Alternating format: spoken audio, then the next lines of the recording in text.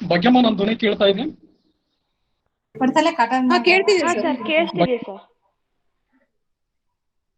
Thank you. ದಯವಿಟ್ಟು ಒಂದು ವಿನಂತಿ, ಕೆಲವೊಬ್ಬರು ತಮ್ಮ ವಿಡಿಯೋಗಳನ್ನ ಆನ್ ಮಾಡ್ಕೊಂಡಿದ್ದೀರಿ, ದಯವಿಟ್ಟು ಮ್ಯೂಟ್ ಮಾಡಿ ಉಪನ್ಯಾಸವನ್ನ ಕೇಳಿ. ಇದು ಒಂದು ನಮ್ಮ ವಿನಯಪೂರ್ವಕ ವಿನಂತಿ. ಧನ್ಯವಾದಗಳು. ಎಲ್ಲರಿಗೂ ನಮಸ್ಕಾರ. ಧಾರವಾಡ ಕಟ್ಟೆ ಧಾರವಾಡ ಜಾಗತಿಕ ಸಾಹಿತ್ಯ ನಿರ್ಮಾಪಕರ ಉಪನ್ಯಾಸ ಮಾಲಿಕೆ 2021. ಇಂದು ಈ ಸರಣಿಯ 14ನೆಯ ಉಪನ್ಯಾಸಕ್ಕಾಗಿ ನಾವೆಲ್ಲ ಸೇರಿದ್ದೇವೆ. ಇಂದಿನ ನಮ್ಮ ಉಪನ್ಯಾಸಕರು ಡಾಕ್ಟರ್ ಕಿರಣ್ ಗಾಜನೂರ್. ಇಂದಿನ ಈ ಕಾರ್ಯಕ್ರಮಕ್ಕೆ ನಮ್ಮೊಂದಿಗಿರುವ ಪ್ರೊಫೆಸರ್ ಬಸವರಾಜ ಡೋಣೂರ್, ಕರ್ನಾಟಕ ಕೇಂದ್ರೀಯ ವಿಶ್ವವಿದ್ಯಾಲಯದ ಕುಲಸಚಿವರು ಆಗಿರುವ ಇವರು ಧಾರವಾಡ ಕಟ್ಟೆಯ ಅಧ್ಯಕ್ಷರು ಹಾಗೂ ಕರ್ನಾಟಕ ಕೇಂದ್ರೀಯ ವಿಶ್ವವಿದ್ಯಾಲಯದ ಅಧ್ಯಯನಾಂಗದ ನಿರ್ದೇಶಕರು ಕೂಡ. ಪ್ರೊಫೆಸರ್ ಬಸವರಾಜ ಡೋಣೂರ್ ಸರ್ ಅವರನ್ನ ಹಾಗೂ ನಮ್ಮ ವಿನಂತಿಗೆ ಓಗೊಟ್ಟು ತಮ್ಮ ಉಪನ್ಯಾಸವನ್ನು ನೀಡಲು ಆಗಮಿಸಿರುವ ಡಾಕ್ಟರ್ ಕಿರಣ್ ಗಾಜನೂರ್ ಅವರನ್ನ ಹಾಗೂ ನಮ್ಮ ಧಾರವಾಡ ಕಟ್ಟೆಯ ಎಲ್ಲ ಪದಾಧಿಕಾರಿಗಳನ್ನ ಹಾಗೂ ನಮ್ಮ ಎಲ್ಲ ಪತ್ರಕರ್ತ ಮಿತ್ರರನ್ನ ಹಾಗೂ ಎಲ್ಲ ಕೇಳುಗರನ್ನ ಈ ಕಾರ್ಯಕ್ರಮಕ್ಕೆ ಸ್ವಾಗತಿಸ್ತಾ ಇದ್ದೇನೆ. ಡಾಕ್ಟರ್ ಕಿರಣ್ ಗಾಜನೂರ್ ಅವರ ಬಗ್ಗೆ ಒಂದೆರಡು ಮಾತುಗಳು. ಸದ್ಯ ಕರ್ನಾಟಕ ಕೇಂದ್ರೀಯ ವಿಶ್ವವಿದ್ಯಾಲಯದಲ್ಲಿ ಸಾರ್ವಜನಿಕ ಆಡಳಿತ ವಿಭಾಗದ ಸಹಾಯಕ ಪ್ರಾಧ್ಯಾಪಕರಾಗಿರುವ ಡಾಕ್ಟರ್ ಕಿರಣ್ ಗಾಜನೂರ್ ಕುವೆಂಪು ವಿಶ್ವವಿದ್ಯಾಲಯದಲ್ಲಿ ತಮ್ಮ PhDಯನ್ನ ಪೂರೈಸಿದ ನಂತರ 2010ರಿಂದ 2015ರವರೆಗೆ ಸಂಶೋಧನೆ ಮತ್ತು ಬೋಧನೆಯಲ್ಲಿ ಅಸಿಸ್ಟೆಂಟ್ ಆಗಿ ಕಾರ್ಯನಿರ್ವಹಿಸಿದ್ದು, ಬೆಂಗಳೂರಿನ ಸೆಂಟ್ರಲ್ ಯೂನಿವರ್ಸಿಟಿಯ ರಾಜಕೀಯ ಶಾಸ್ತ್ರ ವಿಭಾಗದಲ್ಲಿ ಕೋಆರ್ಡಿನೇಟರ್ ಆಗಿ ಕೂಡ ಸೇವೆಯನ್ನು ಸಲ್ಲಿಸಿರುತ್ತಾರೆ. ಪೊಲಿಟಿಕಲ್ ಥಿಯರಿ ಅಂಡ್ ಪಬ್ಲಿಕ್ ಪಾಲಿಸಿನಲ್ಲಿ ಪಾಂಡಿತ್ಯ ಗಳಿಸಿರುವ ಶ್ರೀಯುತರು ಅನೇಕ ರಾಷ್ಟ್ರೀಯ ಹಾಗೂ ಅಂತಾರಾಷ್ಟ್ರೀಯ ಸಂಶೋಧನಾ ಲೇಖನಗಳನ್ನು ಪ್ರಕಟಿಸಿರುತ್ತಾರೆ. ಡಾಕ್ಟರ್ BR ಅಂಬೇಡ್ಕರ್ ಅವರ 125ನೆಯ ಬರ್ತ್ ಆನಿವರ್ಸರಿಯ ಸಂದರ್ಭದಲ್ಲಿ London School of Economics and Political ಸೈನ್ಸ್ನಲ್ಲಿ ಭಾಗವಹಿಸಿದ ಹಿರಿಮೆ ಕೂಡ ಶ್ರೀಯುತರದ್ದು ಎಂದು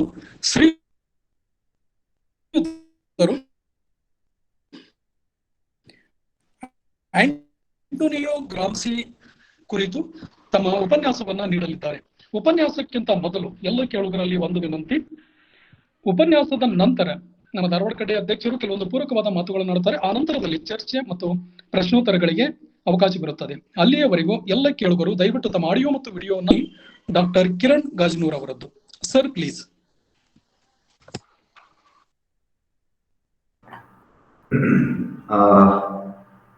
ಎಲ್ರಿಗೂ ನಮಸ್ಕಾರ. I think I am audible. Prakash sir, am I audible? Yes sir, ನಿಮ್ಮ ಧ್ವನಿ ಕೇಳ್ತಾ ಇದೆ, ದಯವಿಟ್ಟು ಮಾತನಾಡಿ. Right. Thank you very much. Dharwad ಕಟ್ಟೆಯ ಎಲ್ಲ ಗೆಳೆಯರಿಗೆ ನಾನು ಆಭಾರಿಯಾಗಿದ್ದೇನೆ. ಬಹಳ ಮುಖ್ಯವಾಗಿ ಧಾರವಾಡ ಕಟ್ಟೆಯ ಅಧ್ಯಕ್ಷರಾದಂತಹ ಪ್ರೊಫೆಸರ್ ಬಸವರಾಜ್ ಡೋಣೂರ್ ಅವರು ಈ ಒಂದು ಕಾರ್ಯಕ್ರಮವನ್ನ ಆಲೋಚನೆ ಮಾಡಿರೋದು, ಅಂದ್ರೆ ಜಾಗತಿಕ ಚಿಂತಕರ ಮಾಲಿಕೆಯನ್ನ ಪರಿಕಲ್ಪಿಸಿಕೊಂಡಿರೋದೇ ಬಹಳ ಮುಖ್ಯವಾದಂತಹ ಒಂದು ಕೆಲಸ ಈ ಹೊತ್ತಿಗೆ. ಹಾಗಾಗಿ ಅವರಿಗೆ ನಾನು ವೈಯಕ್ತಿಕವಾಗಿ ಧನ್ಯವಾದಗಳನ್ನ ಅರ್ಪಿಸ್ತಾ ಇದ್ದೇನೆ. ಹಾಗೆಯೇ ಧಾರವಾಡ ಕಟ್ಟೆಯ ಎಲ್ಲ ಪದಾಧಿಕಾರಿಗಳು ಈ ಒಂದು ಕಾರ್ಯಕ್ರಮಕ್ಕೆ ಬಹಳಷ್ಟು ಶ್ರಮ ವಹಿಸ್ತಾ ಇದ್ದಾರೆ. ಅವರೆಲ್ಲರಿಗೂ ಸಹ ನಾನು ಧನ್ಯವಾದಗಳನ್ನ ಅರ್ಪಿಸ್ತಾ ಇದ್ದೇನೆ. ಬಹಳ ಮುಖ್ಯವಾಗಿ ಪ್ರಕಾಶ್ ಬಾಳೆಕಾಯಿ ಅವರು, ನನ್ನ ಸಹೋದ್ಯೋಗಿ, ಇವರು ಆತ್ಮೀಯವಾಗಿ ಆಹ್ವಾನಿಸಿ ಆಂಟೋನಿಯೋ ಗ್ರಾಮ್ಶಿಯ ಬಗ್ಗೆ ಕೆಲವೊಂದು ಮಾತುಗಳನ್ನ ಆಡಬೇಕು ಅಂತ ಕೇಳ್ಕೊಂಡಾಗ ನನಗೆ I was very happy. Because Antonio Gramsci ಕುರಿತು ಮಾತಾಡೋದೇ ಒಂದು ರೀತಿಯ ಬಹಳ ಮುಖ್ಯವಾದಂತಹ ಚರ್ಚೆ ಈ ಕಾಲಕ್ಕೆ ಅನ್ನೋ ಕಾರಣಕ್ಕೆ ನಾನು ಅದನ್ನು ಒಪ್ಕೊಂಡೆ. ಮತ್ತೆ ಇವತ್ತು ಅದ್ರ ಬಗ್ಗೆ ನನಗೆ ತಿಳಿದಿರೋ ಕೆಲವು ವಿಷಯಗಳನ್ನ ತಮ್ಮ ಜೊತೆ ಹಂಚ್ಕೊಳ್ಳೋಕ್ಕೆ ಇಚ್ಛೆ ಪಡ್ತೀನಿ. ಹಾಗಾಗಿ ನನ್ನ ಆತ್ಮೀಯ ಸಹೋದ್ಯೋಗಿ ಪ್ರಕಾಶ್ ಬಾಳೆಕಾಯಿ ಅವರಿಗೆ ನಾನು ಧನ್ಯವಾದಗಳನ್ನ ಅರ್ಪಿಸ್ತಾ ಇದ್ದೇನೆ.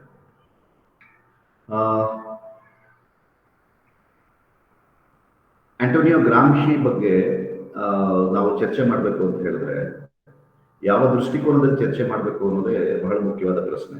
ಯಾಕೆ ಅಂತ ಹೇಳಿದ್ರೆ ಆಂಟೋನಿಯೋ ಗ್ರಾಮ್ಶಿಯ ಬರಹಗಳು ಏನಿದೆ, ಆ ಬರಹಗಳ ವೈಖರಿ ಆತರದ್ದು. ಆತನನ್ನ ಒಬ್ಬ ಆಕ್ಟಿವಿಸ್ಟ್ ಅಂತ ಹೇಳಿ ನಾವು ಮಾತಾಡ್ಬೇಕಾ, ಅಥವಾ ಆತನನ್ನ ಒಬ್ಬ ಇಂಟೆಲೆಕ್ಚುವಲ್ ಅನ್ನೋ ಅರ್ಥದಲ್ಲಿ ಮಾತಾಡ್ಬೇಕಾ, ಅಥವಾ ಒಂದು ಫ್ಯಾಸಿಸ್ಟ್ ರಿಜಿಮ್ನ ಕಾರಣಕ್ಕೆ ತನ್ನ ಸೈದ್ಧಾಂತಿಕ ಬದ್ಧತೆಯ ಕಾರಣಕ್ಕೆ ತನ್ನ ಜೀವವನ್ನ ಬಲಿ ಕೊಟ್ಟಂತಹ ಅಥವಾ ತನ್ನ ದೇಹವನ್ನ ಜೀವವನ್ನ ಬಲಿ ಕೊಟ್ಟಂತಹ ಹುತಾತ್ಮ ತರ ಮಾತಾಡ್ಬೇಕು ಅನ್ನೋದೇ ಬಹಳ ಮುಖ್ಯವಾದ ಗೊಂದಲ. ಯಾಕೆ ಅಂತ ಹೇಳಿದ್ರೆ ಆಂಟೋನಿಯೋ ಗ್ರಾಮ್ಶಿಯ ಬದುಕಿನಲ್ಲಿ ಎಲ್ಲ ಮಜಲುಗಳಿದೆ. ಸೊ ಹಾಗಾಗಿ ನಾನು ಇವತ್ತಿನ ನನ್ನ ಚರ್ಚೆಯಲ್ಲಿ 3 ಮುಖ್ಯವಾದಂತಹ ಇಶ್ಯೂಗಳನ್ನ ಕವರ್ ಮಾಡಬೇಕು ಅನ್ಕೊಂಡಿದ್ದೀನಿ. ಒಂದು, ಇಲ್ಲಿರುವಂತಹ ಕೇಳುಗರಿಗೆ ಆಂಟೋನಿಯೋ ಗ್ರಾಮ್ಶಿ ಯಾರು ಅಂತ ಪರಿಚಯ ಮಾಡಿಕೊಡ್ಬೇಕು. ಯಾಕೆ ನನಗಿದು ಬಹಳ ಇಂಪಾರ್ಟೆಂಟ್ ಅಂತ ಹೇಳಿದ್ರೆ, ದಯವಿಟ್ಟು ಕಿರಣ್ ಕುಮಾರ್ ಅವರು ಮೈಕ್ ಮ್ಯೂಟ್ ಮಾಡ್ಬೋದಾ? Thank you. So Antonio Gramsci ಅವರ ಪರಿಚಯ ಮಾಡ್ಕೊಳ್ಳೋದು ಬಹಳ ಮುಖ್ಯ ಅಂತ ಅನ್ಸುತ್ತೆ. ಯಾಕೆ ಈ ಮಾತನ್ನ ನಾನು ಹೇಳ್ತಾ ಇದ್ದೀನಿ ಅಂತ ಹೇಳಿದ್ರೆ, take this word for a joke. ನಾವೊಂದ್ಸರಿ ಶಿವಮೊಗ್ಗದಲ್ಲಿ ಆಂಟೋನಿಯೋ ಗ್ರಾಮ್ಶಿಯ ಕುರಿತಂತೆ ವರ್ಕ್ಶಾಪ್ ಮಾಡ್ಬೇಕಾದ್ರೆ ನಾವು ಅದನ್ನ ಉದ್ಘಾಟನೆಗೆ ಒಬ್ಬರನ್ನ ಕರೆದಿದ್ವಿ, ಪ್ರಾಂಶುಪಾಲರನ್ನ. ಅವ್ರ ಪಾಪ ಉದ್ಘಾಟನೆಗೆ ಬಂದು ಪಾಪ ಅವ್ರು ವಿಜ್ಞಾನ ಪಾಠ ಮಾಡೋರು. ಅವರು ಹೊರಗಡೆ ಬ್ಯಾನರ್ ಓದ್ಕೊಂಡು ಬಂದು ನನಗೆ ಹತ್ರ ಕತ್ ಕೇಳಿದ್ರು, ಆಂಟೋನಿಯೋ ಗ್ರಾಮ್ಶಿ ವ್ಯಕ್ತಿನ ವಸ್ತುನ ಅಂತ. ಯಾಕಂದ್ರೆ ಅವ್ರಿಗೆ ಅದೇ ಕ್ಲಾರಿಟಿ ಇರಲಿಲ್ಲ, ಆಂಟೋನಿಯೋ ಗ್ರಾಮ್ಶಿ ವ್ಯಕ್ತಿನ ವಸ್ತುನ ಅಂತೇಳಿ. ಬಿಕಾಸ್ ಅವರು ವಿಜ್ಞಾನದ ಹಿನ್ನೆಲೆಯಿಂದ ಬಂದಿದ್ರಿಂದ ಆ ತರದೊಂದು ಸಮಸ್ಯೆ ಇದೆ. ಇನ್ನೊಂದು ಮುಖ್ಯ ಕಾರಣ ಯಾಕೆ ಅಂತ ಹೇಳಿದ್ರೆ, ಆಂಟೋನಿಯೋ ಗ್ರಾಮ್ಶಿ ಹೆಚ್ಚು ಪರಿಚಿತರಲ್ಲ. ಅಂದ್ರೆ ಲೈಕ್ ಇತ್ತೀಚೆಗೆ ಬಂದಂತಹ ಕೆಲವು ಬರವಣಿಗೆಗಳು ಕನ್ನಡದಲ್ಲಿ ಆಂಟೋನಿಯೋ ಗ್ರಾಮ್ಶಿ ಬಗ್ಗೆ ಚರ್ಚೆಗಳನ್ನು ಮಾಡ್ತಾರೆ. ಬಟ್ ಆದ್ರೆ ನಮ್ಮ ಅಕಾಡೆಮಿಕ್ ಡಿಸ್ಕೋರ್ಸ್ ಅಲ್ಲಿ ಇತ್ತೀಚೆಗೆ ಹೆಚ್ಚು ಚರ್ಚೆಗಳಾಗ್ತಾ ಇದೆ. ಬಟ್ ಆದ್ರೆ ಈಸ್ ನಾಟ್ ಸೋ ಪಾಪ್ಯುಲರ್. ನಮ್ಮ ಕನ್ನಡದ ಸಾಂಸ್ಕೃತಿಕ ಜಗತ್ತಿಗೆ ಆಂಟೋನಿಯೋ ಗ್ರಾಮ್ಶಿ ಪ್ರವೇಶಿಸಿ ಆಗಿದೆ. ಆದ್ರೆ ಅವರು ಚಿರಪರಿಚಿತರು ಅನ್ನೋ ಹಂತದ ಗ್ರಹಿಕೆ ಕನ್ನಡದ ಸಾಂಸ್ಕೃತಿಕ ಲೋಕಕ್ಕೆ ಇದೆ ಅಂತ ನನ್ಗನ್ಸಲ್ಲ. ಬಿಕಾಸ್ ಅಲ್ಲಲ್ಲಿ ಚರ್ಚೆಗಳಾಗಿದೆ. ಸೊ ಹಾಗಾಗಿ ಅವರನ್ನ ಪರಿಚಯ ಮಾಡ್ಕೊಳ್ಳೋದು ಬಹಳ ಇಂಪಾರ್ಟೆಂಟ್ ಅಂತ ನನ್ಗನ್ಸುತ್ತೆ. ಅದು ನನ್ನ ಲೆಕ್ಚರ್ನ ಮೊದಲ ಪಾರ್ಟ್. ಆದ್ರೆ ಎರಡನೇ ಪಾರ್ಟ್ ಅಲ್ಲಿ ಆಂಟೋನಿಯೋ ಗ್ರಾಮ್ಶಿ ಅವರ ಕಾಂಟ್ರಿಬ್ಯೂಷನ್ಸ್ ಏನು, ಆಂಟೋನಿಯೋ ಗ್ರಾಮ್ಶಿ ಅವರ ಚಿಂತನೆಗಳಲ್ಲಿ ಬಹಳ ಮುಖ್ಯವಾದ ಚಿಂತನೆಗಳೇನು, ಅವು ಯಾಕೆ ಈ ಕಾಲಕ್ಕೆ ಬಹಳ ಮುಖ್ಯ. ಅದರಲ್ಲೂ ಆಂಟೋನಿಯೋ ಗ್ರಾಮ್ಶಿ ಎಲ್ಲ ಚಿಂತನೆಗಳನ್ನ ಚರ್ಚೆ ಮಾಡೋದಕ್ಕಿಂತ ಸ್ಪೆಸಿಫಿಕ್ ಆಗಿ ಅವರ ಕಾನ್ಸೆಪ್ಟ್ ಆಫ್ ಹೆಜಮನಿ ಮತ್ತೆ ಐಡಿಯಾಲಜಿ ಹಾಗೂ ಇಂಟೆಲೆಕ್ಚುಯಲ್ಸ್ ಕುರಿತಂತೆ, ಬುದ್ಧಿಜೀವಿಗಳ ಕುರಿತಂತೆ ಅವರು ಮಾಡಿದಂತಹ ಯೋಚನೆಗಳನ್ನ ಹಂಚಿಕೊಳ್ಳೋದು ನನ್ನ 2ನೇ ಭಾಗದ ಮಾತುಗಳಲ್ಲಿದ್ರೆ, 3ನೇ ಭಾಗದಲ್ಲಿ ಇವತ್ತಿನ ಈ ಹೊತ್ತಿಗೆ ನಮಗೆ ಆಂಟೋನಿಯೋ ಗ್ರಾಮ್ಶಿ ಯಾಕೆ ಇಂಪಾರ್ಟೆಂಟ್ ಆಗ್ತಾರೆ, ಯಾಕೆ ಆಂಟೋನಿಯೋ ಗ್ರಾಮ್ಶಿಯನ್ನ ನಾವು ಓದಬೇಕು 21ನೇ ಶತಮಾನದ ಈ ಕಾಲದಲ್ಲಿ, ಯಾಕೆ ಗ್ರಾಮ್ಶಿಯ ಬರಹಗಳು, ಗ್ರಾಮ್ಶಿಯ ಚಿಂತನೆಗಳು ಅಗತ್ಯ ಆಗತ್ತೆ ಅನ್ನೋದು ನನ್ನ ಉಪನ್ಯಾಸದ ಕೊನೆಯ ಭಾಗ ಆಗಿರುತ್ತೆ. ಹಾಗಾಗಿ ಹೇಗೆ ಪ್ರವೇಶ ಮಾಡಬೇಕು ಅನ್ನೋದು ಪ್ರಶ್ನೆ ಇಟ್ಕೊಂಡು ನಾನು ಯೋಚನೆ ಮಾಡ್ತಾ ಇದ್ದಾಗ, ಮೊನ್ನೆ ಎಲ್ಲ ನಾನು ಹೇಗೆ ಆಂಟೋನಿಯೋ ಗ್ರಾಮ್ಶಿಯನ್ನ ಪ್ರವೇಶ ಮಾಡಬೇಕು, ಹೇಗೆ ಅವರನ್ನ ಪರಿಚಯ ಮಾಡ್ಕೊಳ್ಬೇಕು ಅಂತ ಹೇಳಿ ನಾನು ಯೋಚನೆ ಮಾಡ್ತಿದ್ದಾಗ ಬಹಳ ಇಂಪಾರ್ಟೆಂಟ್ ಆಗಿ ನನಗನ್ಸಿದ್ದು ಏನಂತ ಹೇಳಿದ್ರೆ, ಒಂದು ಅತ್ಯದ್ಭುತವಾಗಿ ಯೋಚನೆ ಮಾಡ್ತಿದ್ದಂತಹ, ಒಂದು ಅತ್ಯಂತ ಉತ್ತಮವಾಗಿ ಕೆಲಸ ಮಾಡ್ತಿದ್ದಂತಹ ಮೆದುಳೊಂದರ ಫಂಕ್ಷನ್ ಅಥವಾ ಕಾರ್ಯಾಚರಣೆಯನ್ನ ನಿಲ್ಲಿಸುವ ಫ್ಯಾಸಿಸ್ಟ್ ಸರ್ಕಾರದ ಪ್ರಯತ್ನದ ಭಾಗವಾಗಿ ನಾವು ಆಂಟೋನಿಯೋ ಗ್ರಾಮ್ಶಿಯ ಕಥನವನ್ನ ಅರ್ಥ ಮಾಡ್ಕೋಬೇಕು ಅಂತ ಅನ್ಸುತ್ತೆ. ಐ ರಿಪೀಟ್ ಅಗೇನ್, ಅತ್ಯಂತ ಕ್ರಿಯಾಶೀಲವಾಗಿ ಕೆಲಸ ಮಾಡ್ತಾ ಇದ್ದಂತಹ ಮೆದುಳೊಂದರ ಕಾರ್ಯಾಚರಣೆಯನ್ನ ನಿಲ್ಲಿಸುವ ಪ್ರಯತ್ನದ ಫ್ಯಾಸಿಸ್ಟ್ ಸರ್ಕಾರವೊಂದರ ಪ್ರಯತ್ನದ ಭಾಗವಾಗಿ ನಾವು ಆಂಟೋನಿಯೋ ಗ್ರಾಮ್ಶಿಯ ಕಥನವನ್ನ ಅಧ್ಯಯನ ಮಾಡಬೇಕು ಅಥವಾ ಕಥನವನ್ನ ಪ್ರವೇಶಿಸಬಹುದು ಅಂತ ಹೇಳಿ ನಾನು ಆಲೋಚನೆ ಮಾಡ್ಕೊಂಡೆ. ಯಾಕೆ ಅಂತ ಹೇಳಿದ್ರೆ, ಯಾಕೆ ಈ ಮಾತನ್ನು ಹೇಳ್ತಾ ಇದ್ದೀನಿ ಅಂತ ಹೇಳಿದ್ರೆ, ಆಂಟೋನಿಯೋ ಗ್ರಾಮ್ಶಿ ಇಟಲಿಯ ಒಬ್ಬ ಮಾರ್ಕ್ಸಿಸ್ಟ್ ಚಿಂತಕ, ಮಾರ್ಕ್ಸ್ವಾದಿ ಚಿಂತಕ. 1926ರಲ್ಲಿ ಆತನನ್ನ ಇಟಲಿಯ ಮುಸೋಲಿನಿಯ ಸರ್ಕಾರ ಬಂಧಿಸಿ ಆತನ ವಿಚಾರಣೆ ನ್ಯಾಯಾಲಯದಲ್ಲಿ ನಡೀಬೇಕಾದ್ರೆ ಪಬ್ಲಿಕ್ ಪ್ರಾಸಿಕ್ಯೂಟರ್ ನ್ಯಾಯಾಧೀಶರನ್ನ ಒಂದು ಮನವಿಯನ್ನು ಮಾಡ್ಕೊತಾರೆ ನ್ಯಾಯಾಧೀಶರಿಗೆ. ಅದೇನು ಅಂತ ಹೇಳಿದ್ರೆ, ಇಲ್ಲಿ ನೋಡಿ ಅಲ್ಲಿ ಕೂತಿದ್ದಾನಲ್ಲ, ಇವನ ಹೆಸರು ಆಂಟೋನಿಯೋ ಗ್ರಾಮ್ಶಿ ಅಂತ, ನೀವು ಇವರಿಗೆ ಕೊಡುವ ಶಿಕ್ಷೆ ಹೇಗಿರಬೇಕು ಅಂತ ಹೇಳಿದ್ರೆ, ಮುಂದಿನ 2 ದಶಕಗಳ ಕಾಲ ಇವನ ಮೆದುಳು ಕೆಲಸವೇ ಮಾಡಬಾರದು. ಅಂದ್ರೆ ಮುಂದಿನ 20 ವರ್ಷಗಳ ಕಾಲ ಇಲ್ಲಿ ಕೂತಿರುವ ಈ ಆರೋಪಿ ಸ್ಥಾನದಲ್ಲಿರುವ ಆಂಟೋನಿಯೋ ಗ್ರಾಮ್ಶಿ ಏನಿದ್ದಾನೆ, ಈತನ ಮೆದುಳು ಕಾರ್ಯಾಚರಣೆಯನ್ನೇ ಮಾಡಬಾರ್ದು, ಫಂಕ್ಷನ್ನೇ ಮಾಡಬಾರ್ದು. ಆ ಥರದ ಒಂದು ಶಿಕ್ಷೆಯನ್ನ ಈತನಿಗೆ ನೀವು ನೀಡಬೇಕು ಅಂತ ಹೇಳಿ ನ್ಯಾಯಾಧೀಶರಲ್ಲಿ ಮನವಿ ಮಾಡ್ತಾನೆ. ಅವನ ಮನವಿಯನ್ನ ಪುರಸ್ಕರಿಸಿದಂತಹ ನ್ಯಾಯಾಧೀಶರು ಆಂಟೋನಿಯೋ ಗ್ರಾಮ್ಶಿಗೆ 20 ವರ್ಷಗಳ ಸೆರೆವಾಸವನ್ನು ಘೋಷಿಸ್ತಾರೆ. ಆ 20 ವರ್ಷಗಳಲ್ಲಿ ಆಂಟೋನಿಯೋ ಗ್ರಾಮ್ಶಿ ಸಾಕಷ್ಟು ಏರುಪೇರುಗಳನ್ನ, ಸಾಕಷ್ಟು ನೋವುಗಳನ್ನ ಅವರ ಜೈಲಿನಲ್ಲಿ ಅಥವಾ ಬಂದಿಖಾನೆಯಲ್ಲಿ ಅನುಭವಿಸ್ತಾರೆ. ಆದರೆ ಅಂತಾರಾಷ್ಟ್ರೀಯ ಒತ್ತಡದ ಕಾರಣಕ್ಕೆ 10 ವರ್ಷ ಅವಧಿ ಮುಗಿಸಿದ ನಂತರ ಆಂಟೋನಿಯೋ ಗ್ರಾಮ್ಶಿಯನ್ನ ಬಿಡುಗಡೆಗೊಳಿಸುವ ಚರ್ಚೆಗಳು ಆರಂಭ ಆಗತ್ತೆ, ಪ್ರಕ್ರಿಯೆಗಳು ಆರಂಭ ಆಗತ್ತೆ. ಆದರೆ ಆಂಟೋನಿಯೋ ಗ್ರಾಮ್ಶಿಯ ಆರೋಗ್ಯ ತೀರಾ ಕೆಟ್ಟಿದ್ರಿಂದ ಅಷ್ಟರೊಳಗಡೆ ಆಂಟೋನಿಯೋ ಗ್ರಾಮ್ಶಿ ತೀರೋಗ್ತಾರೆ. ಹಾಗಾಗಿ ಯಾಕೆ ನಾನು ಆಂಟೋನಿಯೋ ಗ್ರಾಮ್ಶಿಯನ್ನ ಹೇಗೆ ಪ್ರವೇಶ ಮಾಡಬೇಕು ಅಂತ ಹೇಳಿದ್ರೆ, ಒಂದು ಅತ್ಯಂತ ಕ್ರಿಯಾಶೀಲವಾಗಿ ಕೆಲಸ ಮಾಡ್ತಿರುವಂತಹ ಮೆದುಳೊಂದರ ಕಾರ್ಯಾಚರಣೆಯನ್ನು ನಿಲ್ಲಿಸುವ ಫ್ಯಾಸಿಸ್ಟ್ ಸರ್ಕಾರದ ಕಥನವಾಗಿ ನಾವು ಆಂಟೋನಿಯೋ ಗ್ರಾಮ್ಶಿಯನ್ನ ಓದಬೇಕು ಅಂತ ನನಗೆ ವೈಯಕ್ತಿಕವಾಗಿ ಅನಿಸಿದ್ರೆ ಪ್ರವೇಶ ಹೇಗೆ ಮಾಡ್ಬೋದು ಅಂತ. ಆದ್ರೆ 20 ವರ್ಷಗಳ ಕಾಲ ಆಂಟೋನಿಯೋ ಗ್ರಾಮ್ಶಿಯನ್ನ ಸೆರೆಮನೆಗೆ ತಳ್ಳಿದ್ದರ ಪರಿಣಾಮ ಆಂಟೋನಿಯೋ ಗ್ರಾಮ್ಶಿ ಏನು ಮಾಡಲಿಲ್ವಾ? ಆಂಟೋನಿಯೋ ಗ್ರಾಮ್ಶಿಯ ಮೆದುಳು ಸ್ಥಗಿತಗೊಂಡಿದ್ದ? ಆಂಟೋನಿಯೋ ಗ್ರಾಮ್ಶಿ ಮೆದುಳು ಕಾರ್ಯಾಚರಣೆ ನಿಲ್ಲಿಸ್ಬಿಡ್ತಾ ಅಂತ ಹೇಳಿದ್ರೆ ಅದು ಹಾಗಾಗ್ಲಿಲ್ಲ. ಯಾಕೆ ಅಂತ ಹೇಳಿದ್ರೆ, ತನ್ನ ಬಂದಿಖಾನೆಯ 10 ವರ್ಷಗಳ ಬದುಕಿನಲ್ಲಿ ಆಂಟೋನಿಯೋ ಗ್ರಾಮ್ಶಿ ಅವರು 2848 ಪುಟಗಳಷ್ಟು 2848 ಪುಟಗಳಷ್ಟು ಬರವಣಿಗೆಯನ್ನು ಮಾಡಿ, ಆ ಬರವಣಿಗೆಗಳನ್ನ ತನ್ನ ಮಡದಿಯ ತಂಗಿಯ ಕೈಯಲ್ಲಿ ಆಚೆಯ ಜಗತ್ತಿಗೆ ತಲುಪಿಸಿ, ಅದು ಇವಾಗ ನಮಗೆ ದ ಪ್ರಿಸನ್ ನೋಟ್ಬುಕ್ ಅನ್ನುವಂಥ ಹೆಸರಿನಲ್ಲಿ ನಮ್ಮ ಹತ್ರ ಲಭ್ಯ ಇದೆ.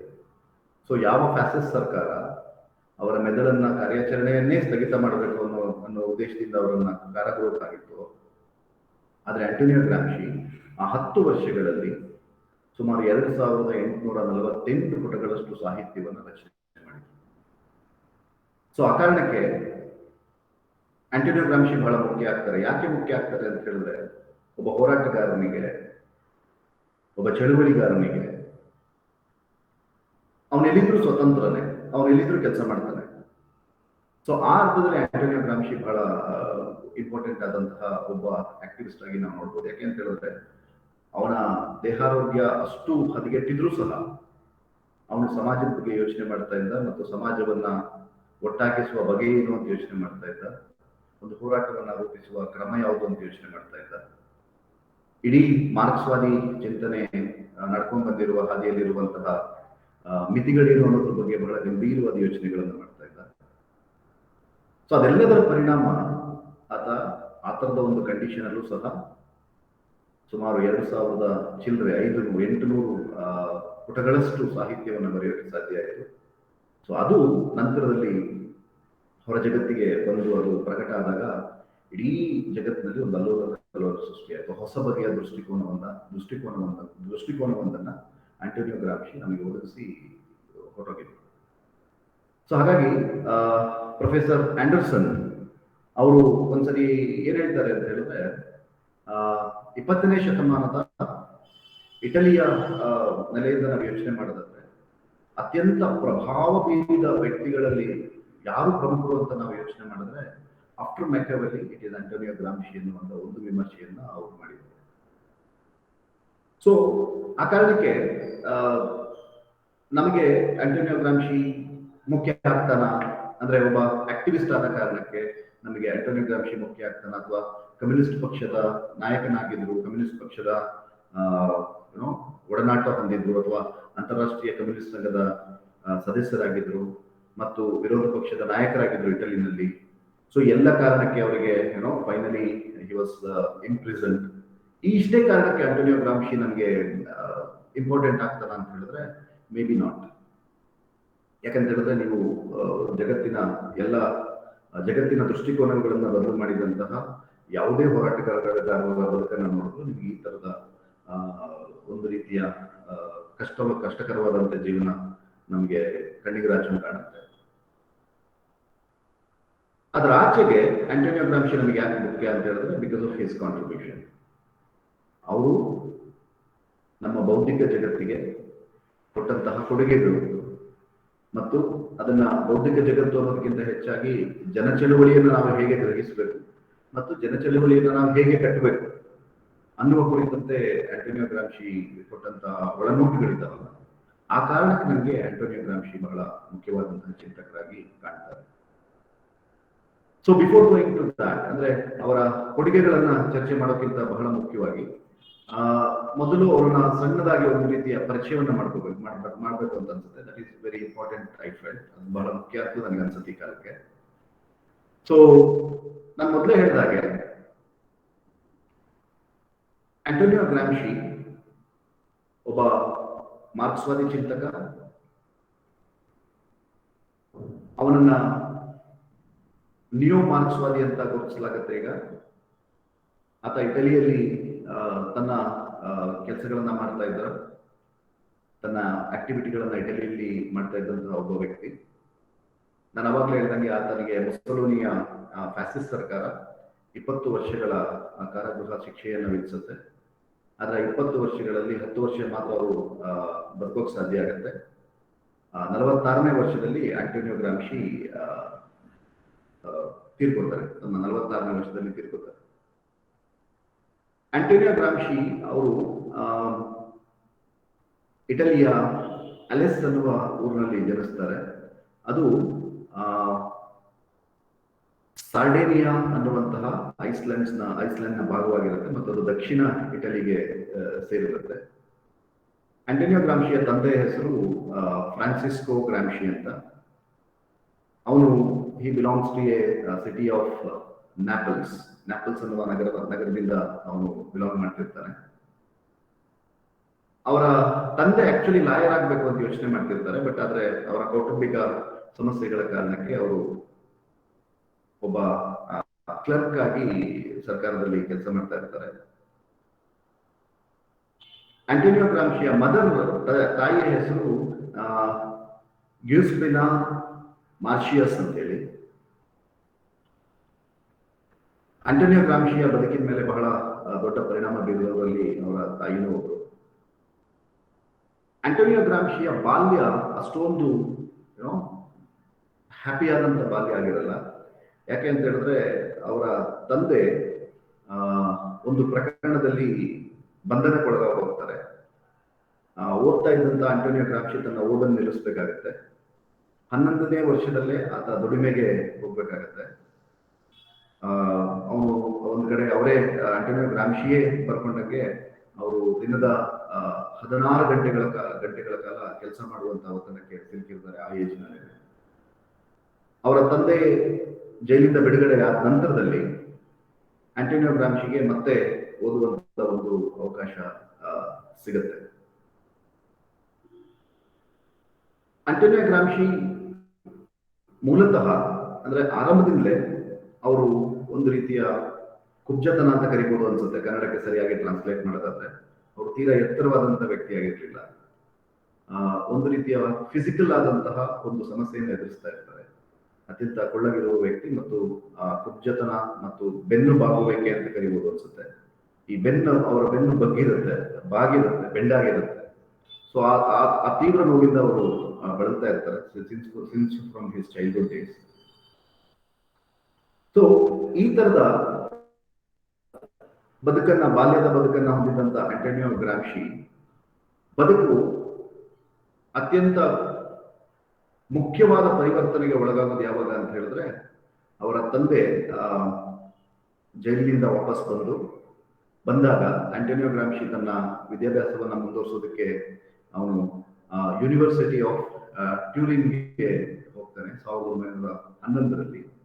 ಅದು ಆಂಟೋನಿಯೋ ಗ್ರಾಮ್ಶಿಯ ಬದುಕಿನಲ್ಲಿ ನಡೆದಂತಹ ಅತ್ಯಂತ ಮಹತ್ವಪೂರ್ಣವಾದಂತಹ ಘಟನೆ ಅಂತ ಹೇಳಿ ಆಂಟೋನಿಯೋ ಗ್ರಾಮ್ಶಿ ಸ್ವತಃ ಹೇಳಿದ್ದಾರೆ. ಮತ್ತು ಆಂಟೋನಿಯೋ ಗ್ರಾಮ್ಶಿಯ ಕುರಿತಂತೆ ಬರೆದಂತಹ ಎಲ್ಲ ಲೇಖನಗಳು ಈ ಒಂದು ವಿಷಯವನ್ನು ಪ್ರಸ್ತಾಪನೆ ಮಾಡ್ತಾರೆ.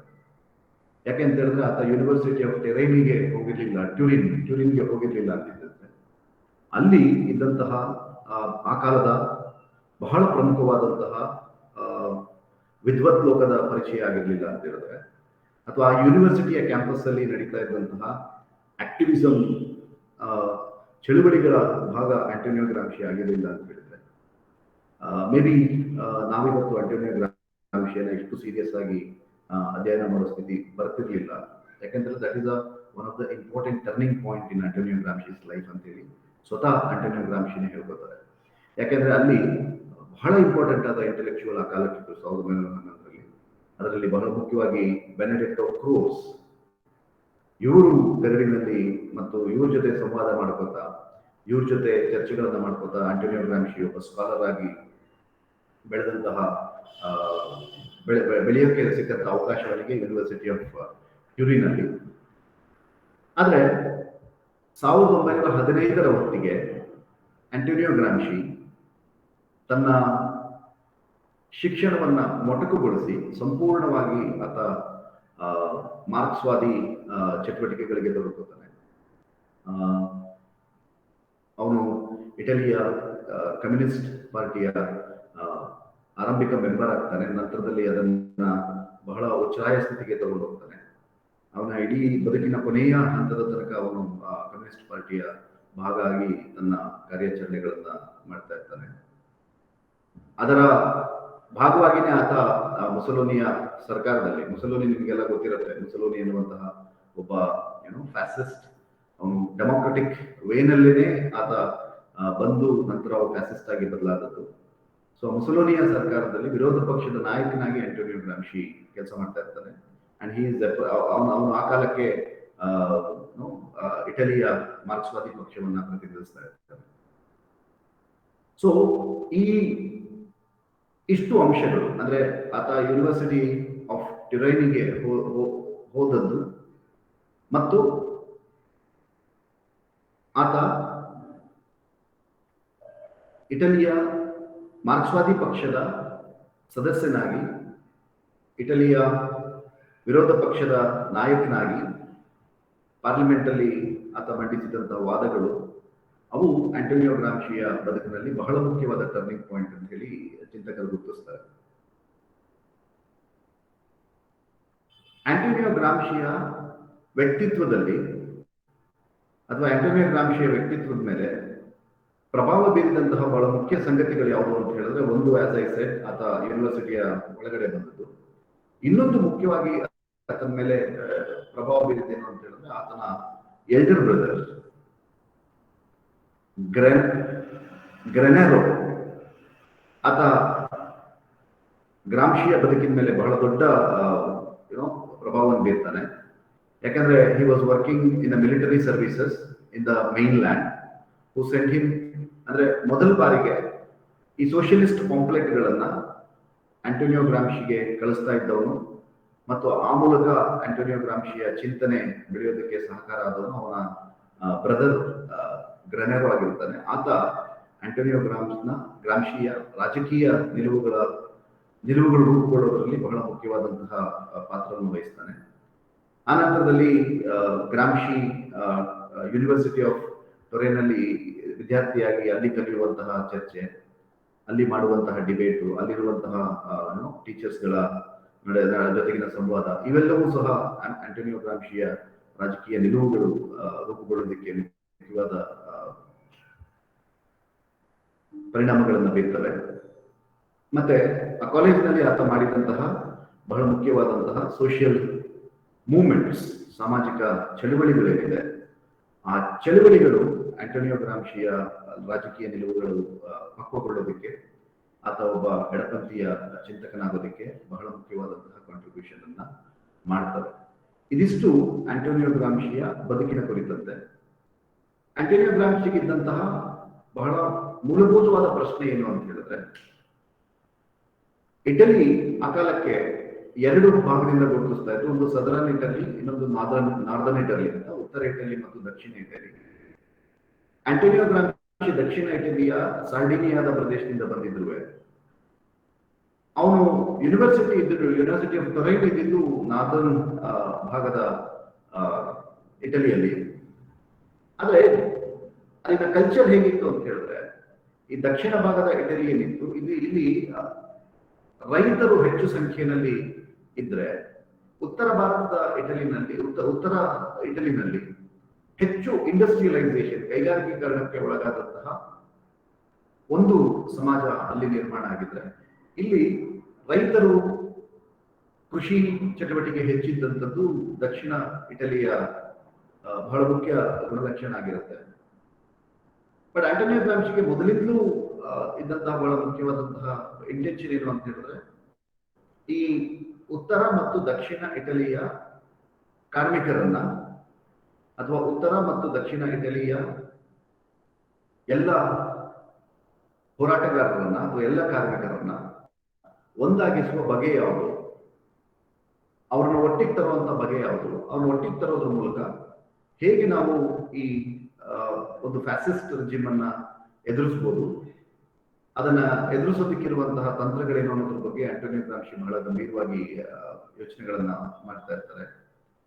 ಸೊ ಹಾಗಾಗಿ ಈ ಫ್ಯಾಕ್ಟರ್ ಏನಿದೆ ಅಂದ್ರೆ ದಕ್ಷಿಣ ಇಟಲಿನಲ್ಲಿ ಇದ್ದಂತಹ ಸನ್ನಿವೇಶ ಮತ್ತು ಉತ್ತರ ಇಟಲಿಯಲ್ಲಿ ಇದ್ದಂತಹ ಸನ್ನಿವೇಶ, ಈ ಎರಡು ವಿಭಿನ್ನ ಸನ್ನಿವೇಶದಲ್ಲಿ ನಾವು ಮಾರ್ಕ್ಸ್ವಾದವನ್ನ ಹೇಗೆ ಅನ್ವಯಿಸಬಹುದು, ಅಂದ್ರೆ ಮಾರ್ಕ್ಸ್ವಾದದ ಅನ್ವಯಿಕತೆ ಬಗ್ಗೆ, ಮಾರ್ಕ್ಸ್ವಾದದ ಇಂಪ್ಲಿಮೆಂಟೇಷನ್ ಬಗ್ಗೆ ಬಹಳ ಗಂಭೀರವಾಗಿ ಆಲೋಚನೆ ಮಾಡ್ತಿದ್ದಂತಹ ಒಬ್ಬ ಚಿಂತಕ ಇದ್ರೆ ಅದು ಆಂಟೋನಿಯೋ ಗ್ರಾಮ್ಶಿ ಅಂತೇಳಿ ಬಹಳ ಜನ ಗುರುತಿಸ್ತಾರೆ. ಹಾಗಾಗಿ ನಮಗೆ ಇಡೀ ಆಂಟೋನಿಯೋ ಗ್ರಾಮ್ಶಿಯ ಚಿಂತನೆಯಲ್ಲಿ ಅವನು ಬಹಳ ಪರಿಪಕ್ವವಾದಂತಹ ಒಬ್ಬ ಮಾರ್ಕ್ಸ್ವಾದಿ ಚಿಂತಕ ಅನ್ನಿಸ್ತಾ ಇದ್ದಂತಹ ಕಾಲದಲ್ಲೇನೆ ಅವನು ಮಾರ್ಕ್ಸ್ವಾದದ ಮಿತಿಗಳನ್ನ, ಮಾರ್ಕ್ಸ್ವಾದಕ್ಕೆ ಇರುವಂತಹ ತಡೆಗಳನ್ನ, ಮಾರ್ಕ್ಸ್ವಾದಕ್ಕೆ ಇದ್ದಂತಹ ಹರ್ಡಲ್ಸ್ಗಳನ್ನ ಬಹಳ ಸೂಕ್ಷ್ಮವಾಗಿ ಗುರುತಿಸಿದಂತಹ ಒಬ್ಬ ಚಿಂತಕ ಅಂತ ಹೇಳಿ ಬಹಳಷ್ಟು ಜನ ವಿಶ್ಲೇಷಣೆ ಮಾಡಿದ್ದಾರೆ. ಸೊ ಆ ಕಾರಣಕ್ಕೆ ಅಂದ್ರೆ ಮಾರ್ಕ್ಸ್ವಾದವನ್ನ ಬಹಳ ಎಫೆಕ್ಟಿವ್ ಆಗಿ ಅರ್ಥ ಮಾಡಿಕೊಂಡ, ಅದರ ಮಿತಿಗಳನ್ನ ವಿವರಿಸಿದ ಮತ್ತು ಇಟಲಿಯ ಸಾಮಾಜಿಕತೆಗೆ ಮಾರ್ಕ್ಸ್ವಾದವನ್ನ ನಾವು ಹೇಗೆ ಅನ್ವಯಿಸಬೇಕು ಅನ್ನೋದ್ರ ಬಗ್ಗೆ ಬಹಳ ಮುಖ್ಯವಾದಂತಹ ಆಲೋಚನೆಗಳನ್ನ ಆಂಟೋನಿಯೋ ಗ್ರಾಮ್ಶಿ ಮಾಡುವುದು ಅವರ ಬರಹಗಳಲ್ಲಿ ನಾವು ಕಾಣಬಹುದು. ಹಾಗಾಗಿ ಅವರು ಇಡೀ ಬರಹಗಳನ್ನ ಎರಡು ಭಾಗದಲ್ಲಿ ನೋಡ್ತಾರೆ. ಒಂದು ಪ್ರೀ ಪ್ರಿಸನ್ ಲಿಟರೇಚರ್ ಅಂತ ಹೇಳಿ, ಅಂದ್ರೆ ಆಂಟೋನಿಯೋ ಗ್ರಾಮ್ಶಿ ಜೈಲಿಗೆ ತಳ್ಳಲ್ಪಡೋದಕ್ಕಿಂತ ಮುಂಚೆ ಬರೆದಂತಹ ಲೇಖನಗಳು. ಅವರು ಒಂದು ಪತ್ರಿಕೆ ಎಡಿಟರ್ ಆಗಿದ್ರು, ಪತ್ರಿಕೆಗಳಲ್ಲಿ ಲೇಖನಗಳನ್ನ ಬರೀತಾ ಇದ್ರು, ಇಂಡಿಪೆಂಡೆಂಟ್ ಲೇಖನಗಳನ್ನು ಬರೀತಾ ಇದ್ರು. ಸೊ ಅವುಗಳ ಒಂದು ಲಿಟರೇಚರ್ ಪ್ರೀ ಪ್ರಿಸನ್ ಲಿಟರೇಚರ್ ಅಂತ ಕರೆದ್ರೆ, ಇನ್ನೊಂದು ಪ್ರಿಸನ್ ನೋಟ್ಬುಕ್ ಅಂತ. ಈ ಎರಡು ಭಾಗದಲ್ಲಿ ಆಂಟೋನಿಯೋ ಗ್ರಾಮ್ಶಿಯ ಲಿಟರೇಚರ್ ಇವತ್ತು ನಮ್ಮ ಎದುರುಗಡೆ ಇದೆ. ಸೊ ಇದಿಷ್ಟು ಆಂಟೋನಿಯೋ ಗ್ರಾಮ್ಶಿಯ ಪರಿಚಯ ಆದರೆ, ಆಂಟೋನಿಯೋ ಗ್ರಾಮ್ಶಿಯ ಕೊಡುಗೆಗಳೇನು, ಯಾಕೆ ನಾವು ಆಂಟೋನಿಯೋ ಗ್ರಾಮ್ಶಿಯನ್ನ ಓದಬೇಕು ಅಥವಾ ಯಾಕೆ ನಮಗೆ ಆಂಟೋನಿಯೋ ಗ್ರಾಮ್ಶಿ ಮುಖ್ಯ ಆಗ್ತಾನೆ ಅನ್ನೋದು ಬಹಳ ಮುಖ್ಯವಾದಂತಹ ಒಂದು ಚರ್ಚೆಯನ್ನ ನಾವು ಮಾಡಲೇಬೇಕಾಗತ್ತೆ. ನನಗೆ ವೈಯಕ್ತಿಕವಾಗಿ ಅನ್ಸೋ ಪ್ರಕಾರ ಏನು ಅಂತ ಹೇಳಿದ್ರೆ, ಆಂಟೋನಿಯೋ ಗ್ರಾಮ್ಶಿಯ ಇಡೀ ಇಂಟೆಲೆಕ್ಚುಯಲ್ ಚರ್ಚೆ ಏನಿದೆ ಅಥವಾ ಇಡೀ ಬೌದ್ಧಿಕತೆಯ ಚರ್ಚೆ ಏನಿದೆ, ಅದು ಎಂಗೇಜ್ ಆಗಿದ್ದು ಯಾವುದ್ರ ಜೊತೆ ಅಂತ ಹೇಳಿದ್ರೆ, he was trying to explain the third phase of power, ಅಥವಾ ನಾವು ಇನ್ವಿಸಿಬಲ್ ಪವರ್ ಅಂತ ಏನ್ ಕರಿತೀವಿ, ಅಗೋಚರ ಅಧಿಕಾರ ಅಂತ ಏನ್ ಕರಿತೀವಿ, ಅದನ್ನ ಥಿಯರೈಸ್ ಮಾಡೋದಕ್ಕೆ ಆಂಟೋನಿಯೋ ಗ್ರಾಮ್ಶಿ ಬಹಳ ಎಫೆಕ್ಟಿವ್ ಆಗಿ ಕೆಲಸ ಮಾಡೋದು ಅಂತ ನನಗನ್ಸುತ್ತೆ. ಯಾಕೆ ಅಂತ ಹೇಳಿದ್ರೆ, ನಮಗೆ ಆಂಟೋನಿಯೋ ಗ್ರಾಮ್ಶಿ ಅರ್ಥ ಆಗ್ಬೇಕು ಅಂತ ಹೇಳಿದ್ರೆ, ಆಂಟೋನಿಯೋ ಗ್ರಾಮ್ಶಿಯ ಪರಿಭಾಷೆಗಳು ಅರ್ಥ ಆಗ್ಬೇಕು ಅಂತ ಹೇಳಿದ್ರೆ, ನಮಗೆ ಸಾಂಪ್ರದಾಯಿಕ ಮಾರ್ಕ್ಸ್ವಾದ ಸಮಾಜವನ್ನ ಹೇಗೆ ಗ್ರಹಿಸಿಕೊಂಡಿತ್ತು ಅಂತ ಅರ್ಥ ಆಗ್ಬೇಕು. ಸಾಂಪ್ರದಾಯಿಕ ಮಾರ್ಕ್ಸ್ವಾದ ಹೇಗೆ ಸಮಾಜವನ್ನು ಗ್ರಹಿಸಿಕೊಂಡಿತ್ತು ಅಂತ ನಮ್ಗೆ ಅರ್ಥ ಆದ್ರೆ, ಅಲ್ಲಿಂದ ಮುಂದಕ್ಕೆ ಆಂಟೋನಿಯೋ ಗ್ರಾಮ್ಶಿ ಹೇಗೆ ಆ ಮಾರ್ಕ್ಸ್ವಾದಿ ಚಿಂತನೆಗಳನ್ನ ಮುಂದುವರಿಸುವುದು ಮತ್ತೆ ಇಂಪ್ಲಿಮೆಂಟೇಷನ್ ಅಲ್ಲಿ ಯಾವೆಲ್ಲ ಮಾರ್ಪಾಡುಗಳ ಅಗತ್ಯ ಆಗುತ್ತೆ, ಯಾವೆಲ್ಲ ಗ್ರಹಿಕೆಗಳ ಅರ್ಥ ಆಗುತ್ತೆ, ಯಾವೆಲ್ಲ ಗ್ರಹಿಕೆಗಳು ಮುಖ್ಯ ಆಗುತ್ತೆ ಅಂತ ಚರ್ಚೆ ಮಾಡಿದ್ರು ಅನ್ನೋದು ಮುಖ್ಯವಾಗಿ ನಾವು ಗ್ರಹಿಸ್ಕೋಬಹುದು ಅನ್ಸುತ್ತೆ. ಸೊ ಹಾಗಾಗಿ ಆಂಟೋನಿಯೋ ಗ್ರಾಮ್ಶಿಯ ಕಾಂಟ್ರಿಬ್ಯೂಷನ್ ಅನ್ನು ಚರ್ಚೆ ಮಾಡೋಕ್ಕಿಂತ ಮುಂಚೆ ನಮಗೆ ಈ ಟ್ರೆಡಿಷನಲ್ ಮಾರ್ಕ್ಸಿಸಮ್ ಅಂತ ಏನ್ ಕರಿತೀವಿ, ಅದು ಕಾರ್ಲ್ ಮಾರ್ಕ್ಸ್ ಮತ್ತು ಏಂಜಲ್ಸ್ ಅವರ ಮುಖೇನವಾಗಿ ಒಂದು ರಾಜಕೀಯ ಸಿದ್ಧಾಂತವಾಗಿ ನಮ್ಮ ನಡುವೆ ಇರುವಂತಹ ಒಂದು ಜ್ಞಾನಶಾಖೆ. ಇದು ಸಮಾಜವನ್ನ ಹೇಗೆ ಗ್ರಹಿಸಿಕೊಂಡಿತ್ತು ಅನ್ನೋದನ್ನ ನಾವು ಒಂದು ಸಣ್ಣ ವಿವರಣೆಯನ್ನ ಕೊಟ್ಟು ಆಂಟೋನಿಯೋ ಗ್ರಾಂಶಿಯ ಕುರಿತಂತೆ ಚರ್ಚೆ ಮಾಡಬಹುದು ಅಂತ ನನಗನ್ಸುತ್ತೆ. ಟ್ರೆಡಿಷನಲ್ ಮಾರ್ಕ್ಸ್ವಾದ ಯಾವುದನ್ನು ನಂಬಿಕೊಂಡಿತ್ತು ಅಂತ ಹೇಳಿದ್ರೆ, ಸಮಾಜದಲ್ಲಿ ನಡೆಯುವಂತಹ ಎಲ್ಲ ಘಟನೆಗಳು ಎರಡು ಭಾಗಗಳನ್ನಾಗಿ ಮಾಡಿಕೊಂಡು ಚರ್ಚೆ ಮಾಡುತ್ತೆ. ಒಂದು ಬೇಸ್, ಇನ್ನೊಂದು ಸೂಪರ್ ಸ್ಟ್ರಕ್ಚರ್.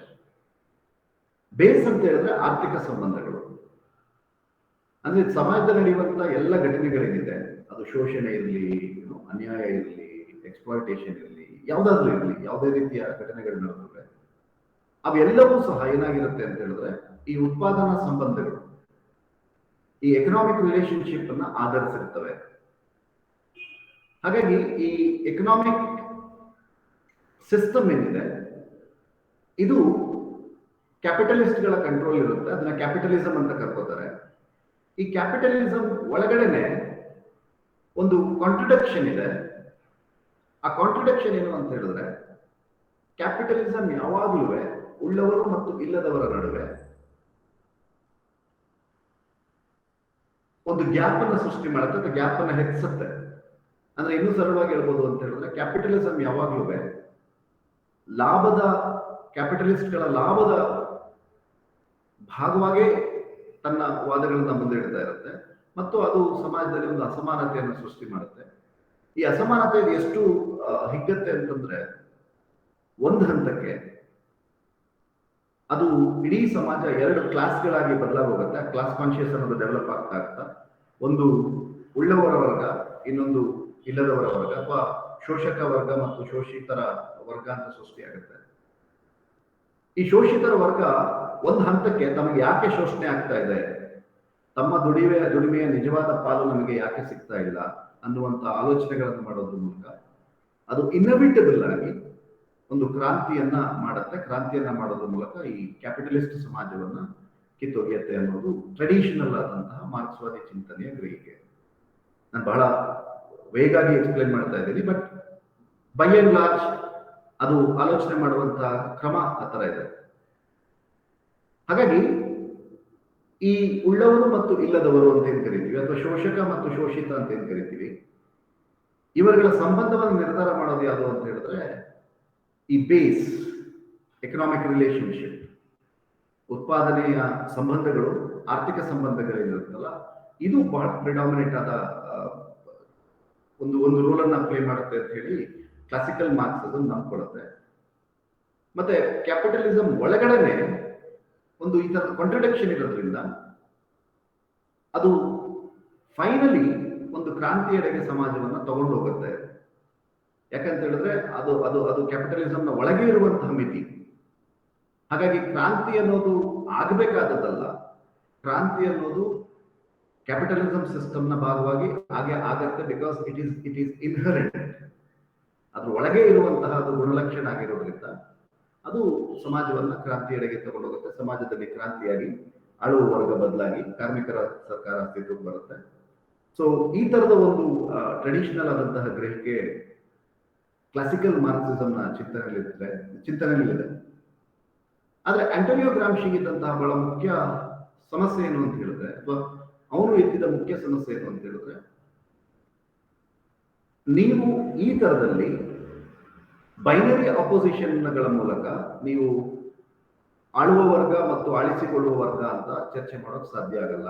ಅದರ ನಡುವೆ ಸಾಕಷ್ಟು ಬೇರೆ ಬೇರೆ ಸಂಗತಿಗಳು, ಸಾಕಷ್ಟು ಬೇರೆ ಬೇರೆ ವಿಷಯಗಳು ಪ್ರಸ್ತಾಪ ಆಗ್ತವೆ. ಸೊ ಹಾಗಾಗಿ ಎಲ್ಲವನ್ನೂ ಸಹ ಈ ಆರ್ಥಿಕ ಸಂಬಂಧಗಳೇ ನಿರ್ಧರಿಸ್ಬಿಡ್ತವೆ.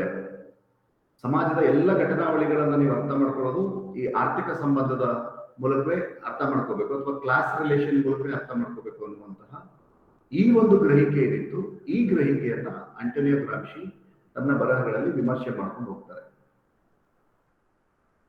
ಹಾಗಾದ್ರೆ ಈ ಪ್ರಶ್ನೆಯನ್ನ ಕ್ಲಾಸಿಕಲ್ ಮಾರ್ಕ್ಸಿಸ್ಟ್ ಎತ್ತಲಿಲ್ವಾ ಅಂತ ಹೇಳಿದ್ರೆ ಎತ್ತಿದ್ರು.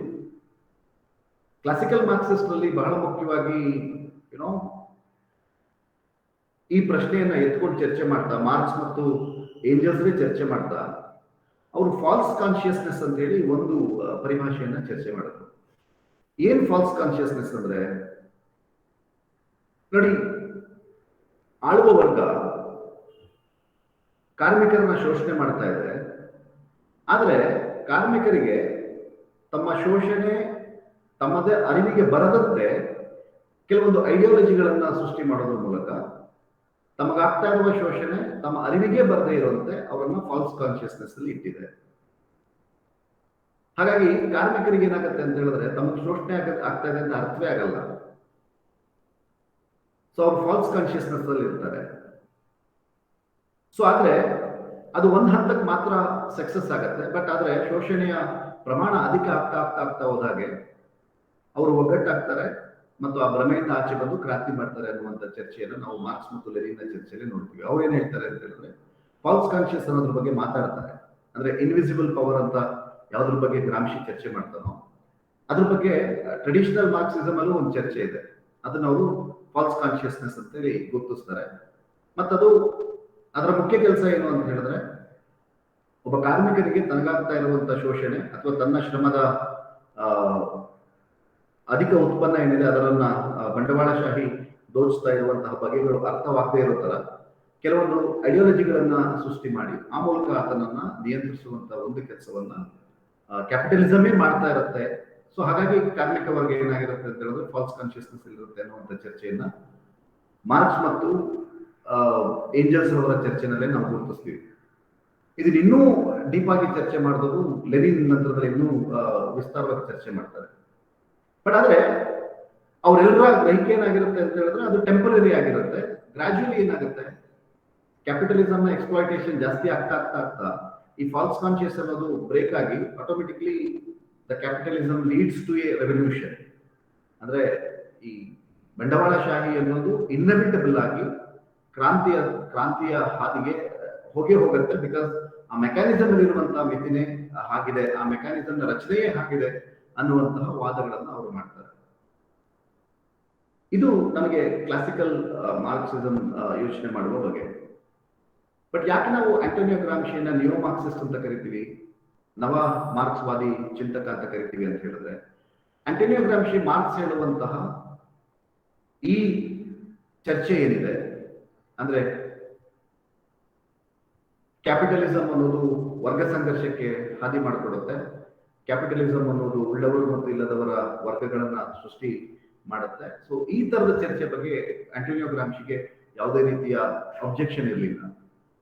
ಬಟ್ ಆಂಟೋನಿಯೋ ಗ್ರಾಮ್ಶಿಗಿದ್ದ ಮುಖ್ಯ ಅಬ್ಜೆಕ್ಷನ್ ಏನು ಅಂತ ಹೇಳಿದ್ರೆ ಬರೀ ಎಕನಾಮಿಕ್ ಫ್ಯಾಕ್ಟರ್ಗಳು, ಬರೀ ಆರ್ಥಿಕ ಸಂಬಂಧಗಳು ಮಾತ್ರವೇ ಇಡೀ ಸಮಾಜವನ್ನ ನಿರ್ಧರಿಸ್ತಾ ಇರಲ್ಲ. ಬದಲಾಗಿ ಅಲ್ಲಿ ಕಲ್ಚರಲ್ ಫ್ಯಾಕ್ಟರ್ ಅನ್ನೋದು ಬಹಳ ಇಂಪಾರ್ಟೆಂಟ್ ಆದ ರೋಲ್ ಅನ್ನ ಪ್ಲೇ ಮಾಡುತ್ತೆ.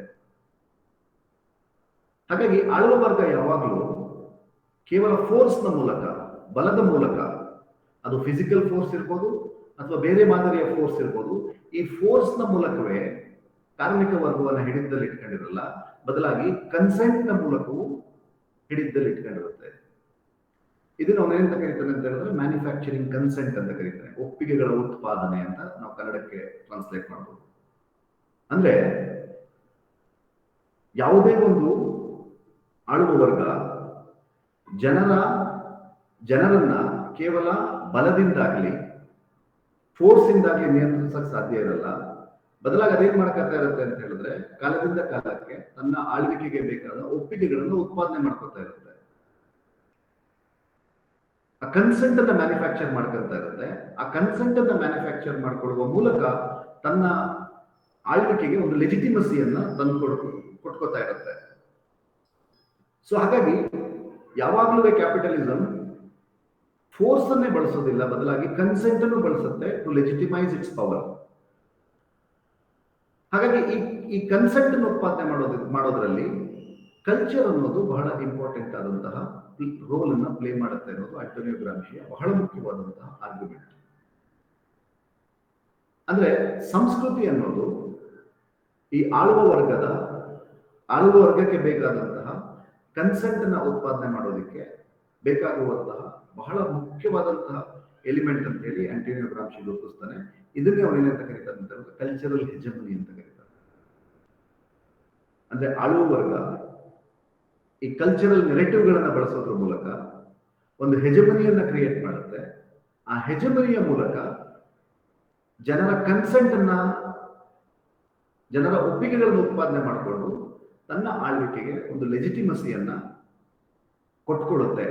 ಆ ಲೆಜಿಟಿಮಸಿಯ ಮೂಲಕ ತನ್ನ ಆಳ್ವಿಕೆಯನ್ನು ಮುಂದುವರಿಸುತ್ತೆ, ಆದರೆ ಫೋರ್ಸ್ನ ಮೂಲಕ ಅಲ್ಲ. ಕ್ಲಾಸಿಕಲ್ ಮಾರ್ಕ್ಸಿಸಂನ ವಾದ ಏನು ಅಂತ ಹೇಳಿದ್ರೆ, ಫೋರ್ಸ್ನ ಮೂಲಕ, ಬಲದ ಮೂಲಕ, ಮಿಲಿಟರಿ ಬಲದ ಮೂಲಕ ಅಥವಾ ಏನೋ ಬೇರೆ ಬೇರೆ ಸ್ವರೂಪದ ಬಲದ ಮೂಲಕ ಜನರನ್ನ ನಿಯಂತ್ರಿಸುತ್ತೆ. ಕ್ಯಾಪಿಟಲಿಸಮ್ ಅನ್ನು ಜನರನ್ನ ನಿಯಂತ್ರಿಸುತ್ತೆ ಅಂತ ವಾದ ಮಾಡ್ತಾರೆ. ಆಂಟೋನಿಯೋ ಗ್ರಾಮ್ಶಿ ಅದನ್ನು ಮುಂದುವರೆದು ಏನ್ ಹೇಳ್ತಾರೆ ಅಂತ ಹೇಳಿದ್ರೆ, ಹಂಗಿರಲ್ಲ. ಆಕ್ಚುಲಿ ವಾಸ್ತವದಲ್ಲಿ ನೀವು ನೋಡೋದಾದ್ರೆ ಅದು ಬರೀ ಫೋರ್ಸ್ ಮಾತ್ರ ಬಳಸ್ತಾ ಇರಲ್ಲ, ಬದಲಾಗಿ ಕನ್ಸೆಂಟ್ ಅನ್ನು ಬಳಸ್ತಾ ಇರುತ್ತೆ. It usually manufacturers the consent. ಜನರ ತನ್ನ ಆಳ್ವಿಕೆಗೆ ಲೆಜಿಟಿಮಸಿ ಕೊಡುವ ಒಪ್ಪಿಗೆಯನ್ನ ಜನರ ನಡುವಿಂದಲೇ ಉತ್ಪಾದನೆ ಮಾಡ್ಕೊತಾ ಇರುತ್ತೆ. ಆ ಉತ್ಪಾದನೆ ಮಾಡಿಕೊಳ್ಳುವಂತಹ ಬಗೆ ಯಾವುದು ಅಂತ ಹೇಳಿದ್ರೆ, ಅದನ್ನ ಆಂಟೋನಿಯೋ ಗ್ರಾಮ್ಶಿ ಕಲ್ಚರಲ್ ಹೆಜಮನಿ ಅಂತ ಕರೀತಾರೆ. So this is very very important contribution of Antonio Gramsci. Cultural hegemony ಅನ್ನುವಂಥ ಪರಿಭಾಷೆಯನ್ನು ಅವನು ಮುಂದಕ್ಕೆ ತಂದಿದ್ದು ಮತ್ತು ಅದನ್ನು ಬಹಳ ಮುಖ್ಯವಾದ ಚರ್ಚೆಯ ಭಾಗ ಆಗಿಸಿದ್ದು ಮೇ ಬಿ ಆಂಟೋನಿಯೋ ಗ್ರಾಮ್ಶಿಯ ಕಾಂಟ್ರಿಬ್ಯೂಷನ್ ಅಲ್ಲಿ ಬಹಳ ಮುಖ್ಯವಾದಂತಹ ಕಾಂಟ್ರಿಬ್ಯೂಷನ್ ಅಂತ ಅನ್ಸುತ್ತೆ. ಯಾಕೆ ಅದು ಬಹಳ ಮುಖ್ಯವಾದ ಕಾಂಟ್ರಿಬ್ಯೂಷನ್ ಅಂತ ಹೇಳಿದ್ರೆ, ಇವತ್ತು ನಮ್ಮ ಜರ್ನಲಿಸಮ್, ಪೊಲಿಟಿಕಲ್ ಸೈನ್ಸ್, ಸೋಶಿಯಾಲಜಿಯ ಚರ್ಚೆಗಳಲ್ಲಿ ಈ ಕಲ್ಚರಲ್ ಹೆಜಮನಿ ಅನ್ನೋದು ಅತ್ಯಂತ ಹೆಚ್ಚು ಚರ್ಚೆ ಆಗ್ತಾ ಇರುವಂತಹ ಸಂಗತಿ. ಅದು ಆಂಟೋನಿಯೋ ಗ್ರಾಮ್ಶಿಯ ಸ್ವರೂಪದಲ್ಲಿ ಆಗದೆ ಇದ್ರೂ ಸಹ ಬೇರೆ ಬೇರೆ ರೀತಿಯಲ್ಲಿ ಇವತ್ತು ಕಲ್ಚರಲ್ ಹೆಜಮನಿಯ ಪರಿಭಾಷೆ ಬೇರೆ ಬೇರೆ ರೀತಿಯಲ್ಲಿ ಹರಡ್ಕೊಂಡಿರೋದನ್ನು ನಾವು ಕಾಣ್ಬೋದು. ಹಾಗಾದ್ರೆ ಹೇಗೆ ನಾವು ಈ ಕಲ್ಚರಲ್ ಹೆಜಮನಿಯನ್ನ ಅರ್ಥ ಮಾಡ್ಕೊಳ್ಳೋದು? ಆಂಟೋನಿಯೋ ಗ್ರಾಮ್ಶಿ ಬಹಳ ಮುಖ್ಯವಾಗಿ ಈ ಆಳುವ ವರ್ಗ ಮತ್ತು ಆಳಿಸಿಕೊಳ್ಳುವ ವರ್ಗ ಅಥವಾ ಬಂಡವಾಳಶಾಹಿ ಮತ್ತು ಕಾರ್ಮಿಕ ವರ್ಗ ಇದೆಯಲ್ಲ, ಇದನ್ನ ಅವನು ಈ ಬೈನರಿನಲ್ಲಿ ನೋಡೋದೇ ಇಲ್ಲ. ಅವನೇನ್ ಮಾಡ್ತಾನೆ ಅಂತ ಹೇಳಿದ್ರೆ, ಮ್ಯಾನುಫ್ಯಾಕ್ಚರಿಂಗ್ ಕನ್ಸೆಂಟ್ ಅನ್ನುವಂಥ ಒಂದು ಪರಿಭಾಷೆಯನ್ನ ಚರ್ಚೆ ಮಾಡ್ತಾ ತನ್ನ ಪ್ರೆಸೆಂಟ್ ನೋಟ್ಬುಕ್ ಅಲ್ಲಿ ಅವನು ಈ ಕ್ಯಾಪಿಟಲಿಸ್ಟ್ ಸ್ಟೇಟ್ ಅನ್ನ 2 ಭಾಗಗಳಾಗಿ ವಿಂಗಡಿಸ್ಕೊತಾನೆ.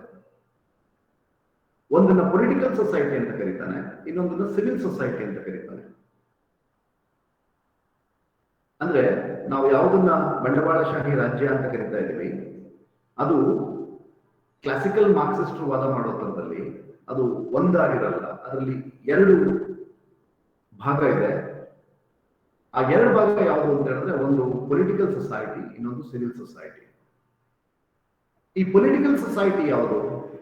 ಪೊಲಿಟಿಕಲ್ ಸೊಸೈಟಿ ಅಂತ ಹೇಳಿದ್ರೆ ಈ ಕೋರ್ಟ್ಗಳ ಮೂಲಕ, ಪೊಲೀಸ್ ವ್ಯವಸ್ಥೆಯ ಮೂಲಕ, ಮಿಲಿಟರಿ ಶಕ್ತಿಯ ಮೂಲಕ, ಫೋರ್ಸ್ನ ಮೂಲಕ ಕಾರ್ಮಿಕ ವರ್ಗವನ್ನ ನಿಯಂತ್ರಿಸುವಂತಹ ಒಂದು ಭಾಗ ಈ ಕ್ಯಾಪಿಟಲಿಸ್ಟ್ ಸ್ಟೇಟ್ ಅಲ್ಲಿ ಇದ್ರೆ, ಇನ್ನೂ ಒಂದು ಭಾಗ ಇದೆ, ಅದನ್ನು ನಾವು ಸಿವಿಲ್ ಸೊಸೈಟಿ ಅಂತ ಕರೀತಾರೆ. ಈ ಸಿವಿಲ್ ಸೊಸೈಟಿ ಇವತ್ತು ನಾವು ಚರ್ಚೆ ಮಾಡ್ತಾ ಇರುವ ಅರ್ಥದ ಸಿವಿಲ್ ಸೊಸೈಟಿ ಅಲ್ಲ.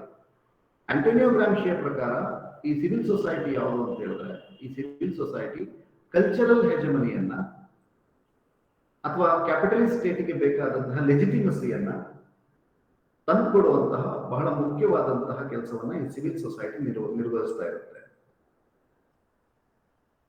ಅದನ್ನ ಇನ್ನೂ ಮುಖ್ಯವಾಗಿ ಬೇರೆ ತರದಲ್ಲಿ ಒಂದು ಚರ್ಚೆ ಇದೆ, ಅದು state actors and non state actors ಅಂತ ಕರೀತಾರೆ. ಸ್ಟೇಟ್ ಆಕ್ಟರ್ಸ್ ಅಂತ ಹೇಳಿದ್ರೆ ಪೊಲೀಸ್, ಆರ್ಮಿ, ನ್ಯಾಯಾಲಯಗಳು, ಇವುಗಳ ಮೂಲಕ ಕಾನೂನುಗಳ ಮೂಲಕ, ನೀತಿ ನಿಯಮಗಳ ಮೂಲಕ ಜನರನ್ನು ನಿಯಂತ್ರಿಸೋದು ಒಂದು ಕ್ರಮ. ಆದ್ರೆ ನಾನ್ ಸ್ಟೇಟ್ ಆಕ್ಟರ್ಸ್ ಅಂತ ಒಂದಿದೆ. ನಾನ್ ಸ್ಟೇಟ್ ಆಕ್ಟರ್ಸ್ ಗಳೆಲ್ಲ ಅವ್ರೇನ್ ಮಾಡ್ತಾರೆ ಅಂತ ಹೇಳಿದ್ರೆ, ಈ ಸಿವಿಲ್ ಸೊಸೈಟಿಯ ಮೂಲಕ ಒಂದು ಒಪ್ಪಿಗೆಯನ್ನು ಉತ್ಪಾದನೆ ಮಾಡೋ ಕೆಲಸವನ್ನ ಮಾಡ್ತಾ ಇರ್ತಾರೆ. ಸೊ ಹಾಗಾಗಿ ಆಂಟೋನಿಯೋ ಗ್ರಾಮ್ಶಿಯ ಈ ಕಲ್ಚರಲ್ ಹೆಜಮನಿ ರೂಪುಗೊಳ್ಳೋದಕ್ಕೆ ಸಿವಿಲ್ ಸೊಸೈಟಿ ಬಹಳ ಮುಖ್ಯವಾದಂತಹ ಒಂದು ಪಾತ್ರವನ್ನ ನಿರ್ವಹಿಸುತ್ತೆ ಅಂತ ಹೇಳಿ ಅವನು ವಾದ ಮಾಡ್ತಾರೆ. ಅವನ ಪ್ರಕಾರ ಈ ಸಿವಿಲ್ ಸೊಸೈಟಿಗಳಲ್ಲಿ ಇನ್ಫಾರ್ಮಲ್ ಗ್ರೂಪ್, ಈಗ ಧರ್ಮ, ಎಜುಕೇಶನ್ ಇನ್ಸ್ಟಿಟ್ಯೂಷನ್ಸ್ ಅಥವಾ ಸಾರ್ವಜನಿಕ ಅಭಿಪ್ರಾಯದ ಸಂಘಗಳು, ಇವೆಲ್ಲವೂ ಸಹ ಈ ಸಿವಿಲ್ ಸೊಸೈಟಿಯ ಭಾಗ ಆಗಿರ್ತವೆ. ಮತ್ತದು ಕ್ಯಾಪಿಟಲಿಸ್ಟ್ ಸ್ಟೇಟ್ ನ ಭಾಗವೇ ಆಗಿರುತ್ತೆ. ಅಂದ್ರೆ ಬರೀ ಕ್ಯಾಪಿಟಲಿಸ್ಟ್ ಸ್ಟೇಟ್ಗೆ ಕೇವಲ ಪೊಲಿಟಿಕಲ್ ಸೊಸೈಟಿ ಮಾತ್ರ ಇರಲ್ಲ, ಬದಲಾಗಿ ಒಂದು ಸಿವಿಲ್ ಸೊಸೈಟಿ ಇರುತ್ತೆ. ಪೊಲಿಟಿಕಲ್ ಸೊಸೈಟಿ ಮೂಲಕ ಅದು ಫೋರ್ಸ್ ನ ಮೂಲಕ ಜನರನ್ನು ನಿಯಂತ್ರಿಸಿದ್ರೆ, ಸಿವಿಲ್ ಸೊಸೈಟಿಯ ಮೂಲಕ ಕನ್ಸೆಂಟ್ ಅನ್ನು ಉತ್ಪಾದನೆ ಮಾಡ್ಕೊತಾ ಇರುತ್ತೆ ತನ್ನ ಲೆಜಿಟಿಮಸಿಗೆ. ಸೊ ಹಾಗಾಗಿ ಈ ಲೆಜಿಟಿಮಸಿ ಅನ್ನೋದು ಕ್ಯಾಪಿಟಲಿಸ್ಟ್ ಸೊಸೈಟಿಗೆ ಬರೋದು because of this civil society. ಮತ್ತೆ ಈ ಸಿವಿಲ್ ಸೊಸೈಟಿ ಬಹಳ ಎಫೆಕ್ಟಿವ್ ಆಗಿ ಕಲ್ಚರ್ ಅನ್ನ ಬಳಸ್ತಾ ಇರುತ್ತೆ, ಸಂಸ್ಕೃತಿಯನ್ನ ಬಳಸ್ಕೊಂಡು ಜನರ ಒಪ್ಪಿಗೆಯನ್ನು ಉತ್ಪಾದನೆ ಮಾಡ್ಕೊತಾ ಇರುತ್ತೆ ಅಂತ ಹೇಳಿ ಆಂಟೋನಿಯೋ ಗ್ರಾಮ್ಶಿ ವಿಶ್ಲೇಷಣೆ ಮಾಡ್ತಾರೆ. ಅಂದ್ರೆ ಯಾವುದನ್ನ ಕ್ಲಾಸಿಕಲ್ ಮಾರ್ಕ್ಸಿಸಂ ಕ್ಯಾಪಿಟಲಿಸಂ ನಲ್ಲಿ ರೆವಲ್ಯೂಷನ್ ಒಂದು ಇನ್ನವಿಟಬಲ್ ಅಂತ ಚರ್ಚೆ ಮಾಡಿತ್ತು, ಆಂಟೋನಿಯೋ ಗ್ರಾಮ್ಶಿ ಹೇಳ್ತಾನೆ ಹಂಗಾಗಲ್ಲ, ಅದು ಇನ್ನವಿಟಬಲ್ ಅಲ್ಲ. ಯಾಕೆ ಇನ್ನವಿಟಬಲ್ ಅಲ್ಲ ಅಂತ ಹೇಳಿದ್ರೆ ಕ್ಯಾಪಿಟಲಿಸ್ಟ್ ಸೊಸೈಟಿ ಅಥವಾ ಕ್ಯಾಪಿಟಲಿಸ್ಟ್ ಸ್ಟೇಟ್ ಅನ್ನೋದು ಅದು ಒಂದು ಹೋಮೋಜಿನೈಸ್ಡ್ ಅಲ್ಲ. ಅದು ಬರೀ ಫೋರ್ಸ್ ಮೂಲಕವೇ ಸಮಾಜವನ್ನ ನಿಯಂತ್ರಿಸ್ತಾ ಇರಲ್ಲ, ಬದಲಾಗಿ ಅದು ಕನ್ಸೆಂಟ್ ಮೂಲಕವೂ ಸಹ ತನ್ನ ಆಡಳಿತಕ್ಕೆ ಬೇಕಾದ ಲೆಜಿಟಿಮಸಿಯನ್ನ ಉತ್ಪಾದನೆ ಮಾಡ್ಕೊತಾ ಇರುತ್ತೆ. ಆ ಲೆಜಿಟಿಮಸಿಯ ಉತ್ಪಾದನೆ ಮಾಡೋದು ಕಲ್ಚರಲ್ ಹೆಜಮನಿ ಅಂತ ಹೇಳಿ ಆಂಟೋನಿಯೋ ಗ್ರಾಮ್ಶಿ ಗುರುತಿಸ್ತಾರೆ. ಇದಾದ ನಂತರದಲ್ಲಿ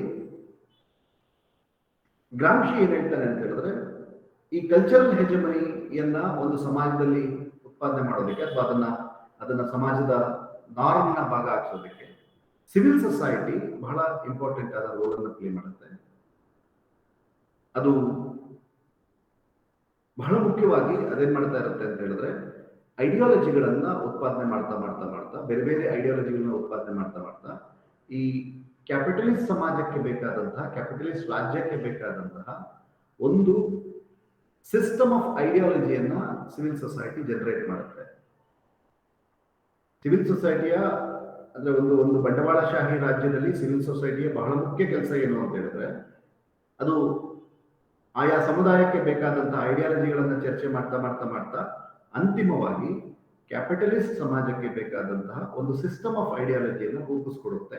ಆ ಸಿಸ್ಟಮ್ ಆಫ್ ಐಡಿಯಾಲಜಿಯ ಮೂಲಕ ಕ್ಯಾಪಿಟಲಿಸ್ಟ್ ಸ್ಟೇಟ್ ಏನ್ ಮಾಡುತ್ತೆ ಅಂತ ಹೇಳಿದ್ರೆ ಜನರ ಕನ್ಸೆಂಟ್ ಅನ್ನ ಪಡ್ಕೊಳ್ಳುತ್ತೆ, ತನ್ನ ಆಡಳಿತಕ್ಕೆ ಅದನ್ನ ಅವರು ಲೆಜಿಟಿಮೈಸ್ ಮಾಡ್ಕೊಳ್ಳುತ್ತೆ. ಸೊ ಹಾಗಾಗಿ ಕ್ರಾಂತಿ ಅನ್ನೋದು ಸಹಜವಾಗಿ ಘಟಿಸ್ಬಿಡುತ್ತೆ. ಕ್ರಾಂತಿ ಅನ್ನೋದು ಕ್ಯಾಪಿಟಲಿಸ್ಟ್ ಸಮಾಜದ ಕ್ಯಾಪಿಟಲಿಸ್ಟ್ ವ್ಯವಸ್ಥೆಯ ಅವಿಭಾಜ್ಯ ಅಂಗ ಅನ್ನುವಂಥ ಕ್ಲಾಸಿಕಲ್ ಮಾರ್ಕ್ಸಿಸ್ಟ್ ಆಲೋಚನೆಗಳೇನಿತ್ತು ಅದು ಹಂಗ ಆಗಲ್ಲ ಅಂತ ಹೇಳಿ ಬಹಳ ಪ್ರಮುಖವಾಗಿ ಚರ್ಚೆಯನ್ನು ಮುಂದಕ್ಕೆ ತಂದವರು ಆಂಟೋನಿಯೋ ಗ್ರಾಮ್ಶಿ. ಅವ್ರೇನ್ ಹೇಳ್ತಾರೆ, ಯಾಕೆ ಕ್ರಾಂತಿ ಆಗಲ್ಲ ಅಂತ ಹೇಳಿದ್ರೆ ಬಿಕಾಸ್ ಆಫ್ ದಿಸ್. ಯಾಕೆ ಅಂತ ಹೇಳಿದ್ರೆ ಆಳುವ ವರ್ಗ ತನಗೆ ಬೇಕಾದಂತಹ ಕನ್ಸೆಂಟ್ ಅನ್ನ ಕಲ್ಚರಲ್ ಹೆಜಮನಿಯ ಮೂಲಕ ಉತ್ಪಾದಿಸ್ಕೊತಾ ಇರುತ್ತೆ. ಹಾಗಾಗಿ ಅದು ಕ್ರಾಂತಿ ಆಗೋದ್ರಲ್ಲಿ ಅಥವಾ ಬದಲಾವಣೆಗಳನ್ನ ಆಗೋದ್ರಲ್ಲಿ ಕಲ್ಚರಲ್ ಹೆಜಮನಿ ತಡೆಯನ್ನು ಒಡ್ತಾ ಇರುತ್ತೆ. ಆದ್ರೆ ಇದನ್ನ ಎದುರಿಸೋದು ಹೇಗೆ? ಇದನ್ನ ಮೀರಿ ನಾವು ಸಮಾಜದಲ್ಲಿ ಬದಲಾವಣೆ ತರೋದು ಹೇಗೆ? ಯಾಕೆ ಅಂತ ಹೇಳಿದ್ರೆ ಶೋಷಣೆ ಅನ್ನೋದು ಸಮಾಜದ ಭಾಗ ಆಗಿದೆ, ಶೋಷಣೆ ಅನ್ನೋದು ನಡೀತಾನೆ ಇದೆ. ಆದ್ರೆ ಜನ ಒಟ್ಟಾಗಿ ಕ್ರಾಂತಿಯನ್ನು ಮಾಡ್ತಾ ಇಲ್ಲ because of this cultural hegemony. So ಇದನ್ನ ಮೀರುವ ಬಗೆ ಯಾವುದು ಅಂತ ಹೇಳಿದ್ರೆ ಆಂಟೋನಿಯೋ ಗ್ರಾಮ್ಶಿ ಕೊಡುವಂತ ಬಹಳ ಮುಖ್ಯವಾದಂತಹ ಕಾಂಟ್ರಿಬ್ಯೂಷನ್ ಏನು ಅಂತ ಹೇಳಿದ್ರೆ ಅವನೇನ್ ಹೇಳ್ತಾರೆ ಅಂತ ಹೇಳಿದ್ರೆ ಕೌಂಟರ್ ಹೆಜಮನಿ. ವಾರ್ ಆಫ್ ಪೊಸಿಷನ್ ಗಿಂತ, ವಾರ್ ಆಫ್ ಅಟ್ಯಾಕ್ ಗಿಂತ war of position very important ಅಂತ ಮಾತಾಡ್ತಾರೆ ಅವನು. ವಾರ್ ಆಫ್ ಅಟ್ಯಾಕ್ ಅಂತ ಹೇಳಿ ಅಂದ್ರೆ ಈ ಟ್ರೆಡಿಷನಲ್ ಮಾರ್ಕ್ಸಿಸ್ಟ್ ಗಳಲ್ಲಿ ಏನ್ ಹೇಳ್ತಿದ್ರು ಅಂತ ಹೇಳಿದ್ರೆ ವಾರ್ ಆಫ್ ಅಟ್ಯಾಕ್. ನೀವೇನ್ ಮಾಡ್ಬೇಕು ಅಂತ ಹೇಳಿದ್ರೆ ನಿಮ್ಮಲ್ಲಿ ಕ್ಲಾಸ್ ಕಾನ್ಶಿಯಸ್ ಬಂದ ನಂತರದಲ್ಲಿ ನೀವು ಕ್ಯಾಪಿಟಲಿಸ್ಟ್ ಸಮಾಜವನ್ನ ಬದಲಾಯಿಸುವಂತಹ ವಾರ್ ಆಫ್ ಅಟ್ಯಾಕ್ ಮೋಡಿಗೆ ಹೋಗ್ಬೇಕು ಅಂತ.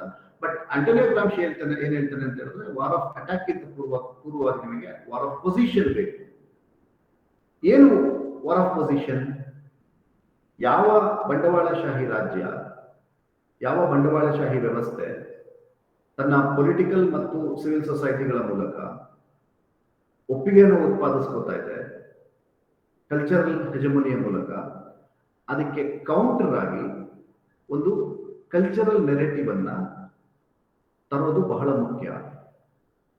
ನೀವು ಕಲ್ಚರಲಿ ಕ್ಯಾಪಿಟಲಿಸ್ಟ್ ಸೊಸೈಟಿಯನ್ನ ಎದುರುಗೊಳ್ಳದೇ ಇದ್ರೆ ನೀವು ಕ್ಯಾಪಿಟಲಿಸ್ಟ್ ರೆಜಿಮ್ ಅನ್ನ ಕೊನೆಗೊಳಿಸೋದಕ್ಕೆ ಸಾಧ್ಯವೇ ಇಲ್ಲ. ಇದು ನಾವೇನ್ ಹೇಳ್ತಾನೆ ಅಂತ ಹೇಳಿದ್ರೆ ಕೌಂಟರ್ ರೆವಲ್ಯೂಷನ್ ಅಂತ ಕರೀತಾನೆ. ಅಂದ್ರೆ ನೀವು ಕ್ಯಾಪಿಟಲಿಸಂ ಉತ್ಪಾದಿಸ್ತಾ ಇರುವ ಕಲ್ಚರಲ್ ಹೆಜಮನಿಗೆ ಪರ್ಯಾಯವಾಗಿ ನೀವೊಂದು ಕೌಂಟರ್ ಹೆಜಮನಿಯನ್ನ ಉತ್ಪಾದನೆ ಮಾಡಬೇಕು. ಮತ್ತು ಅದು ಕೌಂಟರ್ ಹೆಜಮನಿ ಯಾವುದನ್ನ ಆಧರಿಸಿರ್ಬೇಕು? ಇದು ಬಹಳ ಇಂಟ್ರೆಸ್ಟಿಂಗ್. ಈಗ ಕ್ಯಾಪಿಟಲಿಸ್ಟ್ ಸಮಾಜ ಉತ್ಪಾದನೆ ಮಾಡುವಂತಹ ಕಲ್ಚರಲ್ ಹೆಜಮನಿ ಏನಿದೆ, ಅದೊಂದು ಇಮ್ಯಾಜಿನರಿ. ಅದು ಧರ್ಮವನ್ನು ಬೆಳೆಸ್ಕೊಳ್ಳುತ್ತೆ, ಅದು ರಾಜಕಾರಣವನ್ನು ಬೆಳೆಸ್ಕೊಳ್ಳುತ್ತೆ, ಅದು ಭಾರತದ ಸಂದರ್ಭದಲ್ಲಿ ಮಾತಾಡಿದ್ರೆ ಅದು ಜಾತಿಯನ್ನು ಬೆಳೆಸ್ಕೊಳ್ಳುತ್ತೆ, ಬೇರೆ ಬೇರೆ ಸಂಗತಿಗಳನ್ನು ಬೆಳೆಸ್ಕೊಳ್ಳುತ್ತೆ. ಬಟ್ ಆಂಟೋನಿಯೋ ಗ್ರಾಮ್ಶಿ ಹೇಳ್ತಾ ಇರುವಂತಹ ಈ ಕೌಂಟರ್ ಕಲ್ಚರ್ ಏನಿದೆ, ಕೌಂಟರ್ ಕಲ್ಚರ್ ಹೆಜಮನಿ ಏನಿದೆ, ಇದು ಯಾವುದನ್ನ ಆಧರಿಸಿರ್ಬೇಕು ಅಂತ ಹೇಳಿದ್ರೆ ಅವನ ಅದಕ್ಕೆ ಥಿಯರಿ ಆಫ್ ಫ್ರಾಕ್ಸಿಸ್ ಅಂತ ಕರೀತಾರೆ. ಅಂದ್ರೆ ಜನರ ಬದುಕನ್ನ ಆಧರಿಸಿರುವಂತಹ ಒಂದು ಕಲ್ಚರಲ್ ನೆರೆಟಿವ್ ಅನ್ನ ಮಾಡಬೇಕು. ನೀವು ಕ್ಯಾಪಿಟಲಿಸ್ಟ್ ಸಮಾಜವನ್ನ, ಕ್ಯಾಪಿಟಲಿಸ್ಟ್ ಸ್ಟೇಟ್ ಅನ್ನು ಎದುರಿಸಬೇಕು ಅಂತ ಹೇಳಿದ್ರೆ ನೀವು ಜನರ ಬದುಕನ್ನ ಆಧರಿಸಿರುವಂತಹ, ಜನರು ದಿನನಿತ್ಯ ಬದುಕ್ತಾ ಇರುವಂತಹ ಕಲ್ಚರನ್ನ, ಸಂಸ್ಕೃತಿಯನ್ನು ಆಧರಿಸಿರುವಂತಹ ಒಂದು ಸ್ಟ್ರಾಂಗ್ ಆದಂತಹ ಕಲ್ಚರಲ್ ನೆರೆಟಿವ್ ಅನ್ನ ಮಾಡಬೇಕು. ಆ ಕಲ್ಚರಲ್ ನೆರೆಟಿವ್ ಅನ್ನ ಆಂಟೋನಿಯೋ ಗ್ರಾಮ್ಶಿ ವಾರ್ ಆಫ್ ಪೊಸಿಷನ್ ಅಂತ ಕರೀತಾರೆ. ವಾರ್ ಆಫ್ ಅಟ್ಯಾಕ್ ಬಹಳ ಮುಖ್ಯ ಆಗಲ್ಲ, ಅದಕ್ಕಿಂತ ಮುಖ್ಯ ಯಾವುದು ಅಂತ ಹೇಳಿದ್ರೆ ವಾರ್ ಆಫ್ ಪೊಸಿಷನ್. ಈ ವಾರ್ ಆಫ್ ಪೊಸಿಷನ್ ಬಹಳ ಇಂಪಾರ್ಟೆಂಟ್ ಆಗುತ್ತೆ. ಈ ವಾರ್ ಆಫ್ ಪೊಸಿಷನ್ ನಿಂತ್ಕೊಂಡು ನಾವು ಒಂದು ಶೋಷಕ ವ್ಯವಸ್ಥೆ ವಿರುದ್ಧ ಹೋರಾಡಬೇಕಾಗತ್ತೆ. ಹಾಗಾಗಿ ರೆವಲ್ಯೂಷನ್ ಅಂತ ಹೇಳಿದ್ರೆ ಅಥವಾ ಕ್ರಾಂತಿ ಅಂತ ಹೇಳಿದ್ರೆ ಆಂಟೋನಿಯೋ ಗ್ರಾಮ್ಶಿಯ ಪ್ರಕಾರ ಅದು ವಾರ್ ಆಫ್ ಅಟ್ಯಾಕ್ ಅಲ್ಲ, ಬದಲಾಗಿ ವಾರ್ ಆಫ್ ಪೊಸಿಷನ್. ಸೊ ನಾವೇನ್ ಮಾಡ್ಬೇಕು ಅಂತ ಹೇಳಿದ್ರೆ ಈ ಆಳುವ ವರ್ಗದ ಕಲ್ಚರಲ್ ಹೆಜಮನಿಗೆ ಪರ್ಯಾಯವಾಗಿ ಒಂದು ಕೌಂಟರ್ ಕಲ್ಚರಲ್ ನೆರೆಟಿವ್ ಅನ್ನ ತರಬೇಕು. ಮತ್ತದು ಕೌಂಟರ್ ಕಲ್ಚರಲ್ ನೆರೆಟಿವ್ ಅನ್ನೋದು ಜನರ ಬದುಕಿನ ಭಾಗವಾಗಿರ್ಬೇಕು. ಜನರ ದಿನನಿತ್ಯದ ಬದುಕಿನ ಭಾಗವಾಗಿ ಅವರ ನಿಜವಾದ ಕಲ್ಚರ್ ಅಂತ ಏನ್ ಕರಿತೀರಿ, ಆ ನಿಜವಾದ ಕಲ್ಚರ್ನ ಆಧರಿಸಿರ್ಬೇಕು. ಸೊ ಹಾಗಾಗಿ ಅದೇನಾಗಬೇಕು ಅಂತ ಹೇಳಿದ್ರೆ it is a part of the theory of praxis. ಜನರ ನಡವಳಿಕೆಗಳ ಭಾಗವಾಗಿ ನಾವೊಂದು ಕೌಂಟರ್ ಕಲ್ಚರ್ ನೆರೆಟಿವ್ ಅನ್ನ ಡೆವಲಪ್ ಮಾಡಬೇಕು. ಅದು ಏನ್ ಮಾಡುತ್ತೆ ಅಂತ ಹೇಳಿದ್ರೆ ನಿಮಗೆ ಕ್ಯಾಪಿಟಲಿಸ್ಟ್ ಸಮಾಜವನ್ನ ಎದುರಿಸೋದಕ್ಕೆ ಅಥವಾ ಕ್ಯಾಪಿಟಲಿಸ್ಟ್ ಸಮಾಜ ಸೃಷ್ಟಿ ಮಾಡ್ತಾ ಇರುವಂತಹ ಈ ಮ್ಯಾನುಫ್ಯಾಕ್ಚರಿಂಗ್ ಕನ್ಸೆಂಟ್ ಅಂತ ಕರಿತೀವಿ, ಅದನ್ನ ಎದುರಿಸೋದಕ್ಕೆ ಬಹಳ ಮುಖ್ಯವಾದಂತಹ ಕೊಡುಗೆಯನ್ನು ಕೊಡುತ್ತೆ ಅಂತ ಹೇಳಿ ಗ್ರಾಮ್ಶಿ ವಾದ ಮಾಡ್ತಾರೆ. ಸೊ ಇದನ್ನ ಅವ್ರು ಏನಂತ ಕರೀತಾರೆ ಅಂತ ಹೇಳಿದ್ರೆ ಕೌಂಟರ್ ಹೆಜಮನಿ ಅಂತ ಕರೀತಾರೆ, ಕೌಂಟರ್ ಕಲ್ಚರಲ್ ಹೆಜಮನಿ ಅಂತ ಕರೀತಾರೆ. ಸೊ ಮಾರ್ಕ್ಸ್ವಾದವನ್ನ ಇಂಪ್ಲಿಕೇಶನ್ ಮಾಡಬೇಕಾದ್ರೆ, ಮಾರ್ಕ್ಸ್ವಾದವನ್ನ ಜಾರಿ ಮಾಡಬೇಕಾದ್ರೆ ಇರುವಂತಹ ತೊಡಕುಗಳೇನು ಅನ್ನೋದ್ರ ಬಗ್ಗೆ ಆಂಟೋನಿಯೋ ಗ್ರಾಮ್ಶಿಯ ಚಿಂತನೆಗಳು ಬಹಳ ಮುಖ್ಯ. ಯಾಕಾಗತ್ತೆ ಅಂತ ಹೇಳಿದ್ರೆ ಆತ ಸಮಾಜವನ್ನ ಅರ್ಥ ಮಾಡ್ಕೊಂಡಂತ ಬಗೆ.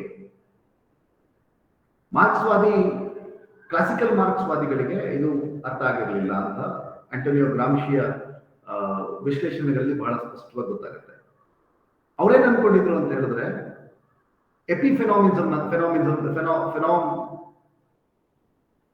ಫೆನಾಮಿನಲಿಸಮ್ ಅಂತ ಕರಿತೀವಿ. ಎಪಿಫೆನಾಮಿನಲಿಸಮ್ ಅಂತ ಒಂದು ಪರಿಭಾಷೆ ಇದೆ, ಇನ್ನೊಂದು ಕ್ಲಾಸ್ ರಿಡಕ್ಷನ್ ಅಂತ ಒಂದು ಭಾಷೆ ಇದೆ. ಫೆನಾಮಿನಿಸಮ್ ಅಂತಂದ್ರೆ ಇಡೀ ಸಮಾಜದ ಎಲ್ಲ ಸಂಬಂಧಗಳನ್ನ ಆರ್ಥಿಕತೆಗೆ ರೆಡ್ಯೂಸ್ ಮಾಡಿ ಚರ್ಚೆ ಮಾಡೋದು. ಕ್ಲಾಸ್ ರಿಡಕ್ಷನ್ ಅಂತ ಹೇಳಿದ್ರೆ ಇಡೀ ಸಮಾಜದ ಎಲ್ಲ ಸಂಬಂಧಗಳನ್ನ ಬರೀ ಕ್ಲಾಸ್ಗೆ ಅಂದ್ರೆ ವರ್ಗ ಸಂಘರ್ಷದ ಭಾಗವಾಗಿ ವಿಶ್ಲೇಷಣೆ ಮಾಡೋದು. ಈ ಎರಡು ಮಿತಿಗಳಿಂದ ಟ್ರೆಡಿಷನಲ್ ಮಾರ್ಕ್ಸಿಸಂ ನರಳುತ್ತಾ ಇತ್ತು ಅಥವಾ ಟ್ರೆಡಿಷನಲ್ ಮಾರ್ಕ್ಸಿಸಂ ಸಫರ್ ಆಗ್ತಾ ಇತ್ತು. ಈ ಎರಡರಿಂದ ಮಾರ್ಕ್ಸಿಸಂನ ಮೇಲಕ್ಕೆ ತಂದಂತಹ ಬಹಳ ಮುಖ್ಯ ಕಾಂಟ್ರಿಬ್ಯೂಷನ್ ಯಾರಿಗೆ ಹೋಗುತ್ತೆ ಅಂತ ಹೇಳಿದ್ರೆ ಅದು ಆಂಟೋನಿಯೋ ಗ್ರಾಮ್ಶಿಗೆ ಹೋಗುತ್ತೆ.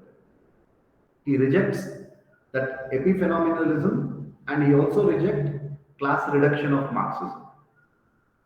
ಅಂದ್ರೆ ಇಡೀ ಮಾರ್ಕ್ಸ್ವಾದಿ ಚರ್ಚೆಯನ್ನ ಕೇವಲ ಆರ್ಥಿಕ ಸಂಬಂಧಿಗಳ ಮೂಲಕ ವಿವರಿಸೋದು ಮತ್ತು ಇಡೀ ಮಾರ್ಕ್ಸಿಸಂ ಅನ್ನ ವರ್ಗ ಸಂಬಂಧಗಳ ಮೂಲಕ ವಿವರಿಸೋದು, ಈ ಎರಡನ್ನೂ ಸಹ ವಿಮರ್ಶೆ ಮಾಡೋದ್ರ ಮೂಲಕ ಇಡೀ ಮಾರ್ಕ್ಸ್ವಾದಕ್ಕೆ ಹೊಸ ಪರಿಭಾಷೆಯನ್ನು ಕೊಟ್ಟವನು ಆಂಟೋನಿಯೋ ಗ್ರಾಮ್ಶಿ. ಹಾಗಾಗಿ ಆತನ ಈ ಕಲ್ಚರಲ್ ಹೆಜಮನಿ ಬಹಳ ಇಂಪಾರ್ಟೆಂಟ್ ಆಗುತ್ತೆ. ನೀವು ಒಂದು ಕ್ಯಾಪಿಟಲಿಸ್ಟ್ ಸಮಾಜವನ್ನ, ಕ್ಯಾಪಿಟಲಿಸ್ಟ್ ರಾಜ್ಯವನ್ನ ಬರೀ ನೀವು ಒಂದು ರೀತಿಯ ಶೋಷಕ ವ್ಯವಸ್ಥೆಯಾಗಿ ನೋಡೋಕೆ ಸಾಧ್ಯ ಇಲ್ಲ. ಯಾಕೆಂತ ಹೇಳಿದ್ರೆ ಅದು ಫೋರ್ಸ್ ಅನ್ನಷ್ಟೇ ಬಳಸ್ತಾ ಇರಲ್ಲ, ಒಂದು ಕನ್ಸೆಂಟ್ ಅನ್ನು ಬಳಸ್ತಾ ಇರುತ್ತೆ. ಕನ್ಸೆಂಟ್ ಅನ್ನು ಬಳಸೋದ್ರ ಮೂಲಕ ತನ್ನ ಅಸ್ತಿತ್ವಕ್ಕೆ ಒಂದು ಲೆಜಿಟಿಮಸಿಯನ್ನ ಕೊಂಡ್ಕೋತಾ ಇರುತ್ತೆ. ನೀವು ಆ ತರದ ಒಂದು ಕ್ಯಾಪಿಟಲಿಸ್ಟ್ ಸಮಾಜವನ್ನ ಎದುರಿಸೋದಕ್ಕೆ ನೀವು ವಾರ್ ಆಫ್ ಪೊಸಿಷನ್ ಅನ್ನ ಸರಿಯಾಗಿ ಮಾಡ್ಕೋಬೇಕು. ಅದರ ಅರ್ಥ ಏನು ಅಂತ ಹೇಳಿದ್ರೆ ನಿಮಗೊಂದು ಆಲ್ಟರ್ನೇಟಿವ್ ಕಲ್ಚರಲ್ ನೆರೆಟಿವ್ ಅನ್ನೋದು ಬಹಳ ಇಂಪಾರ್ಟೆಂಟ್ ಆಗುತ್ತೆ. And that alternative cultural narrative must be based on the theory of praxis. ಅಂದ್ರೆ ಜನರ ಬದುಕಿನ ಒಳಗಿಂದ ನೀವೊಂದು ನಿಜವಾದ ಜನರ ಬದುಕಿನ ಭಾಗವಾದಂತಹ ಒಂದು ಕಲ್ಚರಲ್ ನೆರೆಟಿವ್ ಅನ್ನು ನೀವು ಕಟ್ಟಿದಾಗ ಮಾತ್ರವೇ ಕ್ಯಾಪಿಟಲಿಸ್ಟ್ ಸಮಾಜ ರೂಪಿಸಿರುವ ಕಲ್ಚರಲ್ ಹೆಜಮನಿಯನ್ನ ಸೋಲಿಸೋದಕ್ಕೆ ಸಾಧ್ಯ. ಆಗ ನಾವು ಸಮಾಜವನ್ನ ಬದಲು ಮಾಡೋದಕ್ಕೆ ಸಾಧ್ಯ ಅನ್ನುವಂತ ಬಹಳ ಮುಖ್ಯವಾದಂತಹ ವಾದವನ್ನ ಆಂಟೋನಿಯೋ ಗ್ರಾಮ್ಶಿ ನಮ್ಮ ಮುಂದಿಡ್ತಾರೆ. ಇದಾದ ನಂತರದಲ್ಲಿ ಆಂಟೋನಿಯೋ ಗ್ರಾಮ್ಶಿ ಚರ್ಚೆ ಮಾಡುವಂತಹ ಇನ್ನೊಂದು ಮುಖ್ಯವಾದಂತಹ ಪರಿಭಾಷೆ ಯಾವುದು ಅಂತ ಹೇಳಿದ್ರೆ ಬುದ್ಧಿಜೀವಿಗಳ ಕುರಿತಂತೆ ಅಥವಾ ಇಂಟೆಲೆಕ್ಚುವಲ್ಸ್ಗಳ ಕುರಿತಂತೆ. ಆಂಟೋನಿಯೋ ಗ್ರಾಮ್ಶಿ ಏನ್ ಹೇಳ್ತಾನೆ ಅಂತ ಹೇಳಿದ್ರೆ, ಈ ಕಲ್ಚರಲ್ ಹೆಜಮನಿ ಅಂತ ಏನ್ ಕರಿತೀವಿ, ಈ ಕ್ಯಾಪಿಟಲಿಸ್ಟ್ ಸಮಾಜದ ಈ ಸಾಂಸ್ಕೃತಿಕ ಹೆಜಮನಿ ಏನಿದೆ, ಇದನ್ನ ನಿರ್ಮಾಣ ಮಾಡೋದ್ರಲ್ಲಿ ಇಂಟೆಲೆಕ್ಚುವಲ್ಸ್ ಬಹಳ ಮುಖ್ಯವಾದಂತಹ ಪಾತ್ರವನ್ನು ವಹಿಸ್ತಾರೆ. ಬುದ್ಧಿಜೀವಿಗಳು ಬಹಳ ಇಂಪಾರ್ಟೆಂಟ್ ಆದ ಪಾತ್ರವನ್ನು ವಹಿಸ್ತಾರೆ. ಅದು the role of intellectual is very, very essential in constructing, in narrating the cultural hegemony of a capital state ಅಂತಲೇ ವಾದ ಮಾಡ್ತಾನೆ. ಹಾಗಾಗಿ ಅವನೇನ್ ಮಾಡ್ತಾನೆ ಅಂತ ಹೇಳಿದ್ರೆ, ತನ್ನ ಚಿಂತನೆಯಲ್ಲಿ ಇಂಟೆಲೆಕ್ಚುವಲ್ಸ್ ಗಳನ್ನ ಎರಡು ಭಾಗವಾಗಿ ಚರ್ಚೆ ಮಾಡ್ತಾನೆ. ಒಂದು ಅವನು ಆರ್ಗ್ಯಾನಿಕ್ ಇಂಟೆಲೆಕ್ಚುವಲ್ಸ್ ಅಂತ ಕರೀತಾನೆ, ಇನ್ನೊಂದು ಕ್ಲಾಸಿಕಲ್ ಇಂಟೆಲೆಕ್ಚುವಲ್ಸ್ ಅಂತ ಕರೀತಾನೆ. ಯಾರು ಈ ಕ್ಲಾಸಿಕಲ್ ಇಂಟೆಲೆಕ್ಚುವಲ್ಸ್? ಯಾರು ಈಗಾಗಲೇ ಇರುವಂತಹ ಸ್ಟೇಟ್ ಏನಿದೆ, ಕ್ಯಾಪಿಟಲಿಸ್ಟ್ ಸ್ಟೇಟ್ ಏನಿದೆ, ಆ ಯಥಾಸ್ಥಿತಿ ಹಾಗೆ ಇರಬೇಕು ಅಂತ ಯಾರು ವಾದ ಮಾಡ್ತಾರೆ, ಅವರು ಕ್ಲಾಸಿಕಲ್ ಇಂಟೆಲೆಕ್ಚುವಲ್ಸ್ ಅಂತ ಕರೀತಾರೆ, ಸಾಂಪ್ರದಾಯಿಕ ಬುದ್ಧಿಜೀವಿಗಳು ಅಂತ ಕರೀತಾರೆ. ಯಾರು ಬದಲಾವಣೆಯನ್ನು ಬಯಸ್ತಾ ಇದ್ದಾರೆ, ಯಾರು ಸಮರ್ಥವಾದ ಪ್ರಶ್ನೆಗಳನ್ನ ಮುಂದಿಡ್ತಾ ಇದ್ದಾರೆ, ಯಾರು ಡಿಸ್ಕೋರ್ಸ್ ಗಳನ್ನ ಬೆಳೆಸ್ತಾ ಇದ್ದಾರೆ, ಅವರು ಆರ್ಗ್ಯಾನಿಕ್ ಇಂಟೆಲೆಕ್ಚುವಲ್ ಅಂತ ಹೇಳಿ ಗುರುತಿಸ್ತಾರೆ. ಆದ್ರೆ ಆಂಟೋನಿಯೋ ಗ್ರಾಮ್ಶಿಯ ಚಿಂತನೆಗಳಲ್ಲಿ ಬರುವ ಬಹಳ ಮುಖ್ಯವಾದ ಪ್ರಶ್ನೆ ಏನು ಅಂತ ಹೇಳಿದ್ರೆ, ಒಂದು ಸಮಾಜದಲ್ಲಿ ಇಂಟೆಲೆಕ್ಚುವಲ್ಸ್ ಗಳ ಪ್ರಭಾವ ಬಹಳ ಮುಖ್ಯ ಆಗುತ್ತೆ. ಅವರೇ ಆ ಸಮಾಜದ ಚಹರೆಯನ್ನ ರೂಪಿಸ್ತಾ ಇರ್ತಾರೆ. ಯಾಕೆಂದ್ರೆ ಕಲ್ಚರಲ್ ಹೆಜಮನಿಯ ನೆರೇಟನ್ನೇ ಅವ್ರು ಮಾಡ್ತಾ ಇರೋದ್ರಿಂದ ಅವ್ರ ಪಾತ್ರ ಬಹಳ ಮುಖ್ಯ ಆಗುತ್ತೆ. ಆದ್ರೆ ಈ ಸಿವಿಲ್ ಸೊಸೈಟಿ ಅಂತ ಏನ್ ಕರಿತೀವಿ, ಕ್ಯಾಪಿಟಲಿಸ್ಟ್ ಸಮಾಜದ ಸಿವಿಲ್ ಸೊಸೈಟಿ ಅಂತ ಏನ್ ಕರಿತೀವಿ, ಅದರ ಭಾಗ ಇರುವ ಇಂಟೆಲೆಕ್ಚುವಲ್ಸ್ ಏನ್ ಮಾಡ್ತಿರ್ತಾರೆ ಅಂತ ಹೇಳಿದ್ರೆ, ಆ ಕ್ಯಾಪಿಟಲಿಸ್ಟ್ ಸಮಾಜಕ್ಕೆ ಅಥವಾ ಕ್ಯಾಪಿಟಲಿಸ್ಟ್ ರಾಜ್ಯಕ್ಕೆ ಬೇಕಾದಂತಹ ವಿವರಣೆಗಳನ್ನ, ಪೂರಕವಾದಂತಹ ಬೌದ್ಧಿಕ ಆಖರಗಳನ್ನ ಒದಗಿಸುವಂತ ಕೆಲಸ ಅಷ್ಟೇ ಮಾಡ್ತಿರ್ತಾರೆ. ಬದಲಾಗಿ ಅವ್ರೇನ್ ಮಾಡ್ತಿರಲ್ಲ ಅಂತ ಹೇಳಿದ್ರೆ, ಈ ಸಾಮಾನ್ಯ ಜನರ ನೋವು, ಸಾಮಾನ್ಯ ಜನರ ಶೋಷಣೆ, ಸಾಮಾನ್ಯ ಜನರ ಸಮಸ್ಯೆಗಳ ಕುರಿತಂತೆ ಹೆಚ್ಚು ಕ್ರಿಯಾಶೀಲವಾಗಿರಲ್ಲ. ಸೊ ಅದು ಬರೀ ಇಂಟೆಲೆಕ್ಚುವಲ್ಸ್ ಅಷ್ಟೇ ಅಲ್ಲ, ಮೀಡಿಯಾನು ಹಂಗೆ ಇರುತ್ತೆ, ಬುದ್ಧಿಜೀವಿಗಳು ಹಂಗೆ ಇರ್ತಾರೆ, ಶೈಕ್ಷಣಿಕ ವ್ಯವಸ್ಥೆ ಹಂಗೆ ಇರುತ್ತೆ. ಇವೆಲ್ಲವೂ ಸಹ ಸಿವಿಲ್ ಸೊಸೈಟಿಯ ಭಾಗ ಆಗಿ ಕನ್ಸೆಂಟ್ ಅನ್ನು ಉತ್ಪಾದನೆ ಮಾಡುವಂತ ಪ್ರಕ್ರಿಯೆಯಲ್ಲಿ ತೊಡಗಿರುತ್ತೆ. ಸೊ ಇದನ್ನ ಎದುರಿಸಬೇಕು ಅಂತ ಹೇಳಿದ್ರೆ ನಮಗೆ ಬೇರೆ ಮಾದರಿಯ ಇಂಟೆಲೆಕ್ಚುವಲ್ಸ್ ಬೇಕು. ಅದ್ಯಾವುದು ಅಂತ ಹೇಳಿದ್ರೆ ಆರ್ಗ್ಯಾನಿಕ್ ಇಂಟೆಲೆಕ್ಚುವಲ್ಸ್. ಅದನ್ನ ಇನ್ನೊಂದು ಟರ್ಮ್ ಬಳಸಿ ಕರಿಬಹುದು ಅನ್ಸುತ್ತೆ, public intellectuals. So organic intellectuals ಯಾರು? ಆರ್ಗ್ಯಾನಿಕ್ ಇಂಟೆಲೆಕ್ಚುವಲ್ಸ್ ಯಾರು ಅಂತ ಹೇಳಿದ್ರೆ, ಜನರ ನಡುವೆ ಇದ್ಕೊಂಡು ಜನರ ಬದುಕಿನನ್ನ ಆಧರಿಸಿದ, ಜನರ ಬದುಕಿನ ನಡವಳಿಕೆಗಳನ್ನ ಆಧರಿಸಿದಂತಹ ಜ್ಞಾನವನ್ನು ಉತ್ಪಾದನೆ ಮಾಡೋರು, ಕಲ್ಚರಲ್ ನೆರೆಟಿವ್ ಅನ್ನ ಉತ್ಪಾದನೆ ಮಾಡುವಂಥವ್ರು, ಒಂದು ಶೋಷಿತರ ಪರವಾದ ಅಭಿಪ್ರಾಯವನ್ನು ರೂಪಿಸುವಂಥವ್ರನ್ನ ಗ್ರಾಮ್ಶಿ ಆರ್ಗ್ಯಾನಿಕ್ ಇಂಟೆಲೆಕ್ಚುವಲ್ಸ್ ಅಂತ ಕರೀತಾರೆ. ಅದನ್ನ ನಾವು ಪಬ್ಲಿಕ್ ಇಂಟೆಲೆಕ್ಚುವಲ್ಸ್ ಅಂತ ಚರ್ಚೆ ಮಾಡಬಹುದು. ನಂತರದ ಬಂದಂತ ಚರ್ಚೆಗಳಲ್ಲಿ institutional intellectuals and public intellectuals ಅಂತ ಒಂದು ಡಿಬೇಟ್ ಇದೆ. ಯಾಕೆ ಅಂತ ಹೇಳಿದ್ರೆ, ನೀವು ಒಂದು ಶೋಷಕ ವ್ಯವಸ್ಥೆ ಅಥವಾ ಒಂದು ಕ್ಯಾಪಿಟಲಿಸ್ಟ್ ವ್ಯವಸ್ಥೆ ಏನ್ ಮಾಡ್ತಾ ಇರುತ್ತೆ ಅಂತ ಹೇಳಿದ್ರೆ, ಅದು ಎಜುಕೇಶನ್ ಇನ್ಸ್ಟಿಟ್ಯೂಟ್ಗಳನ್ನು ನಡೆಸ್ತಾ ಇರುತ್ತೆ. ಸೊ ಅದ್ರ ಒಳಗಿರುವಂತ ಇಂಟೆಲೆಕ್ಚುವಲ್ಸ್ ಗಳಿಗೆ ಅಷ್ಟು ದೊಡ್ಡ ಮಟ್ಟದಲ್ಲಿ ಆ ಸ್ಟೇಟ್ ನ ಕಲ್ಚರಲ್ ಹೆಜಮನಿಯ ವಿರುದ್ಧ ಮಾತಾಡೋಕೆ ಸಾಧ್ಯ ಆಗಲ್ಲ. ಸೊ ಹಾಗಾಗಿ ನಮಗೆ ಪಬ್ಲಿಕ್ ಇಂಟೆಲೆಕ್ಚುವಲ್ಸ್ ಬೇಕು. ಸಾಮಾನ್ಯ ಜನರ ಒಟ್ಟಿಗಿರುವಂತಹ, ಸಾಮಾನ್ಯ ಜನರ ಜೊತೆ ಕೆಲಸ ಮಾಡ್ತಾ ಇರುವಂತಹ public intellectuals become more predominant ಇನ್ 21st century. 21ನೇ ಶತಮಾನದಲ್ಲಿ ಬಂದ ಬಹಳ ದೊಡ್ಡ ಚರ್ಚೆನಲ್ಲಿ ಪಬ್ಲಿಕ್ ಇಂಟೆಲೆಕ್ಚುವಲಿಸಂ ಚರ್ಚೆನೂ ಬಹಳ ಮುಖ್ಯವಾದದ್ದು. ಐ ಥಿಂಕ್ ಇದೆಲ್ಲವೂ ಬಂದಿದ್ದು ಯಾವ ಕಾರಣಕ್ಕೆ ಅಂತ ಹೇಳಿದ್ರೆ, because of Gramsci's interpretation of Marxism. Gramsci Marxism ಅನ್ನ ಇಂಟರ್ಪ್ರಿಟೇಟ್ ಮಾಡಿದ ಬಗ್ಗೆ ನಮಗೆ ಈ ಎಲ್ಲ ಚರ್ಚೆಗಳು ನಮ್ಮ 20ನೇ ಶತಮಾನದಲ್ಲಿ ಆರಂಭ ಆಗೋದಕ್ಕೆ ಕಾರಣ ಆಯಿತು ಅಂತ ಅನ್ಸುತ್ತೆ. ಸೊ ಹಾಗಾಗಿ ಇಂಟೆಲೆಕ್ಚುವಲ್ಸ್ ಬಗ್ಗೆ ಮಾತಾಡ್ತಾ ಗ್ರಾಮ್ಶಿ ಇದನ್ನ ಬಹಳ ಸೂಕ್ಷ್ಮವಾಗಿ ಹೇಳ್ತಾರೆ. ಏನು ಅಂತ ಹೇಳಿದ್ರೆ, ಎರಡು ರೀತಿ ಇಂಟೆಲೆಕ್ಚುಯಲ್ಸ್ ಇದ್ದಾರೆ, ಒಂದು ಕ್ಲಾಸಿಕಲ್ ಇಂಟೆಲೆಕ್ಚುಯಲ್ಸ್, ಇನ್ನೊಂದು ಆರ್ಗ್ಯಾನಿಕ್ ಇಂಟೆಲೆಕ್ಚುಯಲ್ಸ್. ಈ ಕ್ಲಾಸಿಕಲ್ ಇಂಟೆಲೆಕ್ಚುಯಲ್ಸ್ ರೋಲ್ ಏನು ಅಂತ ಹೇಳಿದ್ರೆ, ಈ ಕ್ಯಾಪಿಟಲಿಸ್ಟ್ ಸಮಾಜದ ಹೆಜಮನಿಯನ್ನ, ಕಲ್ಚರಲ್ ಹೆಜಮನಿಯನ್ನ ಉತ್ಪಾದನೆ ಮಾಡೋದು ಮತ್ತು ಜನರ ಕನ್ಸೆಂಟ್ಗೆ ಬೇಕಾದಂತಹ ನೆರೆಟಿವ್ಗಳನ್ನ ಡೆವಲಪ್ ಮಾಡೋದಾದ್ರೆ, ಆರ್ಗ್ಯಾನಿಕ್ ಇಂಟೆಲೆಕ್ಚುಯಲ್ಸ್ ಏನಿದ್ದಾರೆ ಅವರು ಬಹಳ ಮುಖ್ಯವಾಗಿ ಜನರ ನಡುವಿಂದ ಜನರ ಬದುಕಿನ ಭಾಗವಾದ ಕಲ್ಚರಲ್ ನೆರೆಟಿವ್ ಮಾಡೋದ್ರ ಮೂಲಕ ವಾರ್ ಆಫ್ ಪೊಸಿಷನ್ಗೆ ನೆರವಾಗ್ತಾ ಇರ್ತಾರೆ. ವಾರ್ ಆಫ್ ಪೊಸಿಷನ್ ಅಂತ ಹೇಳಿದ್ರೆ ಆಂಟೋನಿಯೋ ಗ್ರಾಮ್ಶಿಯ ಪ್ರಕಾರ it is alternative cultural narrative to the cultural hegemony. So ಹಾಗಾಗಿ the role of intellectuals become, the role of education become more important. ನೀವು ಒಂದು ಸಮಾಜವನ್ನ ಪರಿವರ್ತನೆ ಮಾಡಬೇಕು ಅಂತ ಹೇಳಿದ್ರೆ, ಒಂದು ಸಮಾಜವನ್ನ ಬದಲು ಮಾಡಬೇಕು ಅಂತ ಹೇಳಿದ್ರೆ, the role of intellectual become very important. That to organic intellectualism. Organic intellectualism ಒಂದು ಸಮಾಜವನ್ನು ಪರಿವರ್ತನೆ ಮಾಡೋದಕ್ಕೆ ಬಹಳ ಮುಖ್ಯವಾದಂತಹ ರೋಲ್ ಅನ್ನ ಪ್ಲೇ ಮಾಡುತ್ತೆ. ಹಾಗಾಗಿ ಮಾರ್ಕ್ಸ್ವಾದ ಈ ಆರ್ಗ್ಯಾನಿಕ್ ಇಂಟೆಲೆಕ್ಚುಯಲ್ಸ್ ಗಳ ಮಹತ್ವವನ್ನು ಅರ್ಥಕೋಬೇಕು. ಕ್ರಾಂತಿ ಅನ್ನೋದು ಆಟೋಮೆಟಿಕ್ ಆಗಿ ಆಗಲ್ಲ.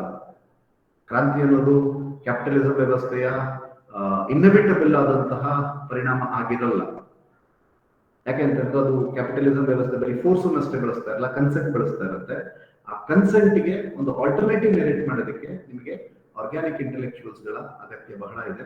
ಈ ಆರ್ಗ್ಯಾನಿಕ್ ಇಂಟೆಲೆಕ್ಚುಯಲಿಸಂ ನ ಬೆಳೆಸುವಂತಹ ಚಳವಳಿಯಲ್ಲೂ ಸಹ ಮಾರ್ಕ್ಸ್ವಾದ ನಿರ್ವಹಿಸಬೇಕು ಅಂತ ಹೇಳಿ ಬಹಳ ಪ್ರಮುಖವಾದ ವಾದವನ್ನ ಆಂಟೋನಿಯೋ ಗ್ರಾಮ್ಶಿ ಮುಂದಿಡ್ತಾರೆ.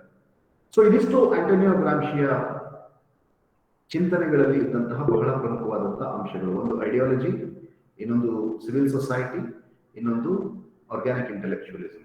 ಈ ಮೂರು ಪರಿಭಾಷೆಗಳನ್ನು ಬಳಸೋದ್ರ ಮೂಲಕ ಆಂಟೋನಿಯೋ ಗ್ರಾಮ್ಶಿ ಮಾರ್ಕ್ಸ್ವಾದಕ್ಕೆ, ಮಾರ್ಕ್ಸ್ವಾದದ ಅನ್ವಯಿಕತೆಗೆ ಒಂದು ಹೊಸ ರೂಪವನ್ನ ತಮ್ಮ ಬರಹಗಳ ಮೂಲಕ ಕೊಟ್ಟರು.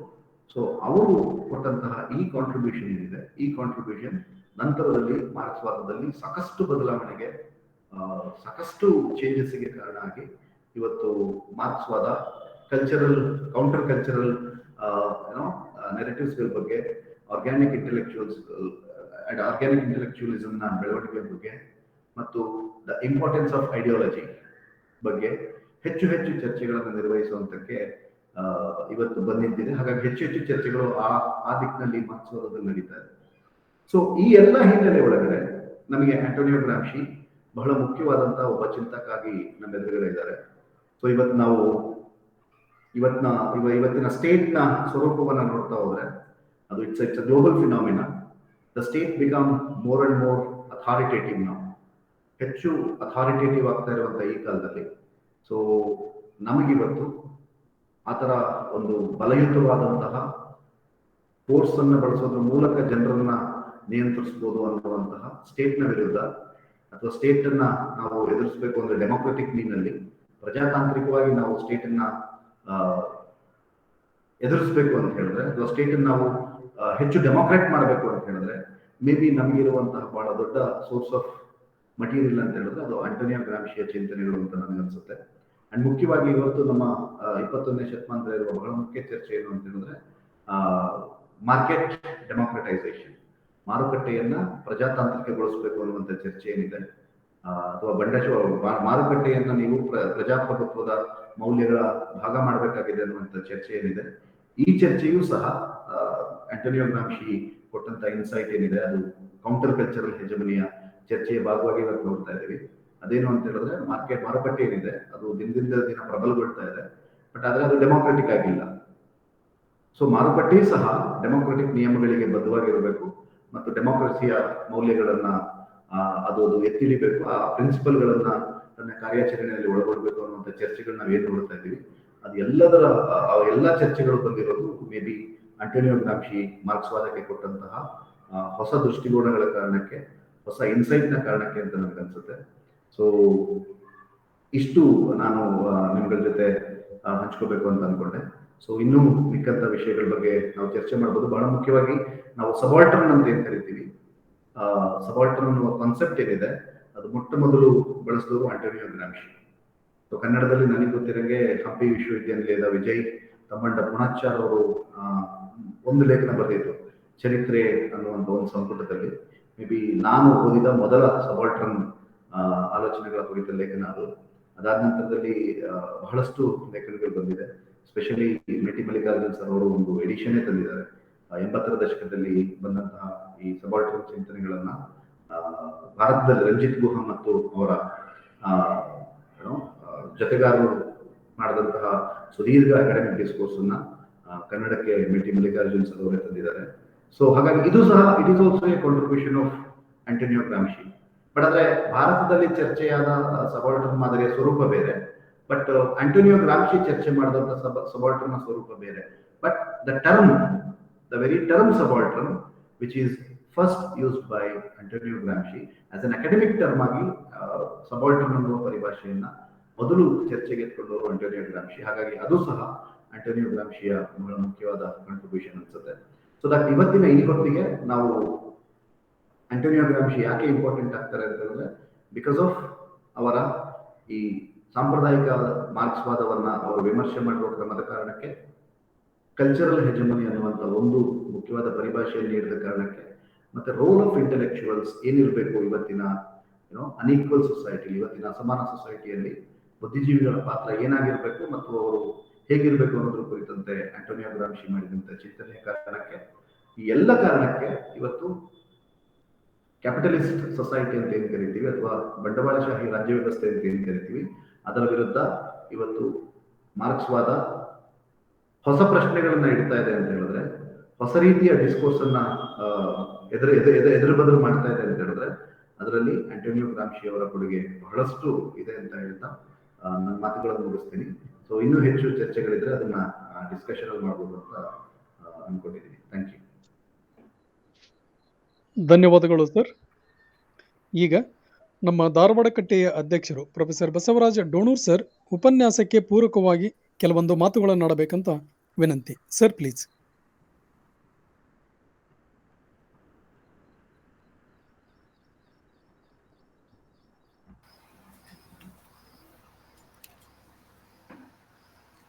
ಎಲ್ಲರಿಗೂ ನಮಸ್ಕಾರ. ಪ್ರಕಾಶ್, ಧ್ವನಿ ಕೇಳಿಸ್ತದಲ್ಲ? ಎಸ್ ಸರ್, ಕೇಳ್ತಾ ಇದೆ ಸರ್, ಪ್ಲೀಸ್ ಮಾತನಾಡಿ. ಧಾರವಾಡ ಕಟ್ಟೆಯ ಎಲ್ಲ ಕೇಳೋಗರಿಗೆ ನಮಸ್ಕಾರ. ಇಲ್ಲಿವರೆಗೆ ಡಾಕ್ಟರ್ ಕಿರಣ್ ಕಾಜ್ನೂರ್ ಅವರ ಮಾತುಗಳನ್ನು ನೀವೆಲ್ಲ ಕೇಳಿದ್ದೇವೆ. ಸುಮಾರು 1 ಗಂಟೆಯ ಕಾಲ ಗ್ರಾಮ್ಶಿಯ ಮುಖ್ಯ ವಿಚಾರಗಳನ್ನು ಅತ್ಯಂತ ಮನೋಜ್ಞವಾಗಿ ನಮಗೆಲ್ಲರಿಗೂ ಮನವರಿಕೆ ಆಗುವಂತೆ ಅವರು ವಿವರಿಸಿದ್ದಾರೆ. I am really proud of his scholarship. Gajanur Karnataka ಕೇಂದ್ರೀಯ ವಿಶ್ವವಿದ್ಯಾಲಯದಲ್ಲಿ ನನ್ನ ಪ್ರೀತಿಯ ಸಹೋದ್ಯೋಗಿ. ಅವರ ಮಾತುಗಳನ್ನು ಕೇಳಿ ನಾನು ಸಂತೋಷಪಟ್ಟಿದ್ದೇನೆ. ಗ್ರಾಮ್ಶಿ ಅಂತ ಚಿಂತಕನ ಬಗ್ಗೆ ಕನ್ನಡದಲ್ಲಿ 1 ಗಂಟೆ ನಿರರ್ಗಳವಾಗಿ ಮಾತನಾಡುವುದು ಕೂಡ ಒಂದು ಸಾಧನೆ.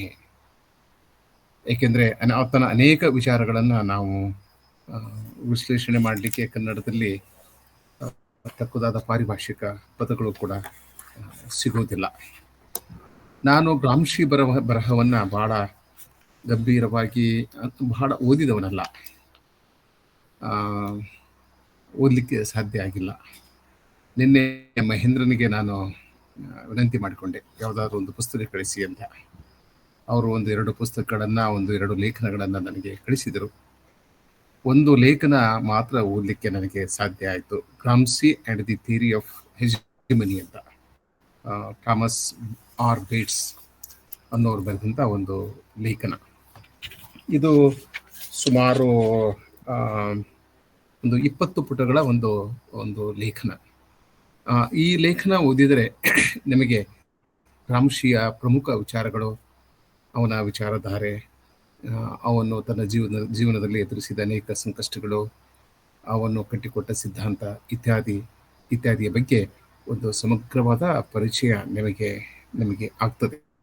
ಈ ಒಂದು ಲೇಖನದ ಮೂಲಕ ಅನೇಕ ಸಂಗತಿಗಳನ್ನು ತಿಳಿದುಕೊಳ್ಳಲು ಸಾಧ್ಯವಿದೆ. ಸೊ ಅದಕ್ಕಾಗಿ ನಾನು ಮೊದಲಿಗೆ ಮಹೇಂದ್ರ ಅವರಿಗೆ ಕೃತಜ್ಞತೆಗಳನ್ನು ಸಲ್ಲಿಸ್ತೇನೆ ಈ ಲೇಖನವನ್ನು ನನಗೆ ಒದಗಿಸಿದ್ದಕ್ಕಾಗಿ. ಎರಡನೇದಾಗಿ, ನನಗೆ ಗೊತ್ತಿರದ ಅನೇಕ ಸಂಗತಿಗಳನ್ನು ಕಿರಣ್ ಕಾಜ್ನೂರ್ ತಮ್ಮ ಭಾಷಣದಲ್ಲಿ ತಿಳಿಸಿಕೊಟ್ರು. ಹೀಗಾಗಿ ಅವರಿಗೂ ಕೂಡ ನಾನು ಕೃತಜ್ಞತೆಗಳನ್ನು ಸಲ್ಲಿಸ್ತೇನೆ. ಒಂದು ಒಳ್ಳೆಯ ಉಪನ್ಯಾಸ, ಹೀಗಾಗಿ ಧಾರವಾಡ ಕಟ್ಟೆ ಅವರಿಗೆ ಋಣಿಯಾಗುತ್ತದೆ. ಈ ಸಂದರ್ಭದಲ್ಲಿ ನಾನು ಒಂದು 2 ಮಾತುಗಳನ್ನು, ಸಾಂದರ್ಭಿಕವಾಗಿ ಒಂದು 2 ಮಾತುಗಳನ್ನು, 2 ಅನಿಸಿಕೆಗಳನ್ನು ಅಥವಾ 2 ಚಿಕ್ಕ ವಿಚಾರಗಳನ್ನು ನಿಮ್ಮೊಂದಿಗೆ ಹಂಚಿಕೊಳ್ತೇನೆ. ನನ್ನ ಮಾತಿಗೆ ಆಧಾರ ಕಿರಣ್ ಗಾಜನೂರ್ ಅವರ ಭಾಷಣ ಮತ್ತು ಥಾಮಸ್ ಬೇಟ್ಸ್ ಬರೆದಂಥ Gramsci and the theory of ಹೆಜಿಮನಿ ಅಂತಕ್ಕಂಥ ಲೇಖನ. ಇಟಲಿಯ ಕಮ್ಯುನಿಸ್ಟ್ ಪಕ್ಷದ ಪ್ರಧಾನ ಕಾರ್ಯದರ್ಶಿಯಾಗಿ ಆಂಟೋನಿಯೋ ಕೆಲಸ ಮಾಡಿದ್ದನ್ನು ಆಗಲೇ ಅವರು ಹೇಳಿದ್ದಾರೆ. 1926ರಲ್ಲಿ ಗ್ರಾಮ್ಶಿಯ ಬಂಧನ ಆಯಿತು. ಆಮೇಲೆ 1937ರಲ್ಲಿ ಗ್ರಾಮ್ಶಿ ಸಾಯುವವರೆಗೆ ಆತ ಜೈಲಿನಲ್ಲಿಯೇ ಇದ್ದ.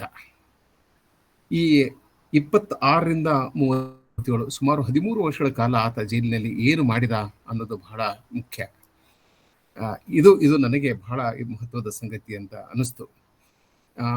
ನೋಡಿ, ಕೆಲವರಿಗೆ ಜೈಲು ವನವಾಸ ಆಗ್ಬೋದು, ಉಪವಾಸ ಆಗ್ಬೋದು, ಅದು ದೊಡ್ಡ ಶಿಕ್ಷೆ ಹೀಗೆಲ್ಲ ಅಂದ್ಕೋಬಹುದು, ಎಲ್ಲರನ್ನ ಬಿಟ್ಟು ದೂರ ಹೋಗ್ಬೇಕಲ್ಲ ಅಂತ ಅನ್ಬಹುದು. ಸುಮ್ಮನೆ ಆ ಸೈಕಾಲಜಿ ಸ್ಟಡಿ ಮಾಡಿದರೆ ಒಬ್ಬ ಜೈಲು ಶಿಕ್ಷೆಗೆ ಗುರಿಯಾದ ಒಬ್ಬ ವ್ಯಕ್ತಿಯ ಸೈಕಾಲಜಿಯನ್ನ ಸ್ಟಡಿ ಮಾಡಿದರೆ ಅಥವಾ ಅದರ ಬಗ್ಗೆ ಒಂದು ಕಲ್ಪನೆ ಮಾಡಿಕೊಂಡ್ರೆ ಹೀಗೆಲ್ಲ ಅನಿಸ್ತದೆ.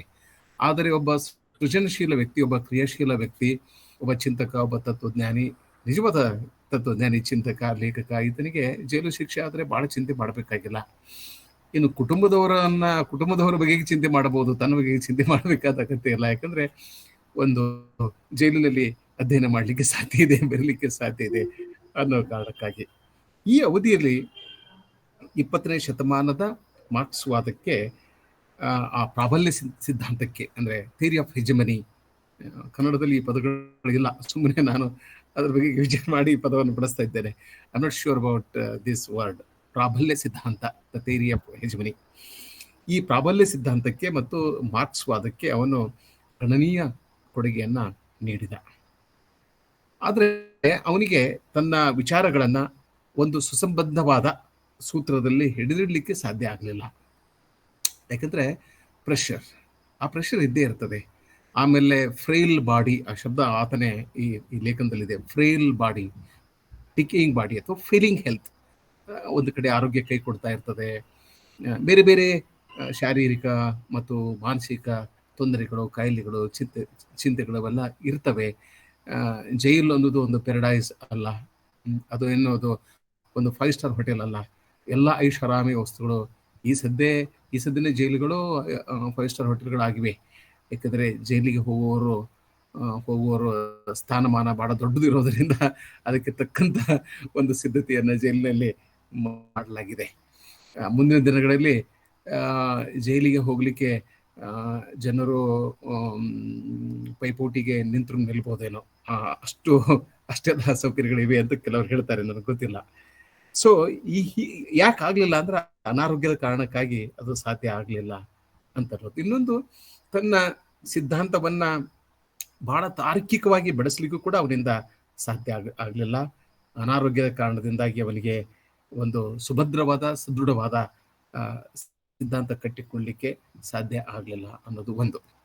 ಈಗ ಇದ್ದಕ್ಕಿದ್ದಂತೆ ಆಸ್ ಇಟ್ ಈಸ್, ಇದು ಒಂದು ಶೋಷಣೆಯ ಬಗೆಗೆ, ಹೆಜಮನಿಯ ಬಗೆಗೆ, ಬೇರೆ ಬೇರೆ ಕಮ್ಯುನಿಸ್ಟ್ ಐಡಿಯಾಲಜಿ ಬಗೆಗೆ ಸಾಕಷ್ಟು ಬೆಳಕನ್ನ ಚೆಲ್ತದೆ. ಇಲ್ಲಿ ಒಂದು ಸ್ಟೇಟ್ಮೆಂಟ್ ಇದು: ಮನುಷ್ಯನನ್ನು ಕೇವಲ ಪ್ರಭುಶಕ್ತಿ ಆಳುವುದಿಲ್ಲ, ವಿಚಾರಗಳು ಅವನನ್ನು ಆಳುತ್ತವೆ ಅನ್ನೋದು ಬಹಳ ಒಂದು ಮುಖ್ಯವಾದಂಥ ಸ್ಟೇಟ್ಮೆಂಟ್. ಇಂಥ ಒಂದು ಸ್ಟೇಟ್ಮೆಂಟನ್ನ, ಹೇಳಿಕೆಯನ್ನ ಭಾರತದ ಸಂದರ್ಭದಲ್ಲಿ ಹೇಗೆ ಅರ್ಥ ಮಾಡಿಕೊಳ್ಬಹುದು ಅನ್ನೋದು ಒಂದು ಪ್ರಶ್ನೆ. ಅದರ ಚರ್ಚೆಗೆ ನಾನು ಹೋಗೋದಿಲ್ಲ. ಯಾಕಂದ್ರೆ ನಮ್ಮಲ್ಲಿ ಏನಾಗ್ತದೆ ಅಂದರೆ, ವಿಚಾರಗಳು, ಅನೇಕ ರೀತಿಯ ವಿಚಾರಗಳು ಈಗ ಚಾಲ್ತಿಯಲ್ಲಿವೆ. ಈ ವಿಚಾರಗಳಲ್ಲಿ ಯಾವುದು ದೇಶದ ಹಿತದಲ್ಲಿದೆ, ಯಾವುದು ದೇಶದ ಹಿತದಲ್ಲಿ ಇಲ್ಲ, ಯಾವುದು ಜೀವಪರವಾಗಿದೆ, ಜೀವಪರವಾಗಿಲ್ಲ, ಅನೇಕ ಮಾತುಗಳನ್ನ, ಸಂಗತಿಗಳನ್ನ ನಾವೆಲ್ಲ ಕೇಳ್ತಾ ಇದ್ದೇವೆ. ಇವುಗಳನ್ನ ಅರ್ಥ ಮಾಡಿಕೊಳ್ಳಲಿಕ್ಕೆ ಇಂಥ ಅಧ್ಯಯನಗಳು ಸಹಾಯಕಾರಿಯಾಗಲಿವೆ ಅಂತ ನನಗೆ ಅನಿಸ್ತದೆ. ಈ ಆಡಳಿತ ವರ್ಗದ ಬುನಾದಿ ಯಾವುದೇ ಒಂದು ಗುಂಪಿನ ಲೋಕದೃಷ್ಟಿಗೆ ಸಮಾನವಾಗಿರುತ್ತದೆ ಅನ್ನೋದು ಇನ್ನೊಂದು statement. The foundation of the ruling class is equal in to, ಅಲ್ಲೊಂದೇನೋ ಇಟಾಲಿಯನ್ ಶಬ್ದ ಇದೆ, ಆ ಶಬ್ದವನ್ನು ಅವನು ಬಳಸ್ತಾನೆ. ಈ ಬಂಡವಾಳಶಾಹಿ ಬಗ್ಗೆ ಮತ್ತು ಶೋಷಣೆ ಬಗ್ಗೆ ಅನೇಕ ಹೊಸ ವಿಚಾರಗಳನ್ನು ಗ್ರಾಮ್ಶಿ ಪ್ರತಿಪಾದಿಸಿದ. ಆದರೆ ಈ ಶೋಷಣೆಯ ಬಗೆಗೆ ನಾವೇನು ಮಾಡ್ತೀವಿ, ಆಗಲೇ ರಾಜ್ನೂರ್ ಅದನ್ನು ಹೇಳಿದರು, ಯಾಕಂದರೆ ಈ ಬೈನರಿ ಒಳಗಡೆ ಎಲ್ಲ ಸತ್ಯಗಳನ್ನು ವಿವರಿಸಲಿಕ್ಕೆ ಸಾಧ್ಯ ಆಗೋದಿಲ್ಲ. ಯಾಕಂದರೆ ಶೋಷಣೆ ನಿರಂತರವಾಗಿರ್ತದೆ. ಆದರೆ ಶೋಷಣೆಗೆ ಗುರಿಯಾಗುವರು ಮತ್ತು ಶೋಷಣೆ ಮಾಡುವರು ಅಲ್ಲಿ ಬದಲಾವಣೆ ಆಗ್ತಾ ಇರ್ತದೆ. ಯಾರು ಒಂದು ಕಾಲಕ್ಕೆ ಶೋಷಣೆಗೆ ಗುರಿ ಆಗ್ತಾರೋ ಇನ್ನೊಂದು ಕಾಲಘಟ್ಟದಲ್ಲಿ ಅವರೇ ಶೋಷಿತರಾಗ್ಲಿಕ್ಕೆ, ಶೋಷಣೆ ಮಾಡುವವರಾಗ್ಲಿಕ್ಕೆ ಸಾಧ್ಯ ಇದೆ. ಅನೇಕ ಉದಾಹರಣೆಗಳು ಇವೆ. ಸೊ ಹೀಗಾಗಿ ನಾವು ಯಾವತ್ತೂ ಶೋಷಿತರೇ ಅಂತಕ್ಕಂಥ ಒಂದು ಪ್ರಿಮೈಸನ್ನ ಇಟ್ಕೊಂಡು ಅಧ್ಯಯನ ಮಾಡಲಿಕ್ಕೆ ಆಗೋದಿಲ್ಲ. ಇಷ್ಟು ಈ ಸಂದರ್ಭದಲ್ಲಿ ಸಾಕು. ಯಾಕೆಂದರೆ ನಾವೆಲ್ಲರೂ ಇವತ್ತು ಕಿರಣ್ ಅವರ ಮಾತುಗಳನ್ನು ಕೇಳಿದ್ದೇವೆ. ಅವರ ಮಾತಿನ ಬಗೆಗೆ ಹೆಚ್ಚು ಚರ್ಚೆ ಆಗಬೇಕು, ಸಂವಾದ ಆಗಬೇಕು ಅನ್ನೋದು ನನ್ನ ನನ್ನ ಮುಖ್ಯ ಕಾಳಜಿ. ಹೀಗಾಗಿ ನೀವೆಲ್ಲರೂ ಕಿರಣ್ ಅವರು ಕೂಡ ಇನ್ನೂ ಒಂದು 20-30 ನಿಮಿಷ ಚರ್ಚೆಯನ್ನು ಮುಂದುವರಿಸಬಹುದು. Over to Prakash Padikai. ಧನ್ಯವಾದಗಳು ಸರ್. ನಮ್ಮ ಚಾಟ್ ಬಾಕ್ಸ್ನಲ್ಲಿ ಅನೇಕ ಅಪ್ರಿಸಿಯೇಷನ್ಸ್ಗಳು ಬಂದಿವೆ. ಯಾರಾದರೂ ಪ್ರಶ್ನೆಗಳನ್ನು ಕೇಳುವವರಿದ್ದರೆ ಅಥವಾ ಚರ್ಚೆಗೆ ಪೂರಕವಾಗಿ ಮಾತನಾಡೋರಿದ್ದರೆ ದಯವಿಟ್ಟು ನೇರವಾಗಿ ಕಿರಣ್ ಸರ್ ಜೊತೆ ಚರ್ಚೆಯನ್ನು ನಡೆಸಬಹುದು.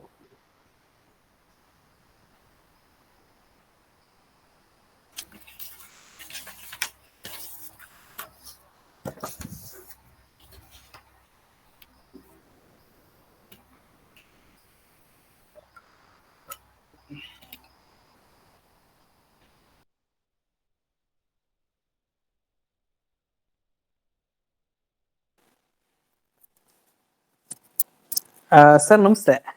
ಕಿರಣ್ ಸರ್ ನಮಸ್ತೆ. ಸರ್ ನಮಸ್ತೆ. ಒಂದೊಳ್ಳೆ ಉಪನ್ಯಾಸ ಇವತ್ತು.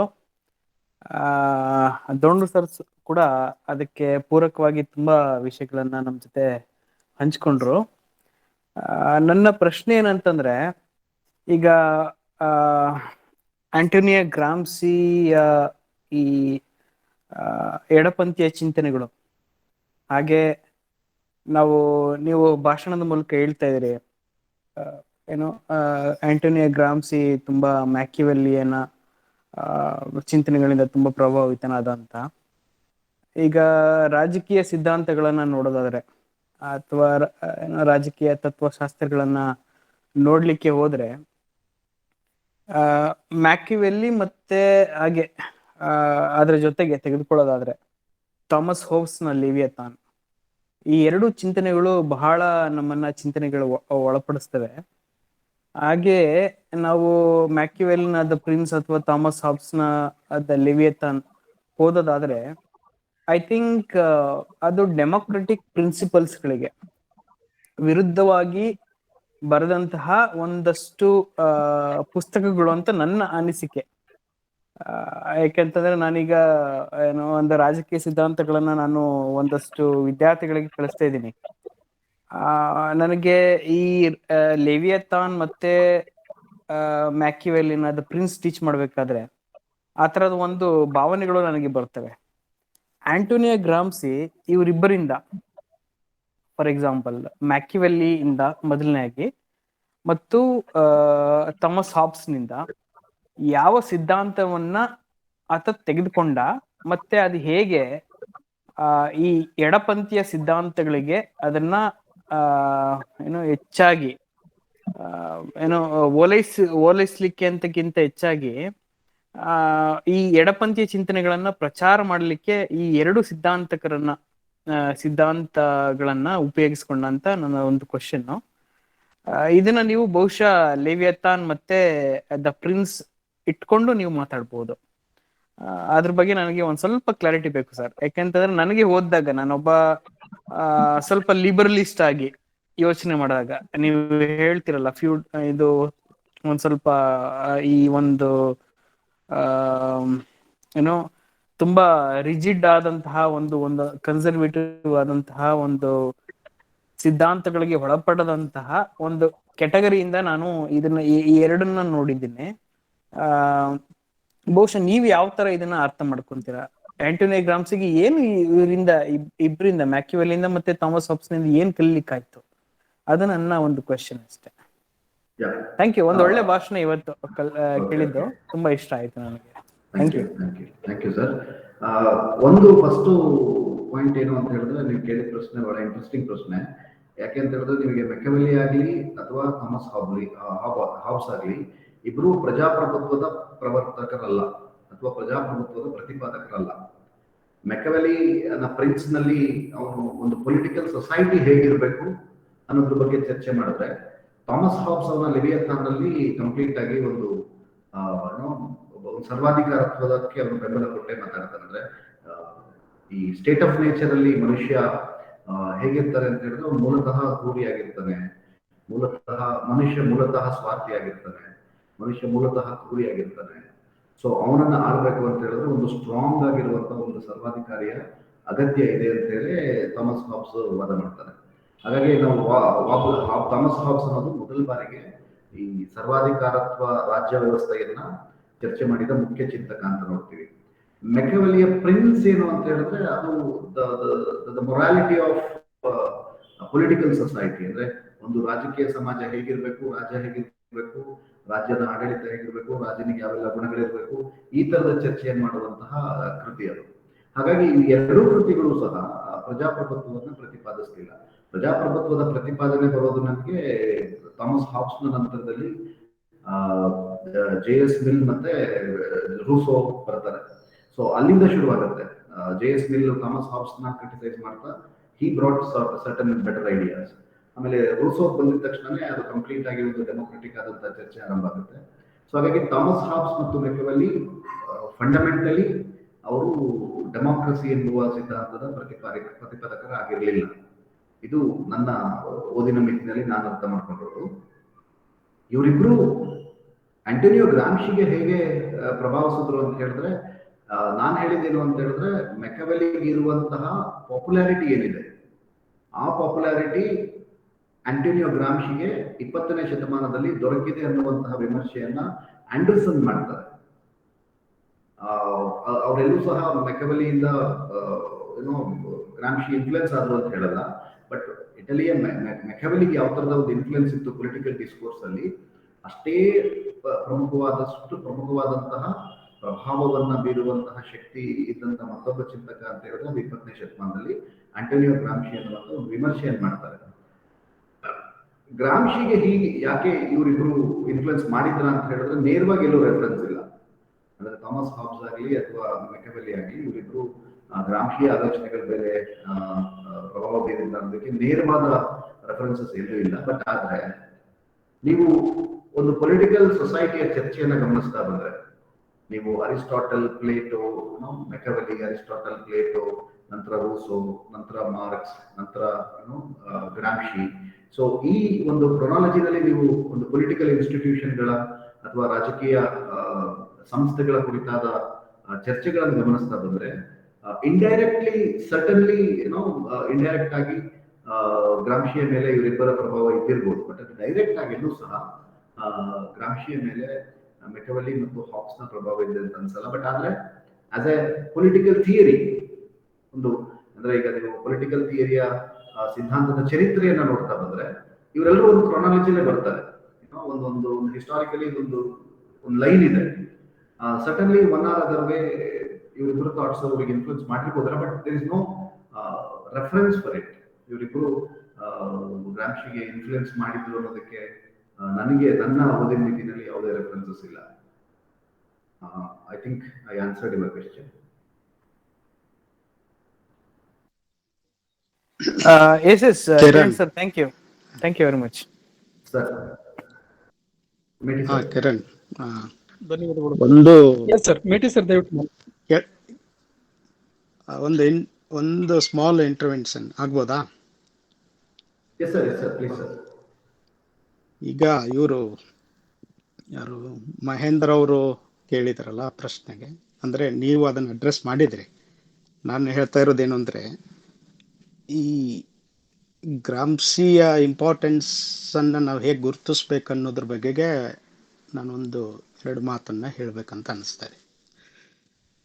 ನೀವು ಪ್ರಾರಂಭದಲ್ಲಿ ಹೇಳಿದ್ರಿ ಮತ್ತು ಅವರ ಒಟ್ಟು ಒಂದು ಇಂಟೆಲೆಕ್ಚುಯಲ್ ಗ್ರೋತ್ ಹೇಗೆ ಆಯಿತು ಗ್ರಾಮ್ಸಿದು ಅನ್ನೋದನ್ನು ಹೇಳಿದೆ. ಬೇಸಿಕಲಿ ಅವನೊಬ್ಬ ಆಕ್ಟಿವಿಸ್ಟ್ ಆಗಿ ಮತ್ತು ಒಂದು ಕಮ್ಯುನಿಸ್ಟ್ ಪಾರ್ಟಿಯ ಕಾರ್ಯಕರ್ತ ಮತ್ತು ಕಾರ್ಯದರ್ಶಿ ಆಗಿ ಮತ್ತು ರೈತರ ಪರವಾದ ಒಂದು ಧ್ವನಿ ಎತ್ತಿದಂಥವನಾಗಿದ್ದ. ಒಂದು ಇಂಟ್ರೆಸ್ಟಿಂಗ್ ಪಾಯಿಂಟ್ ಏನು ಅಂದರೆ, ಅಂಬೇಡ್ಕರ್ ಹುಟ್ಟಿದ್ದು ಮತ್ತು ಗ್ರಾಮ್ಸಿ ಹುಟ್ಟಿದ್ದು ಒಂದೇ ವರ್ಷ, ಅಂದರೆ 1891 ಇಬ್ಬರು ಹುಟ್ಟಿದ್ದು.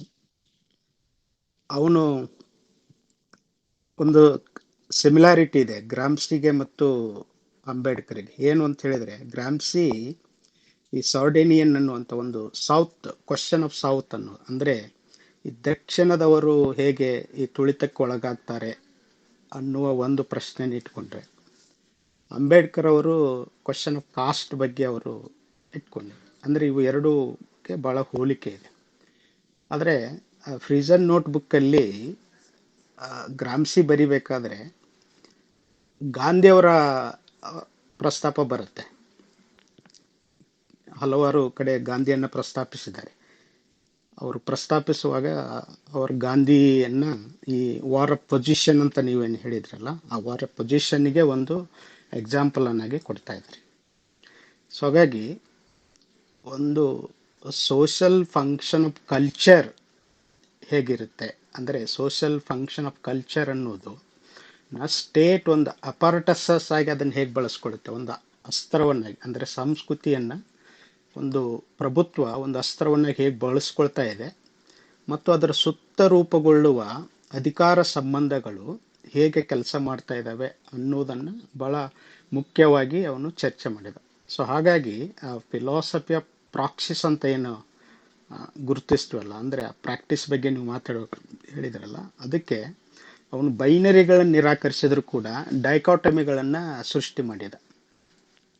ಆ ಡೈಕಾಟಮಿಗಳಲ್ಲಿ ಮುಖ್ಯವಾಗಿ ಅವನೇನು ಹೇಳ್ತಾ ಇದ್ದಾನೆ, ಒಂದು ಟ್ರೆಡಿಷನಲ್ ಇಂಟೆಲೆಕ್ಚುವಲ್ ಅಂತ ಹೇಳ್ತಾನೆ, ಇನ್ನೊಂದನ್ನು ಆರ್ಗ್ಯಾನಿಕ್ ಇಂಟೆಲೆಕ್ಚುವಲ್ ಅಂತ ಹೇಳ್ತಾನೆ, ಸಿವಿಲ್ ಸೊಸೈಟಿ ಅಂತ ಹೇಳ್ತಾನೆ, ಮತ್ತು ಒಂದು ಪೊಲಿಟಿಕಲ್ ಸೊಸೈಟಿ ಅಂತ ಹೇಳ್ತಾನೆ. ಆಮೇಲೆ ವಾರ್ ಆಫ್ ಪೊಸಿಷನ್ ಅಂತ ಹೇಳ್ತಾನೆ ಮತ್ತು ವಾರ್ ಆಫ್ ಮನೋವರ್ ಅಂತ ಹೇಳ್ತಾನೆ. ವಾರ್ ಆಫ್ ಪೊಸಿಷನ್ಗೂ ಆರ್ಗ್ಯಾನಿಕ್ ಇಂಟೆಲೆಕ್ಚುವಲ್ಗೂ ಸಂಬಂಧ ಇದೆ. ಆಮೇಲೆ ವಾರ್ ಆಫ್ ಮನೋವರ್ಗೂ ಮತ್ತು ಈ ಟ್ರೆಡಿಷನಲ್ ಇಂಟೆಲೆಕ್ಚುವಲ್ಗೆ ಸಂಬಂಧ ಇದೆ. ಅಂದರೆ ಸ್ಟೇಟ್ ಅನ್ನುವಂಥದ್ದು ಒಂದು ಸಂಘರ್ಷವನ್ನು ಹೇಗೆ ಮಾಡುತ್ತೆ ಮತ್ತು ಒಂದು ದಬ್ಬಾಳಿಕೆಯನ್ನು ಮತ್ತು ಒಂದು ಫಿಸಿಕಲ್ ವೈಲೆನ್ಸನ್ನು ಹೇಗೆ ಮಾಡುತ್ತೆ ಅನ್ನೋದಕ್ಕೆ ವಾರ್ ಆಫ್ ಮನೋವರ್ ಅನ್ನೋದು, ಅಂದರೆ ಒಂದು ಸಂಘರ್ಷಾತ್ಮಕವಾದಂಥ ಒಂದು ನೆಲೆ, ಇನ್ನೊಂದು ರಕ್ಷಣಾತ್ಮಕವಾದ ನೆಲೆ ಯಾವುದಂದರೆ ವಾರ್ ಆಫ್ ಪೊಸಿಷನ್ ಅನ್ನೋದಕ್ಕೆ. ಸೊ ಹಾಗಾಗಿ ಈ ಎಲ್ಲ ಸಂಗತಿಗಳನ್ನು ಜನಪರವಾದ ಮತ್ತು ಜನಮುಖಿಯಾದಂಥ ಒಂದು ಬದುಕನ್ನು ಸೃಷ್ಟಿ ಮಾಡೋದಕ್ಕೆ ಬೇಕಾಗಿರುವ ನೆಲೆಯಲ್ಲಿ ಗ್ರಾಮ್ಸಿ ತನ್ನ ಚಿಂತನೆಗಳನ್ನು ವಿಸ್ತರಿಸಿದ ಅಂತ. ಬಟ್ ಭಾಳ ಅನ್ಫಾರ್ಚುನೇಟ್ ಥಿಂಗ್ ಏನು ಅಂತ ಹೇಳಿದರೆ, ನಮ್ಮಲ್ಲಿ ಗ್ರಾಮ್ಸಿ ಇಂಗ್ಲೀಷಿಗೆ ಟ್ರಾನ್ಸ್ಲೇಟ್ ಆಗುವವರೆಗೂ ಹೆಚ್ಚು ಪರಿಚಯ ಆಗಲಿಲ್ಲ. ಇಂಗ್ಲೀಷಿಗೆ ಟ್ರಾನ್ಸ್ಲೇಟ್ ಆದಮೇಲೇನೂ ಕೂಡ ಅವನ ಈ ನಿಯೋ ಮಾರ್ಕ್ಸಿಸ್ಟನ್ನು ಪ್ರಸ್ತಾಪ ಮಾಡುವಾಗ ಗ್ರಾಮ್ಸಿ ಹೆಸರು ಬರುತ್ತೆ ಹೊರತಾಗಿ, ಬಟ್ ಗ್ರಾಮ್ಸಿಯ ಈ ಸೈದ್ಧಾಂತಿಕವಾದಂಥ ಚರ್ಚೆಗಳನ್ನು ಮತ್ತು ತಿಳುವಳಿಕೆಯನ್ನು ಪ್ರಕಾರವಾಗಿ ನಾವು ಬಳಸ್ಕೊಂಡಿಲ್ಲ. ನಾವು ಸಾಹಿತ್ಯದ ವಿದ್ಯಾರ್ಥಿಗಳು ಮತ್ತು ಸೋಷಿಯಲ್ ಸೈನ್ಸಲ್ಲಿ ಚರ್ಚೆ ಮಾಡುವಾಗ ರೇಮಂಡ್ ವಿಲಿಯಮ್ಸ್ ಮಾಡಿರುವಂಥ ಚರ್ಚೆಗಳು, ಸ್ಟುವರ್ಟ್ ಹಾಲ್ ಮಾಡಿರುವಂಥ ಚರ್ಚೆಗಳು, ಆಮೇಲೆ ಪಿಯರ್ ಬೋರ್ಜಿಯೋ ಮಾಡಿದಂಥ ಚರ್ಚೆಗಳನ್ನು ಓದಿದರೆ ನಮಗೆ ಗ್ರಾಮ್ಸಿ ಎಷ್ಟು ಮುಖ್ಯ, ಮತ್ತು ಲೂಯಿ ಅಲ್ಥುಸರ್ ಅವರ ಐಡಿಯಾಲಜಿ ಬಗ್ಗೆ ಮಾತಾಡ್ತಾರೆ, ಈ ಸಂಗತಿಗಳನ್ನು ಓದಿದರೆ ನಮಗೆ ಹೆಚ್ಚು ಗ್ರಾಮ್ಸಿಯ ಇಂಪಾರ್ಟೆನ್ಸ್ ಅರ್ಥ ಆಗುತ್ತೆ ಅಂತ ಅನ್ಸುತ್ತೆ ನನಗೆ. ಸೊ ಹಾಗಾಗಿ ಅಂದರೆ ನೀವೆಲ್ಲ ಮಾತಾಡಿದ್ರಿ, ಬಟ್ ನಾನು ಒಂದು ಇನ್ನು ನಟ್ಸಲ್ಲಿ ಹೇಳ್ಬೇಕಂತ ಅನ್ಕೊಂಡು ಈ ಕೆಲವು ಸಂಗತಿಗಳನ್ನು ಹೇಳಿದೆ. Thank you sir, thank you. ಇದು ನಾನು ನೋಡ್ತಾ ಇದ್ದೆ 1957ರಲ್ಲಿ ಗ್ರಾಮ್ಸಿಯ ಬರಹಗಳು ಇಂಗ್ಲಿಷ್ ಬರುತ್ತೆ. ಅದು ಲಂಡನ್ನಲ್ಲಿ ಲಾರೆನ್ಸ್ ಮತ್ತೆ ವಿಶ್ ಆರ್ಟ್ ಅನ್ನೋರು ಅದನ್ನ ಇಂಗ್ಲಿಷ್ ತಂತಾರೆ. ನೀವು ಹೇಳಿದ್ ಸರಿ. ಅಂದ್ರೆ ನಿಯೋ ಮಾರ್ಕ್ಸಿಸ್ಟ್ ಚಿಂತನೆಗಳು ಸಹ ಗ್ರಾಮ್ಶಿಗೆ ಎಷ್ಟು ಇಂಪಾರ್ಟೆನ್ಸ್ ಕೊಡಬೇಕಾಗಿತ್ತು ಅಷ್ಟು ಇಂಪಾರ್ಟೆನ್ಸ್ ಕೊಟ್ಟು ಚರ್ಚೆ ಮಾಡಿದ್ದಾರೆ ಅಂತ ಅನ್ಸಲ್ಲ. ಬಿಕಾಸ್ ಆಫ್ ಅದು ಯಾಕೆ ಅಂತ ಹೇಳಿದ್ರೆ maybe we may say that academic arrogance ಅಂತ ಕರಿಬಹುದು ಅನ್ಸುತ್ತೆ. I don't know how to use this terminology. But ಆದ್ರೆ ಒಂದು ಸಾಂಪ್ರದಾಯಿಕತೆಗೆ ಒಪ್ಪಿಕೊಂಡಿರುವ ಮಾರ್ಕ್ಸ್ವಾದ ಏನಿದೆ ಅದು ಹೊಸತನಗಳಿಗೆ ಅಷ್ಟು ಬೇಗ ಓಪನ್ ಆಗುವಂತಹ, ಅಷ್ಟು ಬೇಗ ಅವುಗಳನ್ನು ಸ್ವೀಕರಿಸುವಂತಹ ಸ್ಥಿತಿನಲ್ಲಿ ಇದೆಯಾ ಅನ್ನೋದೇ ಇವತ್ತಿನ ಫಂಡಮೆಂಟಲಿಸ್ಟ್ ಪ್ರಶ್ನೆ. ಮತ್ತು ಅದೇ ಪ್ರಶ್ನೆ ಗ್ರಾಮ್ಶಿ ಯಾಕೆ ನಮಗೆ ನಾವು ತುಂಬಾ ಎಫೆಕ್ಟಿವ್ ಆಗಿ ಅಪ್ರೋಪ್ರಿಯೇಟ್ ಮಾಡೋದಕ್ಕೆ ಆಗಲಿಲ್ಲ ನಮ್ಮ ಚಿಂತನೆಗಳಿಗೆ ಅನ್ನೋದಕ್ಕೂ ಸಹ ಒಂದು ಉತ್ತರ ಅಂತ ನನಗೆ ವೈಯಕ್ತಿಕವಾಗಿ ಅನಿಸುತ್ತೆ ಸರ್. Okay, thank you. ಧನ್ಯವಾದಗಳು ಸರ್. ಮತ್ತೆ ಯಾರಾದರೂ ಪ್ರಶ್ನೆಗಳನ್ನ ಕೇಳುವವರಿದ್ರೆ ಅಥವಾ ಪೂರಕವಾದ ಮಾತುಗಳನ್ನು ಆಡುವವರಿದ್ರೆ ದಯವಿಟ್ಟು ಮಾತನಾಡಬಹುದು. ಇಲ್ಲಿ ಒಂದು ಪ್ರಶ್ನೆ ಇದೆ ಚಾಟ್ ಬಾಕ್ಸ್ ಅಲ್ಲಿ. ರಾಜೇಂದ್ರ ಕುಮಾರ್ ಮಂಡಲ್ ಅವರು ಕಳಿಸಿದ್ದಾರೆ, ಶೈಕ್ಷಣಿಕ ಪ್ರಕ್ರಿಯೆಗಳು ರಾಜಕೀಯ ಸಿದ್ಧಾಂತಗಳಿಗೆ ಒಳಪಟ್ಟು ರೂಪುಗೊಳ್ಳುವ ಸಾಧ್ಯತೆಗಳಿವೆಯೇ ಅಂತ ಕೇಳಿದ್ದಾರೆ. ಅಂದ್ರೆ ಲೈಕ್ ಇಂಪಾರ್ಟೆಂಟ್ ಆದ ಪ್ರಶ್ನೆ ಇದು. ಶೈಕ್ಷಣಿಕ ಪ್ರಕ್ರಿಯೆಗಳು ರಾಜಕೀಯ ಸಿದ್ಧಾಂತಗಳಿಗೆ ಒಳಪಟ್ಟು ರೂಪುಗೊಳ್ಳುವ ಸಾಧ್ಯತೆಗಳಿವೆಯೇ ಅಂತ ಹೇಳಿದ್ರೆ, as A political science student ಆಗಿ ಮತ್ತೆ ಪೊಲಿಟಿಕಲ್ ಸೈನ್ಸ್ ಕಲಿತವನಾಗಿ ಶೈಕ್ಷಣಿಕ ವ್ಯವಸ್ಥೆ ಅನ್ನೋದೇ ಒಂದು ಪೊಲಿಟಿಕಲ್ ಆದಂತಹ ಸ್ಪೇಸ್ ಅದು. ಯಾಕೆಂತ ಹೇಳಿದ್ರೆ ನೀವು ಒಂದು ರಾಜಕೀಯ ಸಮಾಜ ಕಟ್ಕೊಳ್ದೆ ಹೊರತು, ರಾಜಕೀಯ ಸಮಾಜವನ್ನ ಬೆಳೆಸದೆ ಹೊರತು ನಿಮಗೊಂದು ಶೈಕ್ಷಣಿಕ ಸ್ಪೇಸ್ ಅನ್ನೋದು ಇರೋಕ್ಕೂ ಸಾಧ್ಯ ಇಲ್ಲ. ಸೊ ಹಾಗಾಗಿ ಶೈಕ್ಷಣಿಕ ಕ್ಷೇತ್ರ ಅನ್ನೋದೇ ಒಂದು ಪೊಲಿಟಿಕಲ್ ಸ್ಪೇಸ್ ಆಗಿರೋದ್ರಿಂದ ಅಲ್ಲಿ ರಾಜಕೀಯದ ಚರ್ಚೆಗಳು ನಡೀಬೇಕು. ಮತ್ತೆ ಅದು ಬಹಳ ಇಂಪಾರ್ಟೆಂಟ್ ಆಗಿತ್ತು. ಯಾಕೆಂದ್ರೆ it is political in nature. ಹಾಗಾಗಿ ಅದು ಶೈಕ್ಷಣಿಕ ಪ್ರಕ್ರಿಯೆಗಳು ರಾಜಕೀಯ ಸಿದ್ಧಾಂತಗಳನ್ನ ಹೆಚ್ಚೆಚ್ಚು ಚರ್ಚೆ ಮಾಡಬೇಕು. ಯಾಕೆಂತ ಹೇಳಿದ್ರೆ the very education space is a result of political discourse. So ಹಾಗಿರೋದ್ರಿಂದ ಆ ಥರದ ಚರ್ಚೆಗಳು ಹೆಚ್ಚೆಚ್ಚಾಗಬೇಕು ಅಂತ ನಾನು ಅನಿಸುತ್ತೆ.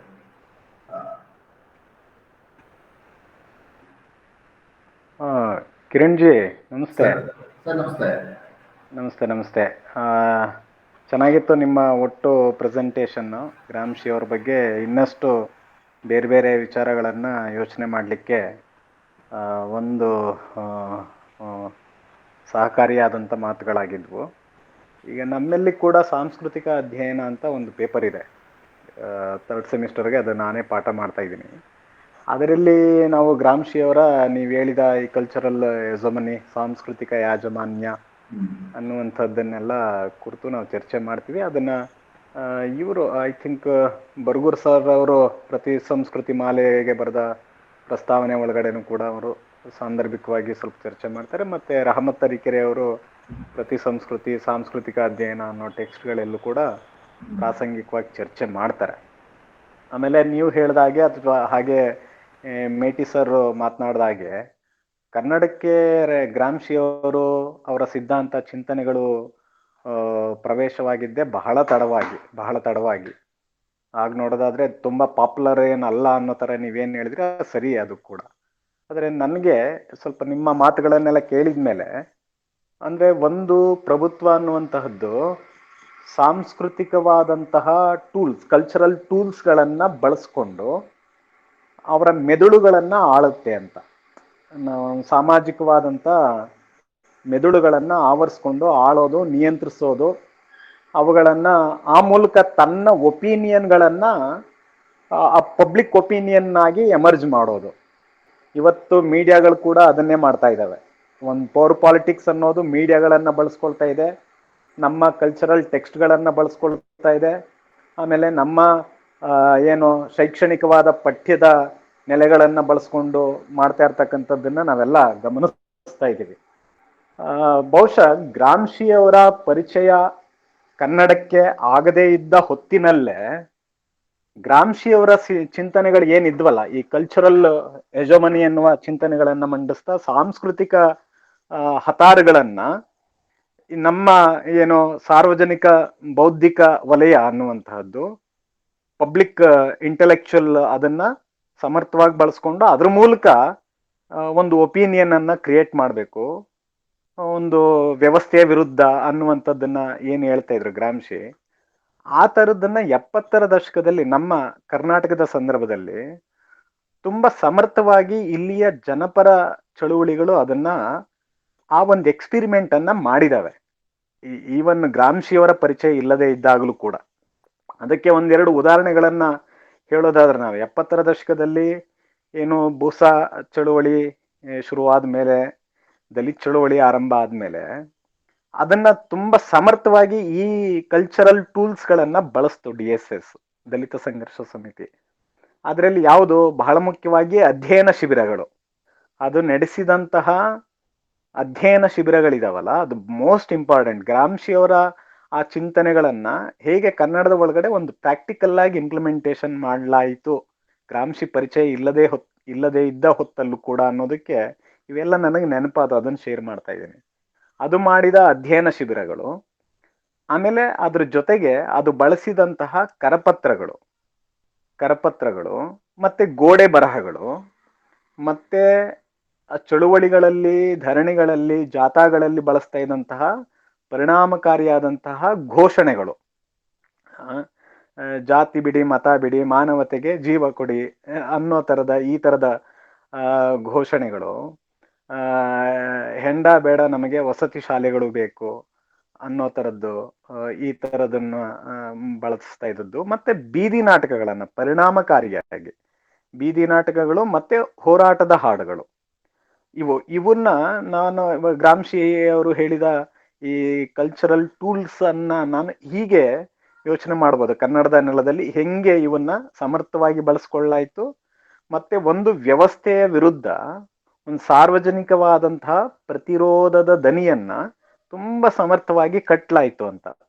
ಅದಕ್ಕೊಂದು ಎಕ್ಸಾಂಪಲ್ ಆಗಿ ನಾವು 70ರ ದಶಕದ ಇವುಗಳನ್ನ, ಅಧ್ಯಯನ ಶಿಬಿರಗಳಿರ್ಬೋದು, ಘೋಷಣೆಗಳಿರ್ಬೋದು, ಕರಪತ್ರಗಳ ಇರಬಹುದು, ಇವುಗಳನ್ನ ನಾವು, ಅಥವಾ ಜಾಥಾಗಳಿರ್ಬೋದು, ಹೋರಾಟದ ಹಾಡುಗಳು, ಬೀದಿ ನಾಟಕಗಳು, ಬಹಳ ಮುಖ್ಯವಾಗಿ CG ಕೃಷ್ಣಸ್ವಾಮಿ, ಪ್ರೊಫೆಸರ್ CGK ಅವರು ಮತ್ತೆ ಪ್ರಸನ್ನ ಅವರು, ಸಮುದಾಯ ಆ ನಿಟ್ಟಿನಲ್ಲಿ ಬಹಳ ದೊಡ್ಡ ಕೆಲಸವನ್ನ ಮಾಡಿದೆ.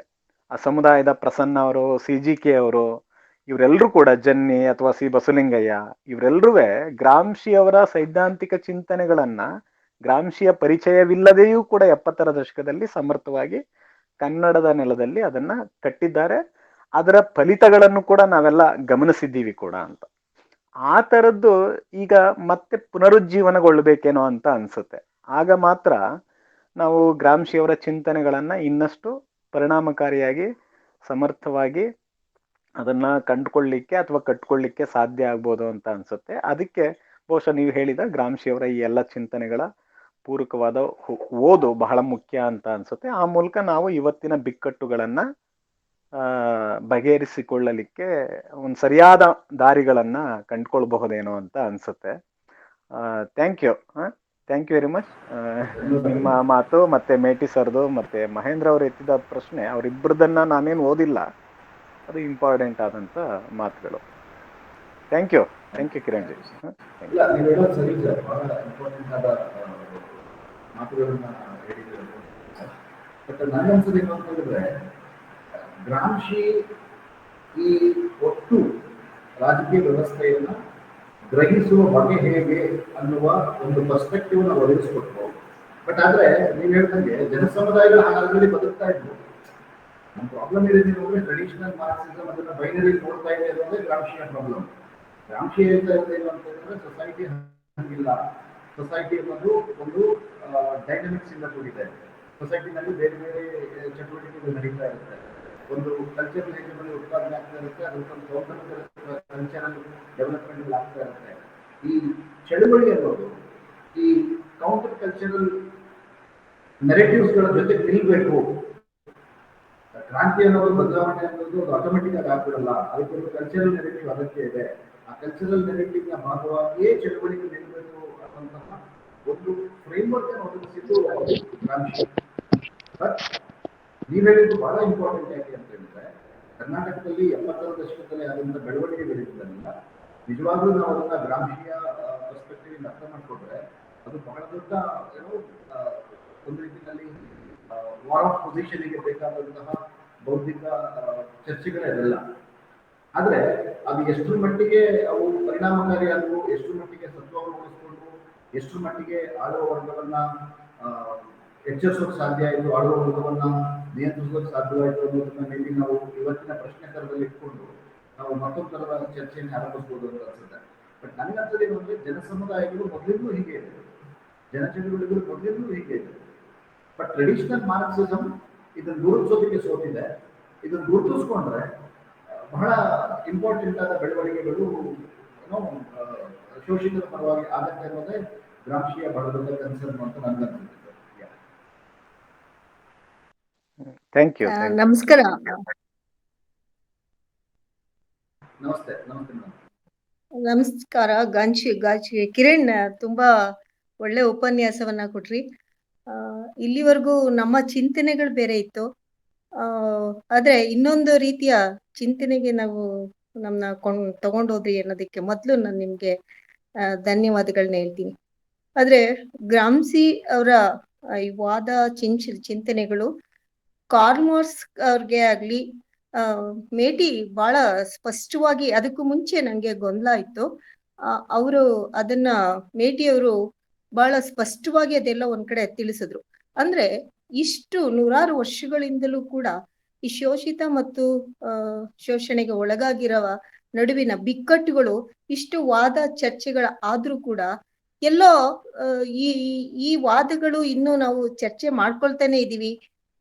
ಬಹುಶಃ ಇದು ನಾನು ನಿಮ್ಗೆ ಒಂದ್ ಜನರಲ್ ಆಗಿ ನನ್ನಲ್ಲಿರುವ ಒಂದು ಗೊಂದಲವನ್ನ ಹೇಳ್ತಾ ಇದ್ದೀನಿ. ಬಹುಶಃ ಇದು ನಾವಿನ್ನೂ ಕಂಡ್ಕೊಳಕ್ ಆಗಿಲ್ವಲ್ಲ.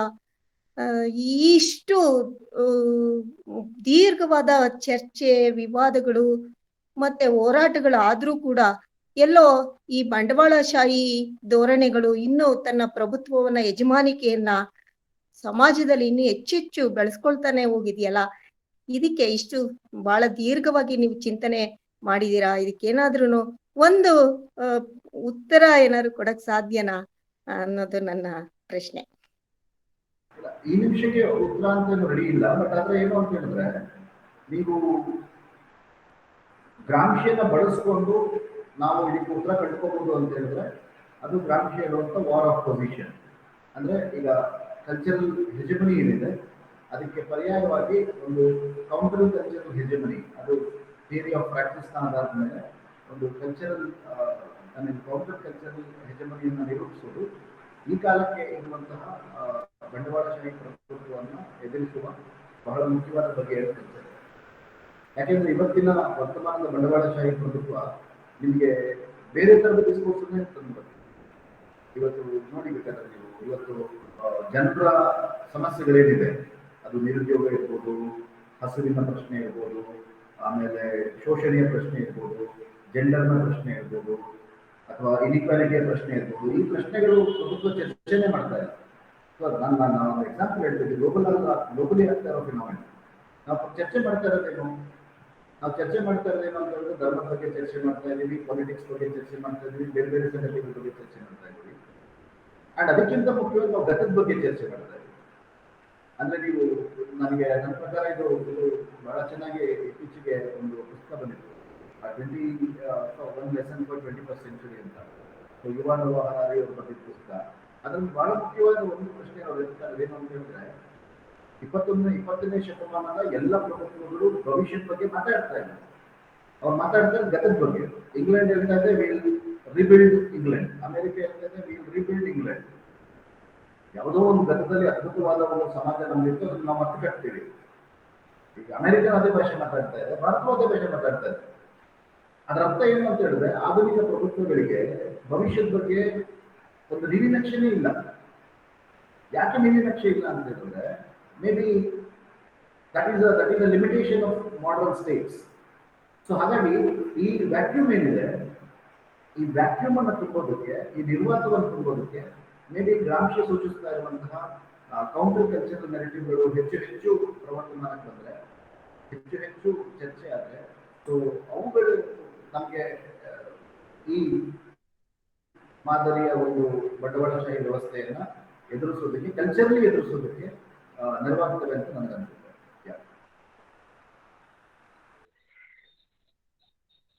ಧನ್ಯವಾದಗಳು ಸರ್. ಚರ್ಚೆಯಲ್ಲಿ ಪಾಲ್ಗೊಂಡ ಹಾಗೂ ಪ್ರಶ್ನೆಗಳನ್ನು ಕೇಳಿದ ಎಲ್ಲರಿಗೂ ಧನ್ಯವಾದಗಳು. ಕೇಳುವರೆ, ಇಲ್ಲಿಯವರೆಗೆ ಸುಮಾರು 2 ಗಂಟೆಗಳ ಕಾಲ ಉಪನ್ಯಾಸವನ್ನ ಕೇಳಿದಿರಿ ಮತ್ತು ಚರ್ಚೆಯಲ್ಲಿ ಪಾಲ್ಗೊಂಡಿದ್ದೀರಾ, ಪ್ರಶ್ನೆಗಳನ್ನ ಕೇಳಿದಿರಾ, ಉಪನ್ಯಾಸವನ್ನ ಆನಂದಿಸಿದಿರಿ ಎಂದು ಭಾವಿಸಿದ್ದೇನೆ. ಇನ್ನು ಮುಂದಿನ ವಾರ ಅಂದರೆ ಅಕ್ಟೋಬರ್ 23ನೇ ತಾರೀಕು ಶನಿವಾರ ಡಾಕ್ಟರ್ ತಾರಿಣಿ ಶುಭದಾಯಿನಿಯವರು ಫ್ರಾನ್ಸ್ ಕಾಫ್ಕಾ ಮೇಲೆ ತಮ್ಮ ಉಪನ್ಯಾಸವನ್ನು ನೀಡಲಿದ್ದಾರೆ. ಅದು ಮುಂದಿನ ವಾರ ಬರುವ ಶನಿವಾರ ಅಕ್ಟೋಬರ್ 23ನೇ ತಾರೀಕು. ಕೇಳುಗರೆ, ನಮ್ಮ ಈ ಎಲ್ಲ ಕಾರ್ಯಕ್ರಮಗಳನ್ನು ಆಯೋಜಿಸಿ ತಮ್ಮೆಲ್ಲರ ಮುಂದೆ ಬಂದು ಈ ಎಲ್ಲ ಇವೆಂಟ್ಸ್ಗಳನ್ನು ತಲುಪಿಸಲಿಕ್ಕೆ ಕಾರಣೀಕರ್ತರಾದಂಥ ಈ ಎಲ್ಲ ಕಾರ್ಯಕ್ರಮಗಳ ಬೆನ್ನೆಲುಬಾಗಿರುವಂತಹ ನಮ್ಮ ಧಾರವಾಡ ಕಟ್ಟೆಯ ಅಧ್ಯಕ್ಷರು ಹಾಗೂ ಕರ್ನಾಟಕ ಕೇಂದ್ರೀಯ ವಿಶ್ವವಿದ್ಯಾಲಯದ ಕುಲಸಚಿವರು ಹಾಗೂ ಅಧ್ಯಯನಾಂಗದ ನಿರ್ದೇಶಕರು ಆಗಿರುವಂಥ ಪ್ರೊಫೆಸರ್ ಬಸವರಾಜ ಡೋಣೂರ್ ಗುರುಗಳಿಗೆ ಮೊದಲನೇದಾಗಿ ನಾನು ಧನ್ಯವಾದಗಳನ್ನು ಅರ್ಪಿಸ್ತಾಯಿನಿ. ಹಾಗೆಯೇ ಡಾಕ್ಟರ್ ಕಿರಣ್ ಗಾಜನೂರ್ ಅವರು ನಮ್ಮ ವಿನಂತಿಗೆ ಹೋಗೊಟ್ಟು ತಮ್ಮ ಒಂದು ಅದ್ಭುತ ಉಪನ್ಯಾಸವನ್ನು ಇಂದು ನೀಡಿದ್ದಾರೆ. ಅವರಿಗೂ ಕೂಡ ನಾನು ಧನ್ಯವಾದಗಳನ್ನು ಅರ್ಪಿಸ್ತಾ ಇದ್ದೇನೆ. ನಮ್ಮ ಪತ್ರಕರ್ತ ಮಿತ್ರರು ನಮ್ಮ ಎಲ್ಲ ಈ ಇವೆಂಟ್ಗಳನ್ನು ತಮ್ಮ ಪತ್ರಿಕೆಗಳಲ್ಲಿ, ತಮ್ಮ ಸೋಷಿಯಲ್ ಮೀಡಿಯಾದಲ್ಲಿ, ಎಲೆಕ್ಟ್ರಾನಿಕ್ ಮೀಡಿಯಾದಲ್ಲಿ ತಮ್ಮೆಲ್ಲರಿಗೂ ನಾಡಿನ ಮೂಲೆ ಮೂಲೆಗೂ ತಲುಪಿಸ್ತಾ ಇದ್ದಾರೆ. ನಮ್ಮೆಲ್ಲ ಪತ್ರಕರ್ತ ಮಿತ್ರರಿಗೂ ಕೂಡ ನಾನು ಧನ್ಯವಾದಗಳನ್ನು ಅರ್ಪಿಸ್ತಾ ಇದ್ದೇನೆ. ಅದೇ ರೀತಿಯಾಗಿ ನಮ್ಮ ಧಾರವಾಡ ಕಟ್ಟೆಯ ಎಲ್ಲ ಪದಾಧಿಕಾರಿಗಳು, ಮುಖ್ಯವಾಗಿ ಪ್ರಧಾನ ಕಾರ್ಯದರ್ಶಿಗಳಾದಂತಹ ಶ್ರೀಮತಿ ವಿಜಯಲಕ್ಷ್ಮಿ ದಾನ್ರೆಡ್ಡಿ ಮೇಡಮ್ ಅವರು, ನಮ್ಮ ಧಾರವಾಡದ ಪ್ರಕಾಶ್ ಬಾಳಿಕಾಯಿಯವರು ಹಾಗೂ ನಮ್ಮ ತಾಂತ್ರಿಕ ವರ್ಗದವರಾದ ಭಾಗ್ಯಶ್ರೀ ರಂಗಸ್ವಾಮಿ ಹಾಗೂ ಎಲ್ಲ ಪದಾಧಿಕಾರಿಗಳಿಗೆ ವಂದನೆಗಳನ್ನು ಅರ್ಪಿಸ್ತಾ ಇದ್ದೇನೆ. ಇನ್ನು ಮುಖ್ಯವಾಗಿ ನಮಗೆಲ್ಲ ಕೇಳುಗರು ಈ ವರ್ಚುವಲ್ ಮೀಡಿಯಾದಲ್ಲಿ ಅಲ್ಲದೇ ನಮ್ಮ ಈ ಆನ್ಲೈನ್ ಮುಖಾಂತರ ಅಲ್ಲದೇ ನಮ್ಮ ಎಲ್ಲ ಸೋಷಿಯಲ್ ಮೀಡಿಯಾಗಳಲ್ಲಿ, ಫೇಸ್ಬುಕ್ ಪೇಜ್ನಲ್ಲಿ, ನಮ್ಮ ವಾಟ್ಸಪ್ ಗ್ರೂಪ್ನಲ್ಲಿ, ಯೂಟ್ಯೂಬ್ ಚಾನಲ್ನಲ್ಲಿ ನಮ್ಮನ್ನೆಲ್ಲ ಪ್ರೋತ್ಸಾಹಿಸ್ತಾ ಬಂದಿದ್ದೀರಾ, ಚರ್ಚೆಯಲ್ಲಿ ಪಾಲ್ಗೊಳ್ತಾ ಬಂದಿದ್ದೀರಾ. ನಮ್ಮೆಲ್ಲ ಕೇಳುಗರಿಗೂ ನಾನು ಧನ್ಯವಾದಗಳನ್ನು ಅರ್ಪಿಸ್ತಾ ಇದ್ದೀನಿ.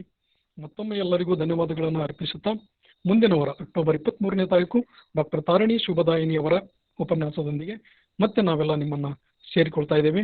ಅಲ್ಲಿಯವರೆಗೂ ಎಲ್ಲರಿಗೂ ಧನ್ಯವಾದಗಳು. ಶುಭರಾತ್ರಿ. Thank you Prakash ji. ನಾನು ಧಾರವಾಡ ಕಟ್ಟೆಯ ಎಲ್ಲ ಸ್ನೇಹಿತರಿಗೆ ಧನ್ಯವಾದಗಳನ್ನು ಅರ್ಪಿಸ್ತಾ ಇದ್ದೀನಿ. ಬಹಳ ಮುಖ್ಯವಾಗಿ ಪ್ರೊಫೆಸರ್ ಬಸವರಾಜ್ ಡೋಣೂರ್ ಅವರು ಈ ಥರದ ಒಂದು ಹೊಸ ವೇದಿಕೆಗಳನ್ನು ಸೃಷ್ಟಿ ಮಾಡೋದ್ರ ಮೂಲಕ ನಮ್ಮಂಥ ಯುವ ಬರಹಗಾರರಿಗೆ ಬಹಳ ಮುಖ್ಯವಾದಂಥ ಅವಕಾಶಗಳನ್ನು ಕೊಟ್ಟಿದ್ದಾರೆ. ಅವರಿಗೆ ನಾನು ವೈಯಕ್ತಿಕವಾಗಿ ಧನ್ಯವಾದಗಳನ್ನು ಅರ್ಪಿಸ್ತಾ ಇದ್ದೇನೆ. ಹಾಗೆ ವಿಜಯಲಕ್ಷ್ಮಿ ದಾನ್ರೆಡ್ಡಿ ಮೇಡಮ್, ಪ್ರಕಾಶ್ ಬಾಳಕೆ ಖಜಾಂಜಿ, ರಂಗಸ್ವಾಮಿ, ಭಾಗ್ಯಶ್ರೀ ಮೇಡಮ್, ಇವೆಲ್ಲರಿಗೂ ಸಹ ನಾನು ಧನ್ಯವಾದಗಳನ್ನು ಅರ್ಪಿಸ್ತಾ ಇದ್ದೇನೆ. ಸೊ ಇದು ಈ ಕಾಲಕ್ಕೆ ಬಹಳ ಮುಖ್ಯವಾದಂತಹ ಒಂದು ಸಂವಾದ ವೇದಿಕೆ. ಇಲ್ಲಿ ಮಾತಾಡೋದಕ್ಕೆ ಅವಕಾಶ ಮಾಡಿಕೊಟ್ಟಂತ ತಮ್ಮೆಲ್ಲರಿಗೂ ಸಹ ನಾನು ಧನ್ಯವಾದ ಅರ್ಪಿಸ್ತಾ ಇದ್ದೇನೆ. Thank you. ಧನ್ಯವಾದಗಳು ಸರ್. Thank you.